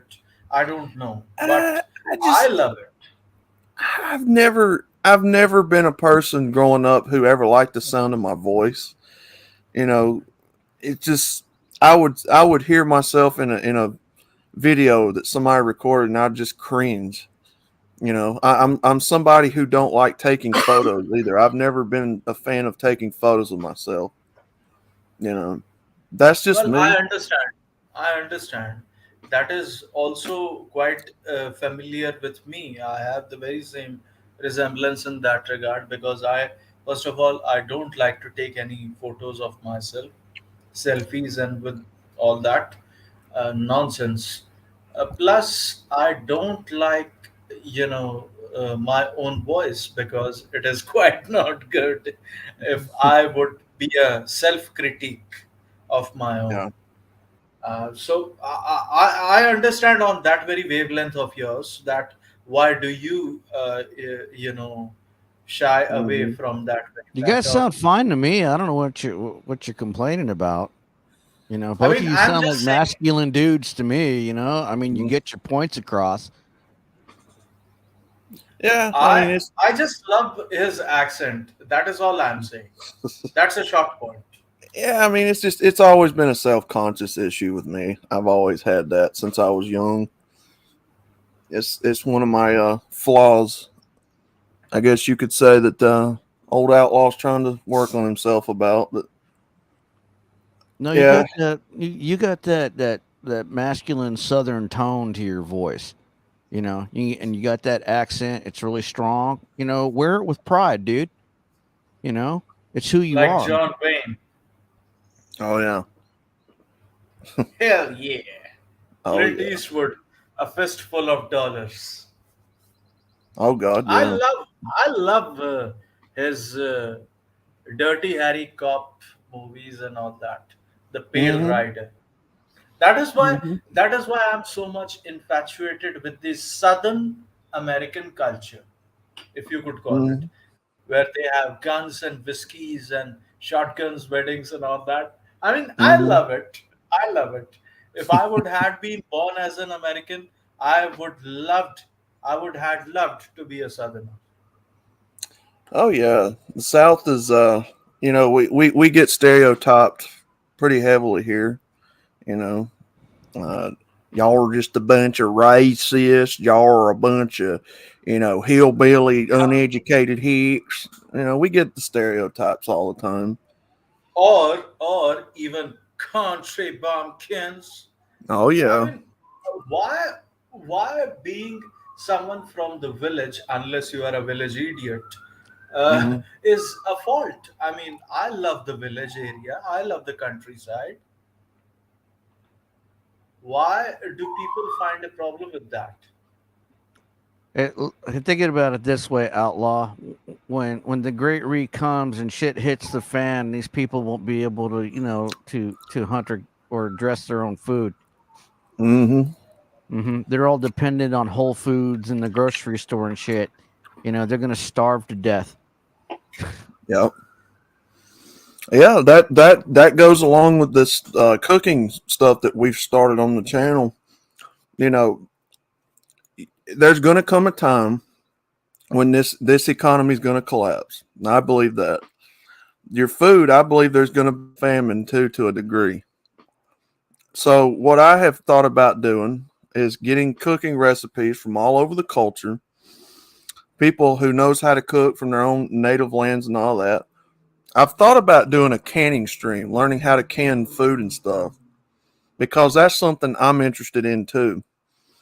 Learning how to can food and preserve food, because there is going to come, I believe in due time, there is going to come a famine in this country. You've seen last year where they mysteriously burned all of those food factories. Did you guys remember that? Yeah. Oh yeah. And then you got China and you got Gates and all them buying up all this land out here. So, it's no secret to me that something is in the works somewhere.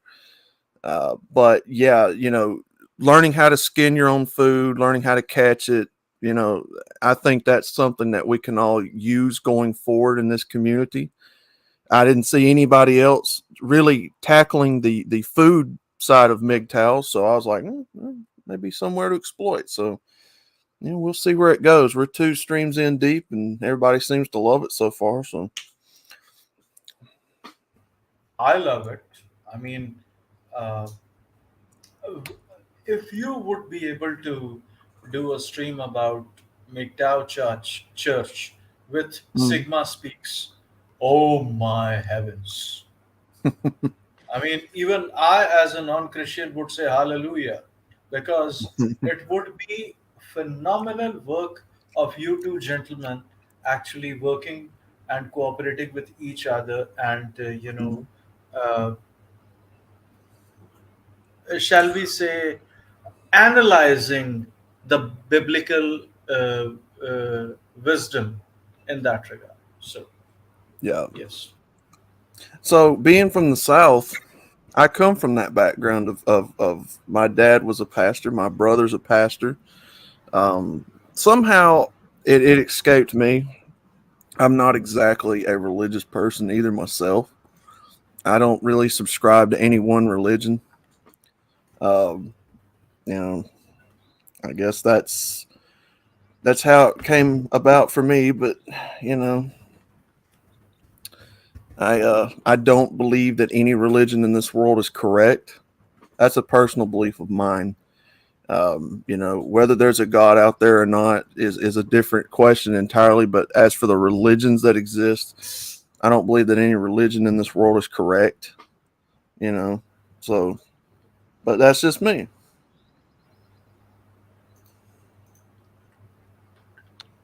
Well, from my perception, there is a God. Something makes this Hmm. big clock go around. You know, Hmm. some force, compels the grass and the trees to grow. There's Yeah. some kind of life force that's generating, you know, e- every living creature's existence on this planet that's beyond Hmm. our understanding. We can't explain it. There are things in this universe that are beyond human understanding, beyond what we Hmm. can see with our or hear see with our own eyes or hear with our own ears or sense with our own senses, especially when it Yeah. comes to the supernatural, you know. Hmm. Um but yeah, be it unto you, whatever you want to believe. I Hmm. don't think you can compound, a omnipotent supernatural being, that contain all the wisdom of the known universe and cosmos, in a single religion. Right. Yeah. Oh, that's like that's why I said, I don't believe that any religion currently on the face of the earth is correct, in my opinion. Um, you know, we Every have such. religion needs a new direction. Hmm. Okay, on that note, Good Mother is asking a question to Mikta Outlaw. Outlaw, can Hmm. you cook Contriver's butter chicken recipe one time? Butter And chicken. butter chicken. So, as a matter of fact, I have given the link of the recipe both in public and private chats. It Okay. is in the private chat as well if you would like to copy Yeah. it.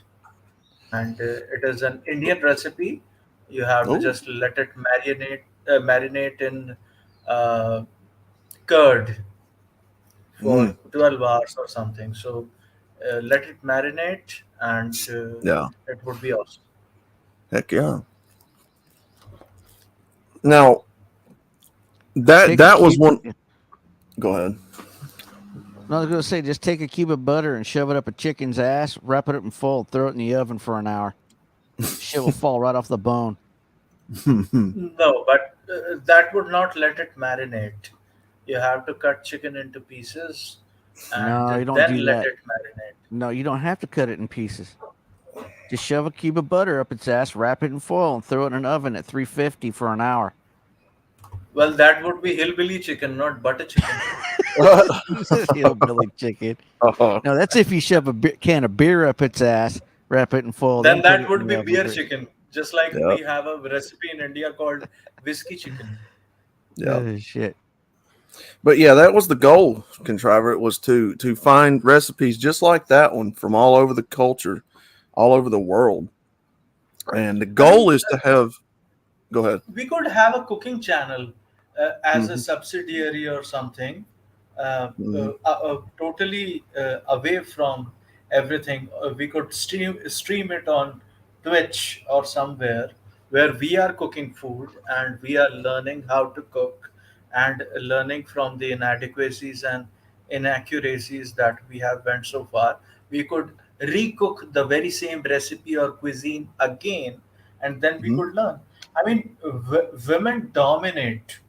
Okay, female chef and women housewives, amongst other things in India, dominate YouTube channels when it comes to cooking. I mean, this is their own turf. So I think we could gain some elbow space over there. Hmm. Yeah. Yeah. See, the goal is to get someone on the stream that's going to film themselves cooking these recipes because, for me, I think that visuals do a lot better of a job sometimes than just describing something in words, Mm. right?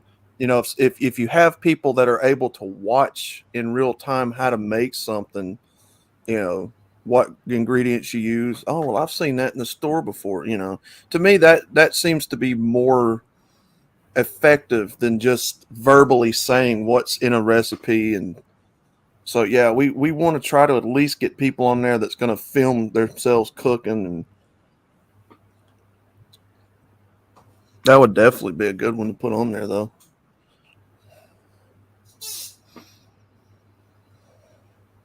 So, I mean, this is something that we could do because men in India are,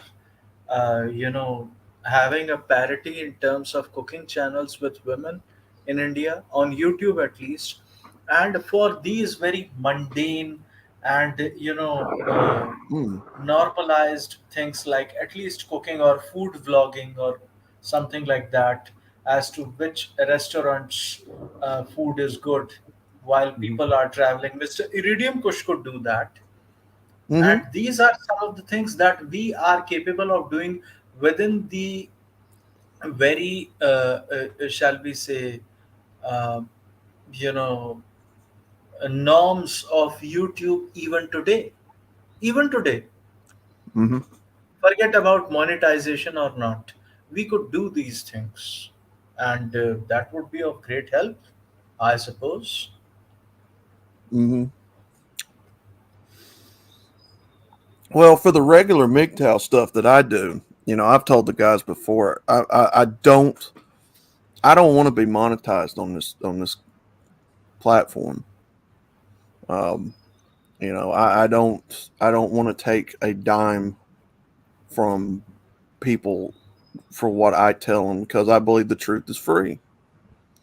And I certainly wouldn't charge men to watch a cooking channel or, hey, come on here and so many likes or I'm going to shut it down. To me, this is all about what, like, paying it forward, right? People came before me, they gave me the information and knowledge freely. So that's what I'm going to do in return to the people coming up behind us. So there's no way I would charge for a cooking channel. There's no way I would charge these good men here to watch and give me donations. It's No, not no, how I no, roll. no, no, no, no. A thought just struck me, Outlaw. Yeah. Uh, do you know that there is a channel called? It is a very nascent and new channel, a tribe for men or something. Um, Have you ever heard its name? a tribe called men. Tribe. A I think tribe for men or tribe tribe. of men or something. Yeah. I think I have heard it. I don't think I've ever been to the channel. Okay. So it is a channel where, I mean, the usual flame content is red pill content is over there, but Hmm. he had a friend, and his friend actually was telling him his success story, where he was morbidly obese, got in Hmm. shape, started cooking as a professional chef, and he was cooking and meal prepping for all these MMA fighters and boxers all over the place. He even got to uh, be a personal professional chef for a country star artist. I don't know what is his name, uh, and have been flown to places. Other than that, he has been a chef for the world heavyweight champion boxer called Tyson Fury from UK, Mhm. Hmm. and live with him, live with his family, live with his father, live with his mother, his brother, and Tyson Fury himself. So he was sharing the journey of his, overcoming his own obstacles of being morbidly obese, not in shape, then getting in shape, then, transitioning from being a shall we say, an engineer to being a chef, and that too in the mid 30s of his life. So I think that was, oh yes, now Kaplan has mentioned it. Tribe of Men is now Legion of Men. Okay. So that interview which Patrick Bow, his name is Bow, B-O Hmm. Bow, so he was conducting about it. He himself keeps himself in shape and does all these. He calls it as Spartan workouts or something like Spartan challenge or something. It is Mhm. on his Discord as well. I used to be in that server as well, so I know him from that regard. That he was sharing a success story of a brother, and he was recently divorced. He was morbidly obese as an engineer, and he just transitioned his life, transcended into something, doing of a higher cause while doing, all these meal prepping and cooking and, being a chef for all these MMA fighters, with some of whom he actually trained with and lost his fat and got in shape and something like that. So that was quite a fascinating story which he shared. Yeah, that's awesome. So I mean, who knows about the future? Mm-hmm. We could have a success story even right now. Speaking in a country accent. So Yeah. Definitely I look into that. Definitely look into that. Cooking shows, prepping. Yeah. A MGTOW church. There's so many things that we could don't still pile do. some too much on your plate. I mean, start small. Yeah. Work your way up. But this Mm-hmm. is something that I've talked about before when concerning MGTOW lifestyles. A lot of men who want to go their own way, want to get off grid. They want to homestead. They want to get into prepping and stuff like that.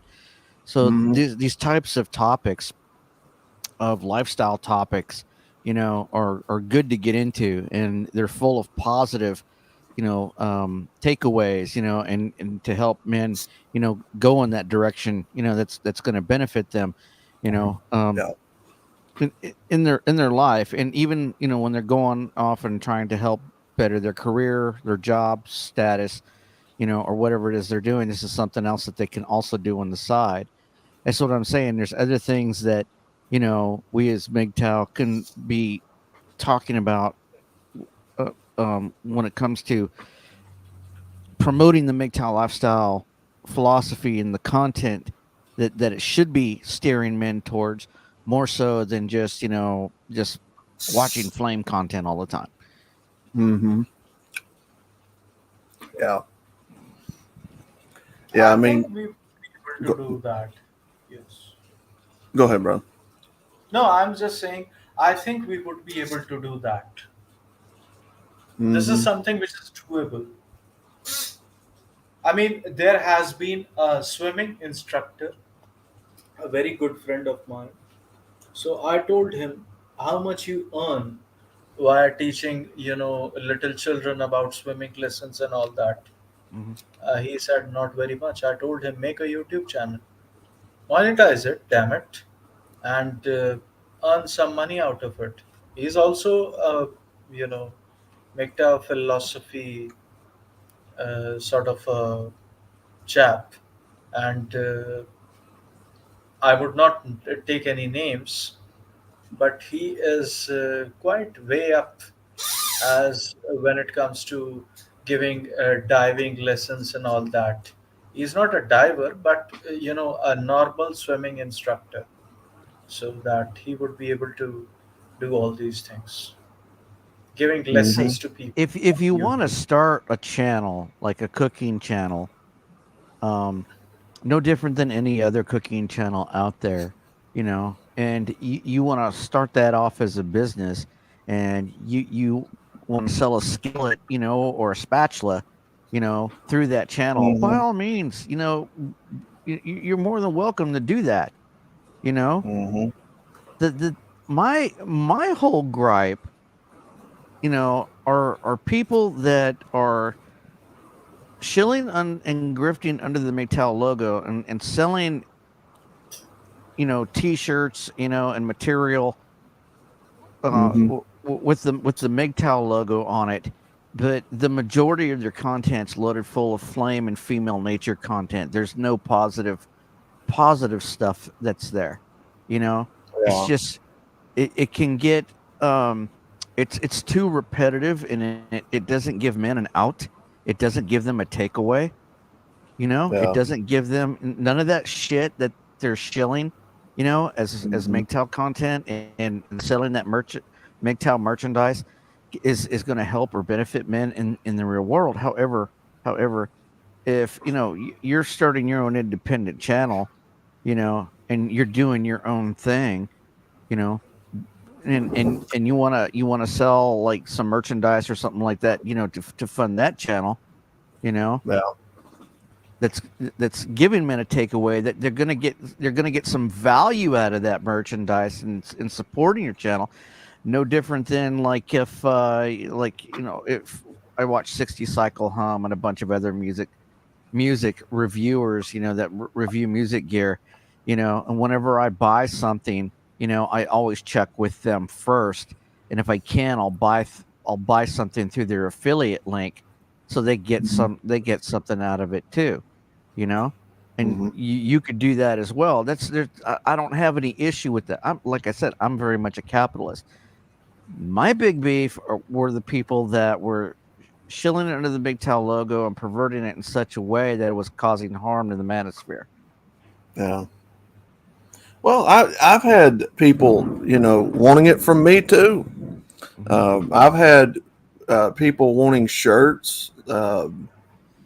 Last year, when I first started my channel, we come up with making MGTOW deck of cards, like playing cards, but we use brothers in it because they wanted their pictures on the card. So we started doing that, but I've That'd never. be cool. That's actually still in the works. Like there's still a lot of demand for even that. So, I don't, like I told y'all before, I don't want to be monetized on the channel. I was telling, who was it? Red Rhino. I think it was Red Pill Rhino and Jimmy and all them the other night. I was like, I like a smaller audience. I like to have a smaller audience because you feel like you get more personally connected with the people viewing your content versus a bigger channel. I feel like you lose something when you have a bigger channel as far as your members who are subscribed to you are concerned. I look at it like the Joel Osteen effect, right? Right. You can't tell me that there's any way possible he knows each and every one of his congregation by heart and name. So I go by that approach. I like a smaller audience. We connect more on a personal level. To me, that's what I get out of it. Because I'm a people person, and that's where the passion and the my passion comes from doing this. Because I am such a people person. It's something that I love to do. Connect with people, see what makes them tick. I don't know. Maybe that's why this is working so far. I don't know. But that's just me.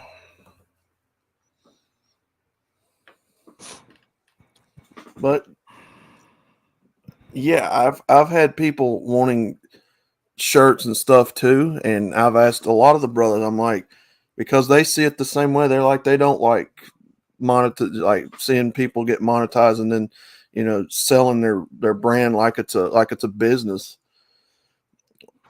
I think a lot of it has to do with like the, the false promises that were promised the manosphere, that a lot of these channels when they started up, they came in with the grift, that they were here to help men, but if you look at their great works, we've never seen any campaigns, any of these Ivory MGTOW Tower channels, come out with any big campaigns to benefit men's causes, and they're using it to facilitate, their own agenda, will be it, to make a profit off of their channel, or push their own political ideology on other people. And I think that really, over a period of time, everybody may get behind that channel, and cheer it on, but after a while, it's going to fade off, but it's just going to be just like every other channel that's out there. And I'm sure that a lot of the dudes that did start up these channels probably had their heart in the right place, but you can't save the entire manosphere. It's impossible. You can't save all men. MGTOW is not about saving all men. MGTOW is about men saving themselves. It's a path for you to be able to save yourself. It's a life. No MGTOW. I can't. It's like tell men this before. I can't save you. Mm-hmm. It's impossible for me to do that. You have to be willing to save yourself. You have to be willing to do the hard work. Mm-hmm. Yep. I cannot do it for you. I could show you again, like you said, we could show you the door, but you have to open it. You have to walk through it. Yeah. Yeah. In that regard, if you're trying, if you're gonna start that type of channel, be honest with your audience. Don't bullshit them. Mm-hmm. Because Yeah. they'll tell you if you're full of shit or not, or they'll just go off on their own. If you don't bullshit them, if you're honest with them, yeah, they may hate you for a while, but eventually, Mhm. who knows that let them go through their process and see if they come back. Yeah. See who responds. See who responds to you. See who initiates you and engages you. And like I challenge everybody, please come up to come over my channel, challenge me on my bullshit. Call me out on my bullshit. Come on up, Yeah. have a back and forth with me. Yeah. That's what I tell all the, because I've had people come to me wanting to start their own channels, and I'm like, the first thing you expect doing this, criticism. You're not going to have everybody agree with you on everything you say. That's a given. Right. You're not going to be right on everything that you say. There's been things that I've been challenged on that I've had to go back and correct, or either I've had my mind changed, either one. It's just the nature of the beast. You're like I said way earlier in this stream, you're gonna go to your deathbed learning stuff. There's no possible way that you're gonna know everything. Hell, there's stuff about this community I don't even know still. There's things about this that I still have questions about. It's all part of it. Hey, welcome to the club, man. I'm still learning as I go here as well. Oh, yeah. Even Brother Contriver, I've had to take him off to the side, and explain things to him. I don't do it. I don't do it in public. I don't berate or put anybody through a struggle session in public. Mhm. If there's something that they don't understand, or I'll take them into the discords, and we'll have a back and forth, like we explained to him yesterday in the discords, and I discussed it last night on my stream and a little bit on this one, that we had a little bit of a miscommunication, on some things, and I just needed to clarify so we don't get lost in translation, and that can sometimes happen. You may misspeak, you may misinterpret or misrepresent something, and you really didn't intend to do that. You need to be able to accept yourself for your faults and understand that you're going to make mistakes and allow yourself to make those mistakes. That's important. That's the most important rule. Allow yourself to fuck up. Okay? Because that's how you learn. That's part of the learning process. It takes a certain amount of fuck ups and mistakes for you to get things right. Trust me. I fuck up all the time. Oh, yeah. I do too. And yeah, I mean, when criticism comes, and I've told men on the channel, take it with a grain of salt, y'all. I mean, don't get up in your feelings. Don't get upset. Just if you get criticized, go with it. It's nothing to get upset about. But I think that there's so many people right now that are afraid because of all this FBI stuff, and they just don't want to take a gamble. It's, and I don't blame them. We're in a very highly toxic, tyrannical environment right now. It's just that maybe it's a fault of mine. Maybe I'm just stupid enough, but I'm going to say what I got to say, and I don't care how the FBI or anybody else in this country feels about it. I'm going to tell people the truth. That's just the cold hard facts about it. I'm going to tell people the truth. I'm going to tell them, what's going on out here. Like I said, maybe that's a fault of mine. Another one I need to work on, right? Who knows? What is it with the FBI? How did all that shit start up? I really don't know. I mean, I've the seen. FBI ain't got nothing else better to do with their time with my tax dollars than to come over here and into my little sliver of the manosphere and sniff butt over here. What a complete waste of my tax money. Yeah, I have no clue. I've seen several content creators in here get a visit and a knock on the door. I don't know what's going on there, or I'm betting $1 to a donut that it's the thoughts that are orbiting these communities, and they're just basically looking for doxing information in order to call law enforcement, to come sniff your butt. That's basically what it is. Yeah. They know what it is. They get these calls all the time. They get swatting calls all the fucking time. But it's kind of like they're obligated to follow up on it, because if they don't, I mean, you've seen the news. You've seen the news. They're obligated to follow up on it, But this is the beauty of it. You are in no way obligated to answer the door for the FBI.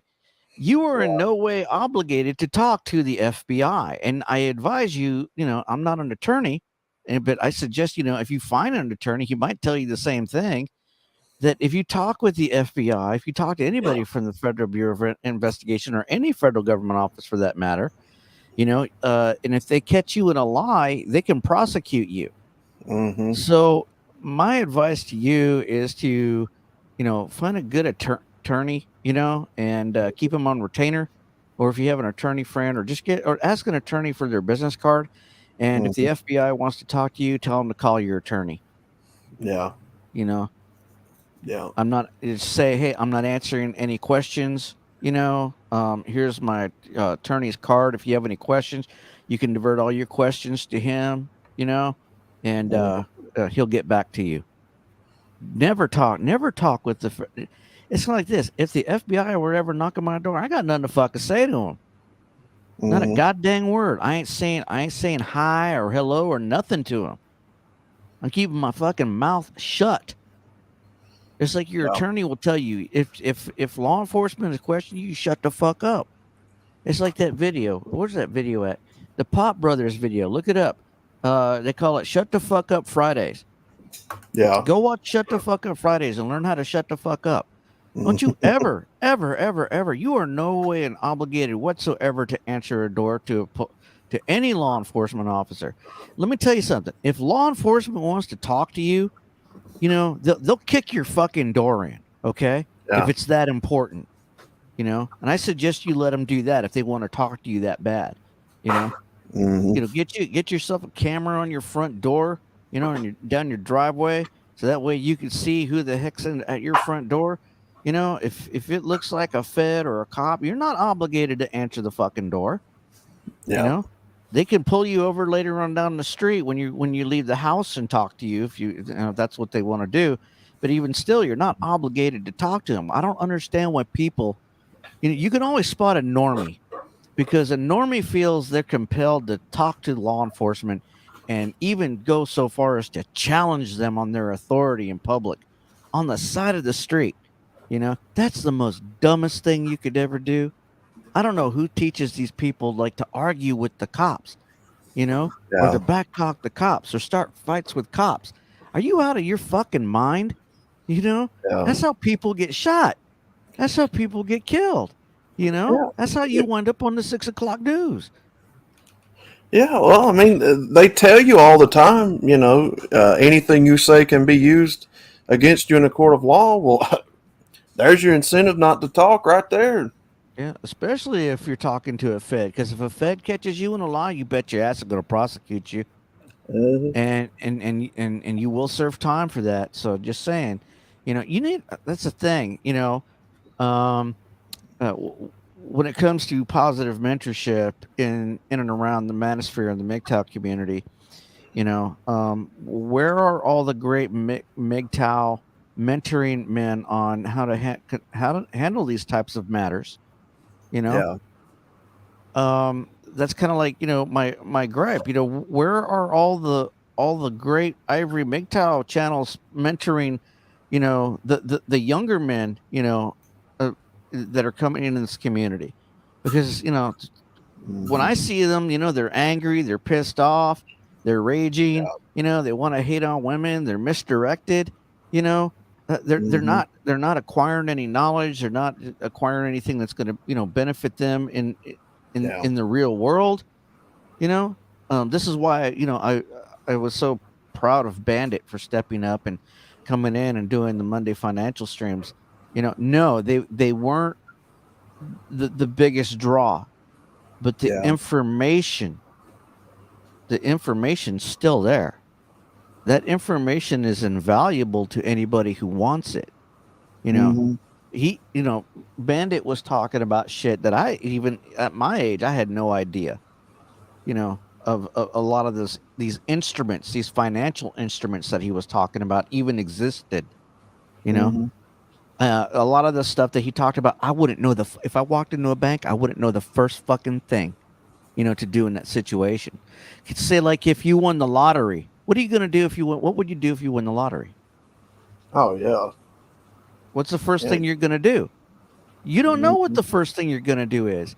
If you were to win, like, a big jackpot Powerball, and all of a sudden you're a multimillionaire or billionaire overnight, you know who could tell you what you need to do? Huh? That's how invaluable Bandit's information and contribution to this community was. And we need to bring him back. I don't even know what happened to him. What happened to him? He because of all the stuff during the Beth bullshit and the trans bullshit, he just ducked out. He's got a lot going on in his personal life, I guess. He was going, and he didn't want to be caught up in all that, and I understand that, and it was a pretty heavy duty loss, and he had a lot going on, and Kush was traveling as well. So I think he just decided just to duck out for a while. He might be back. I hope he comes back. Yeah. Yeah, we red pill rage is not something that should be long term. When you go through it, I look at it as a grieving process, because you've lost an individual that made your life, what you thought would be better. But as with any kind of loss, it's not healthy to dwell on it. You don't stay in that frame of mind, or it'll affect your health. It'll affect several factors about you. So, the red pill rage is good to get your frustrations out for a short period of time, and then move on. You do it for the betterment of your health. I find myself sometimes still falling into that, getting mad about certain things when I see clips, but I have to remind myself that, it's not worth your time. It's not worth your energy. You already know the gist of it. You know what's going on. To a point, I think you get to where you're educated enough about it to where it doesn't start affecting you like it used to. That's just my takeaway, right? But you stay in the red pill rage for a short period of time, then you move on, like a grieving process. Now, unfortunately, some people will stay in that for the rest of their lives. Some of them will stay in it for a shorter time. But the point is, you don't have to, right? So You're only there by choice. yeah. One thing that I'd hope that everybody, that was affected by this, can stand back and look at the big picture and see how destructive, you know, you know, a lot of this triggering and this rage can be, you Yeah. know, a lot of this happened, just by one person. Yeah. And I just think, at least, you're more aware of what can happen. Hmm.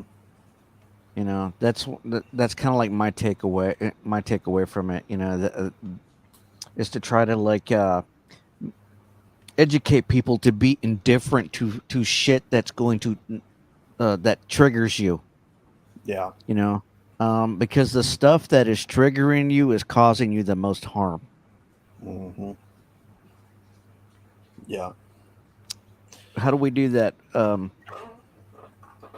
Being, the homework that we assigned, me and Kush assigned you, to practice indifference, you know, um, and be aware of things that trigger you, and like, and Hmm. even say, oh, this school shooting happened, or this trans ad came out, meh, I got other things I need to do, you know, Yeah. be indifferent to it for, try it, experiment with it, to be indifferent. Don't let it affect you, from whatever positive that you got going on. It's Hmm. really easy to get to follow the crowd, especially when you're online, you're with a large group of people, and they see some shit, and you're reacting with the crowd, you know. It's kind of like, what do they call that? It's called the science of crowds, or the intelligence of crowds, or something like that. There's Yeah. this book. They talk about it, how crowds react, you know, and it's kind of like, Hmm. the same thing, like, when you get a large group of people together, stupid shit happens. you know Hmm. and they Yeah. feed off of each other, and they feed off each other's rage, or whatever it is they're into, and you need to be that dude that's like, do you guys remember that picture of that dude that everybody else is saluting Hitler in the crowd, right? Except this one guy, he's standing there with his arms crossed. Hmm. You need to be that dude. Yeah. Yeah. Yep. You you definitely don't follow the crowd. And I talked about this yesterday on, was it True Blood stream, I think. The majority is not always right. We've seen this throughout history. At one time it was the majority rule to make rules in this country about slavery, right? Well, we know that's not right. Owning people's not correct. Well, why? Well, you don't want to be owned, so you give that same feeling towards other people. Well, they don't either. Oh, well, who are you? Hmm. You know, it's the way I feel about it. If I don't want to be owned, well, I'm sure other people don't want to be owned, right? So but we've seen this before. The majority rule always seems to happen on a lot of these things in the country right now. I mean, look at the outrage you're seeing over all of this beer and shit like that. I mean, how It how does almost this? seems like it was kind of like planned. Yeah. It's and all of this is happening all at the same time. You know, it's just, to Hmm. me, it just seems all too convenient. Yeah. Yeah. I believe they are. I believe that it is a manufactured outrage and all this. They're Mm. getting a reaction out of people that they want. Uh, you know, I can't remember who I was talking to the other day about this. It's they do this stuff knowing the type of reactions that they're going to get, because they study people. They know what people like and they don't like. Oh, I remember what the topic was. Damn it, I lost my train of thought. Anyway, go ahead, brother. I'll think about it here in a second. Damn, I lost my train of thought. That happens to me too. Yeah. Must not have woke up yet or something. Um, Gentlemen, I mhm. have a very important announcement to make. It is But actually uh, 11:39 p.m. over here mhm. in India, and I have to sleep. So, you Okay. people, if anybody wants, I'm giving the StreamYard link again, all over again. No, don't even bother, dude. Because actually, it's 1 o'clock here in the afternoon here in Texas, Yeah. and I have to go Okay. to the grocery store and get my mom her cheesy poos, or she gonna kill me. Okay. Yeah. I'm fixing to go too. So No, no. yeah. I You know, understand the gravity of the situation. we've been streaming since 8 o'clock. We've had a really good stream. For lots of takeaways in this, Hmm. and MGTOW Outlaw, you know, Yeah. good talking with you. I'd like to get together with you in the future and have a back and forth, brother Oh yeah. Contriver. You know, good Thank you, seeing you, sir. brother. And I'm going to go ahead and bow to thine own self. Be true, gentlemen, and to all you in the Yeah. chat as well. And catch you next time. Yes, sir. All right, everybody. I'm going to say a bit my farewells. It's been a good topic for discussions, and yeah, I think I'm off to the next adventure, ladies and gentlemen. So, with that being said, appreciate good mother for having me, and contriver. Good night, sir. Thank you, sir. And the most of thanks actually go towards Good Mother for Hmm. hosting this stream and bringing out the Mr. Hyde out of uh, a racist woman named Beth, undefeated or whatever she thinks she is. Yeah. And if she would not had been a friend of our friend and brother, Hmm. Mr. Rusty Rivers, we would not had given a flying damn about this woman in the first instance. And Yeah. our sympathy as well as our empathy is with only and only our brother Rusty Rivers because he is the injured party in all Hmm. of this. And I just want to formally reach out to him regardless of formalities. Life is Yeah. too short for me, and I see a resemblance of Chris Cantu from the olden days of MGTOW within him Hmm. as a positive uh, individual, and I hope that he comes out of this predicament, which was not his fault in the first place. Hmm. Yeah. Yeah. We got your back, Rusty. You know. So don't think for a second that we are not here. We are here. We support you, sir, and Hmm. you would be able to rein in. These false accusations and false allegations are something. We might not be a celebrity like Johnny Depp or Amber Heard, but we certainly have a resemblance regarding these very things in that regard. Yeah. All right. I'm out. See y'all in the next one. Thank you. Thank And you. I'm closing the stream in. Oh, Mr. Rusty Rivers is here. Mr. Rusty Rivers is here. I'm giving the link for Mr. Rusty Rivers and anybody who wants to come in. Anybody who wants to come in. Mr. Rusty Rivers, if you would be kind enough to come on the panel with us, sir, if you want, we would have a backstage conversation, and it might need not be publicized as such.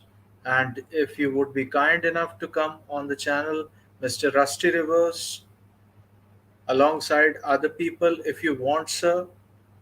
If you don't want, then also we understand it.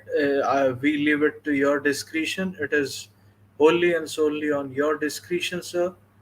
It is not going to be the case of a gotcha moment or something like that. We certainly support you, sir. We highly revere your presence in that regard, and the benefit of doubt that we might had given to someone earlier, it shall not be given to anybody else, not after this fiasco.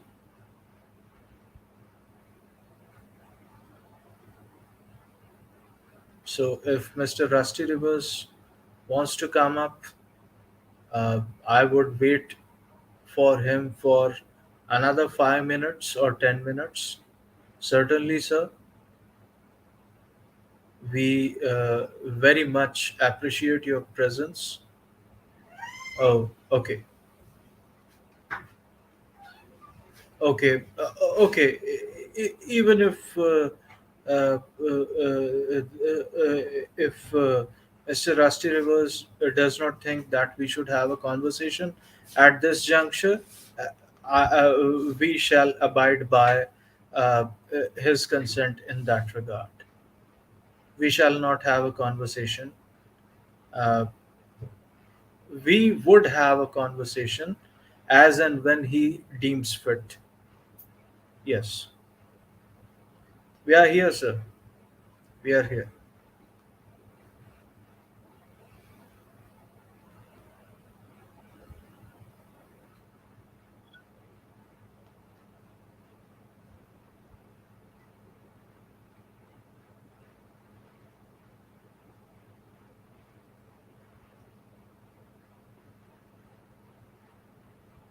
Okay, so shall I end this stream now? Shall I?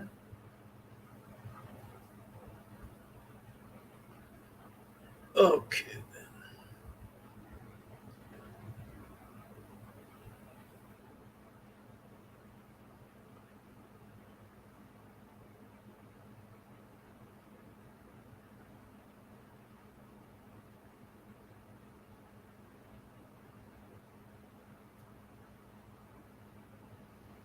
Okay, gentlemen, it has been a very good day.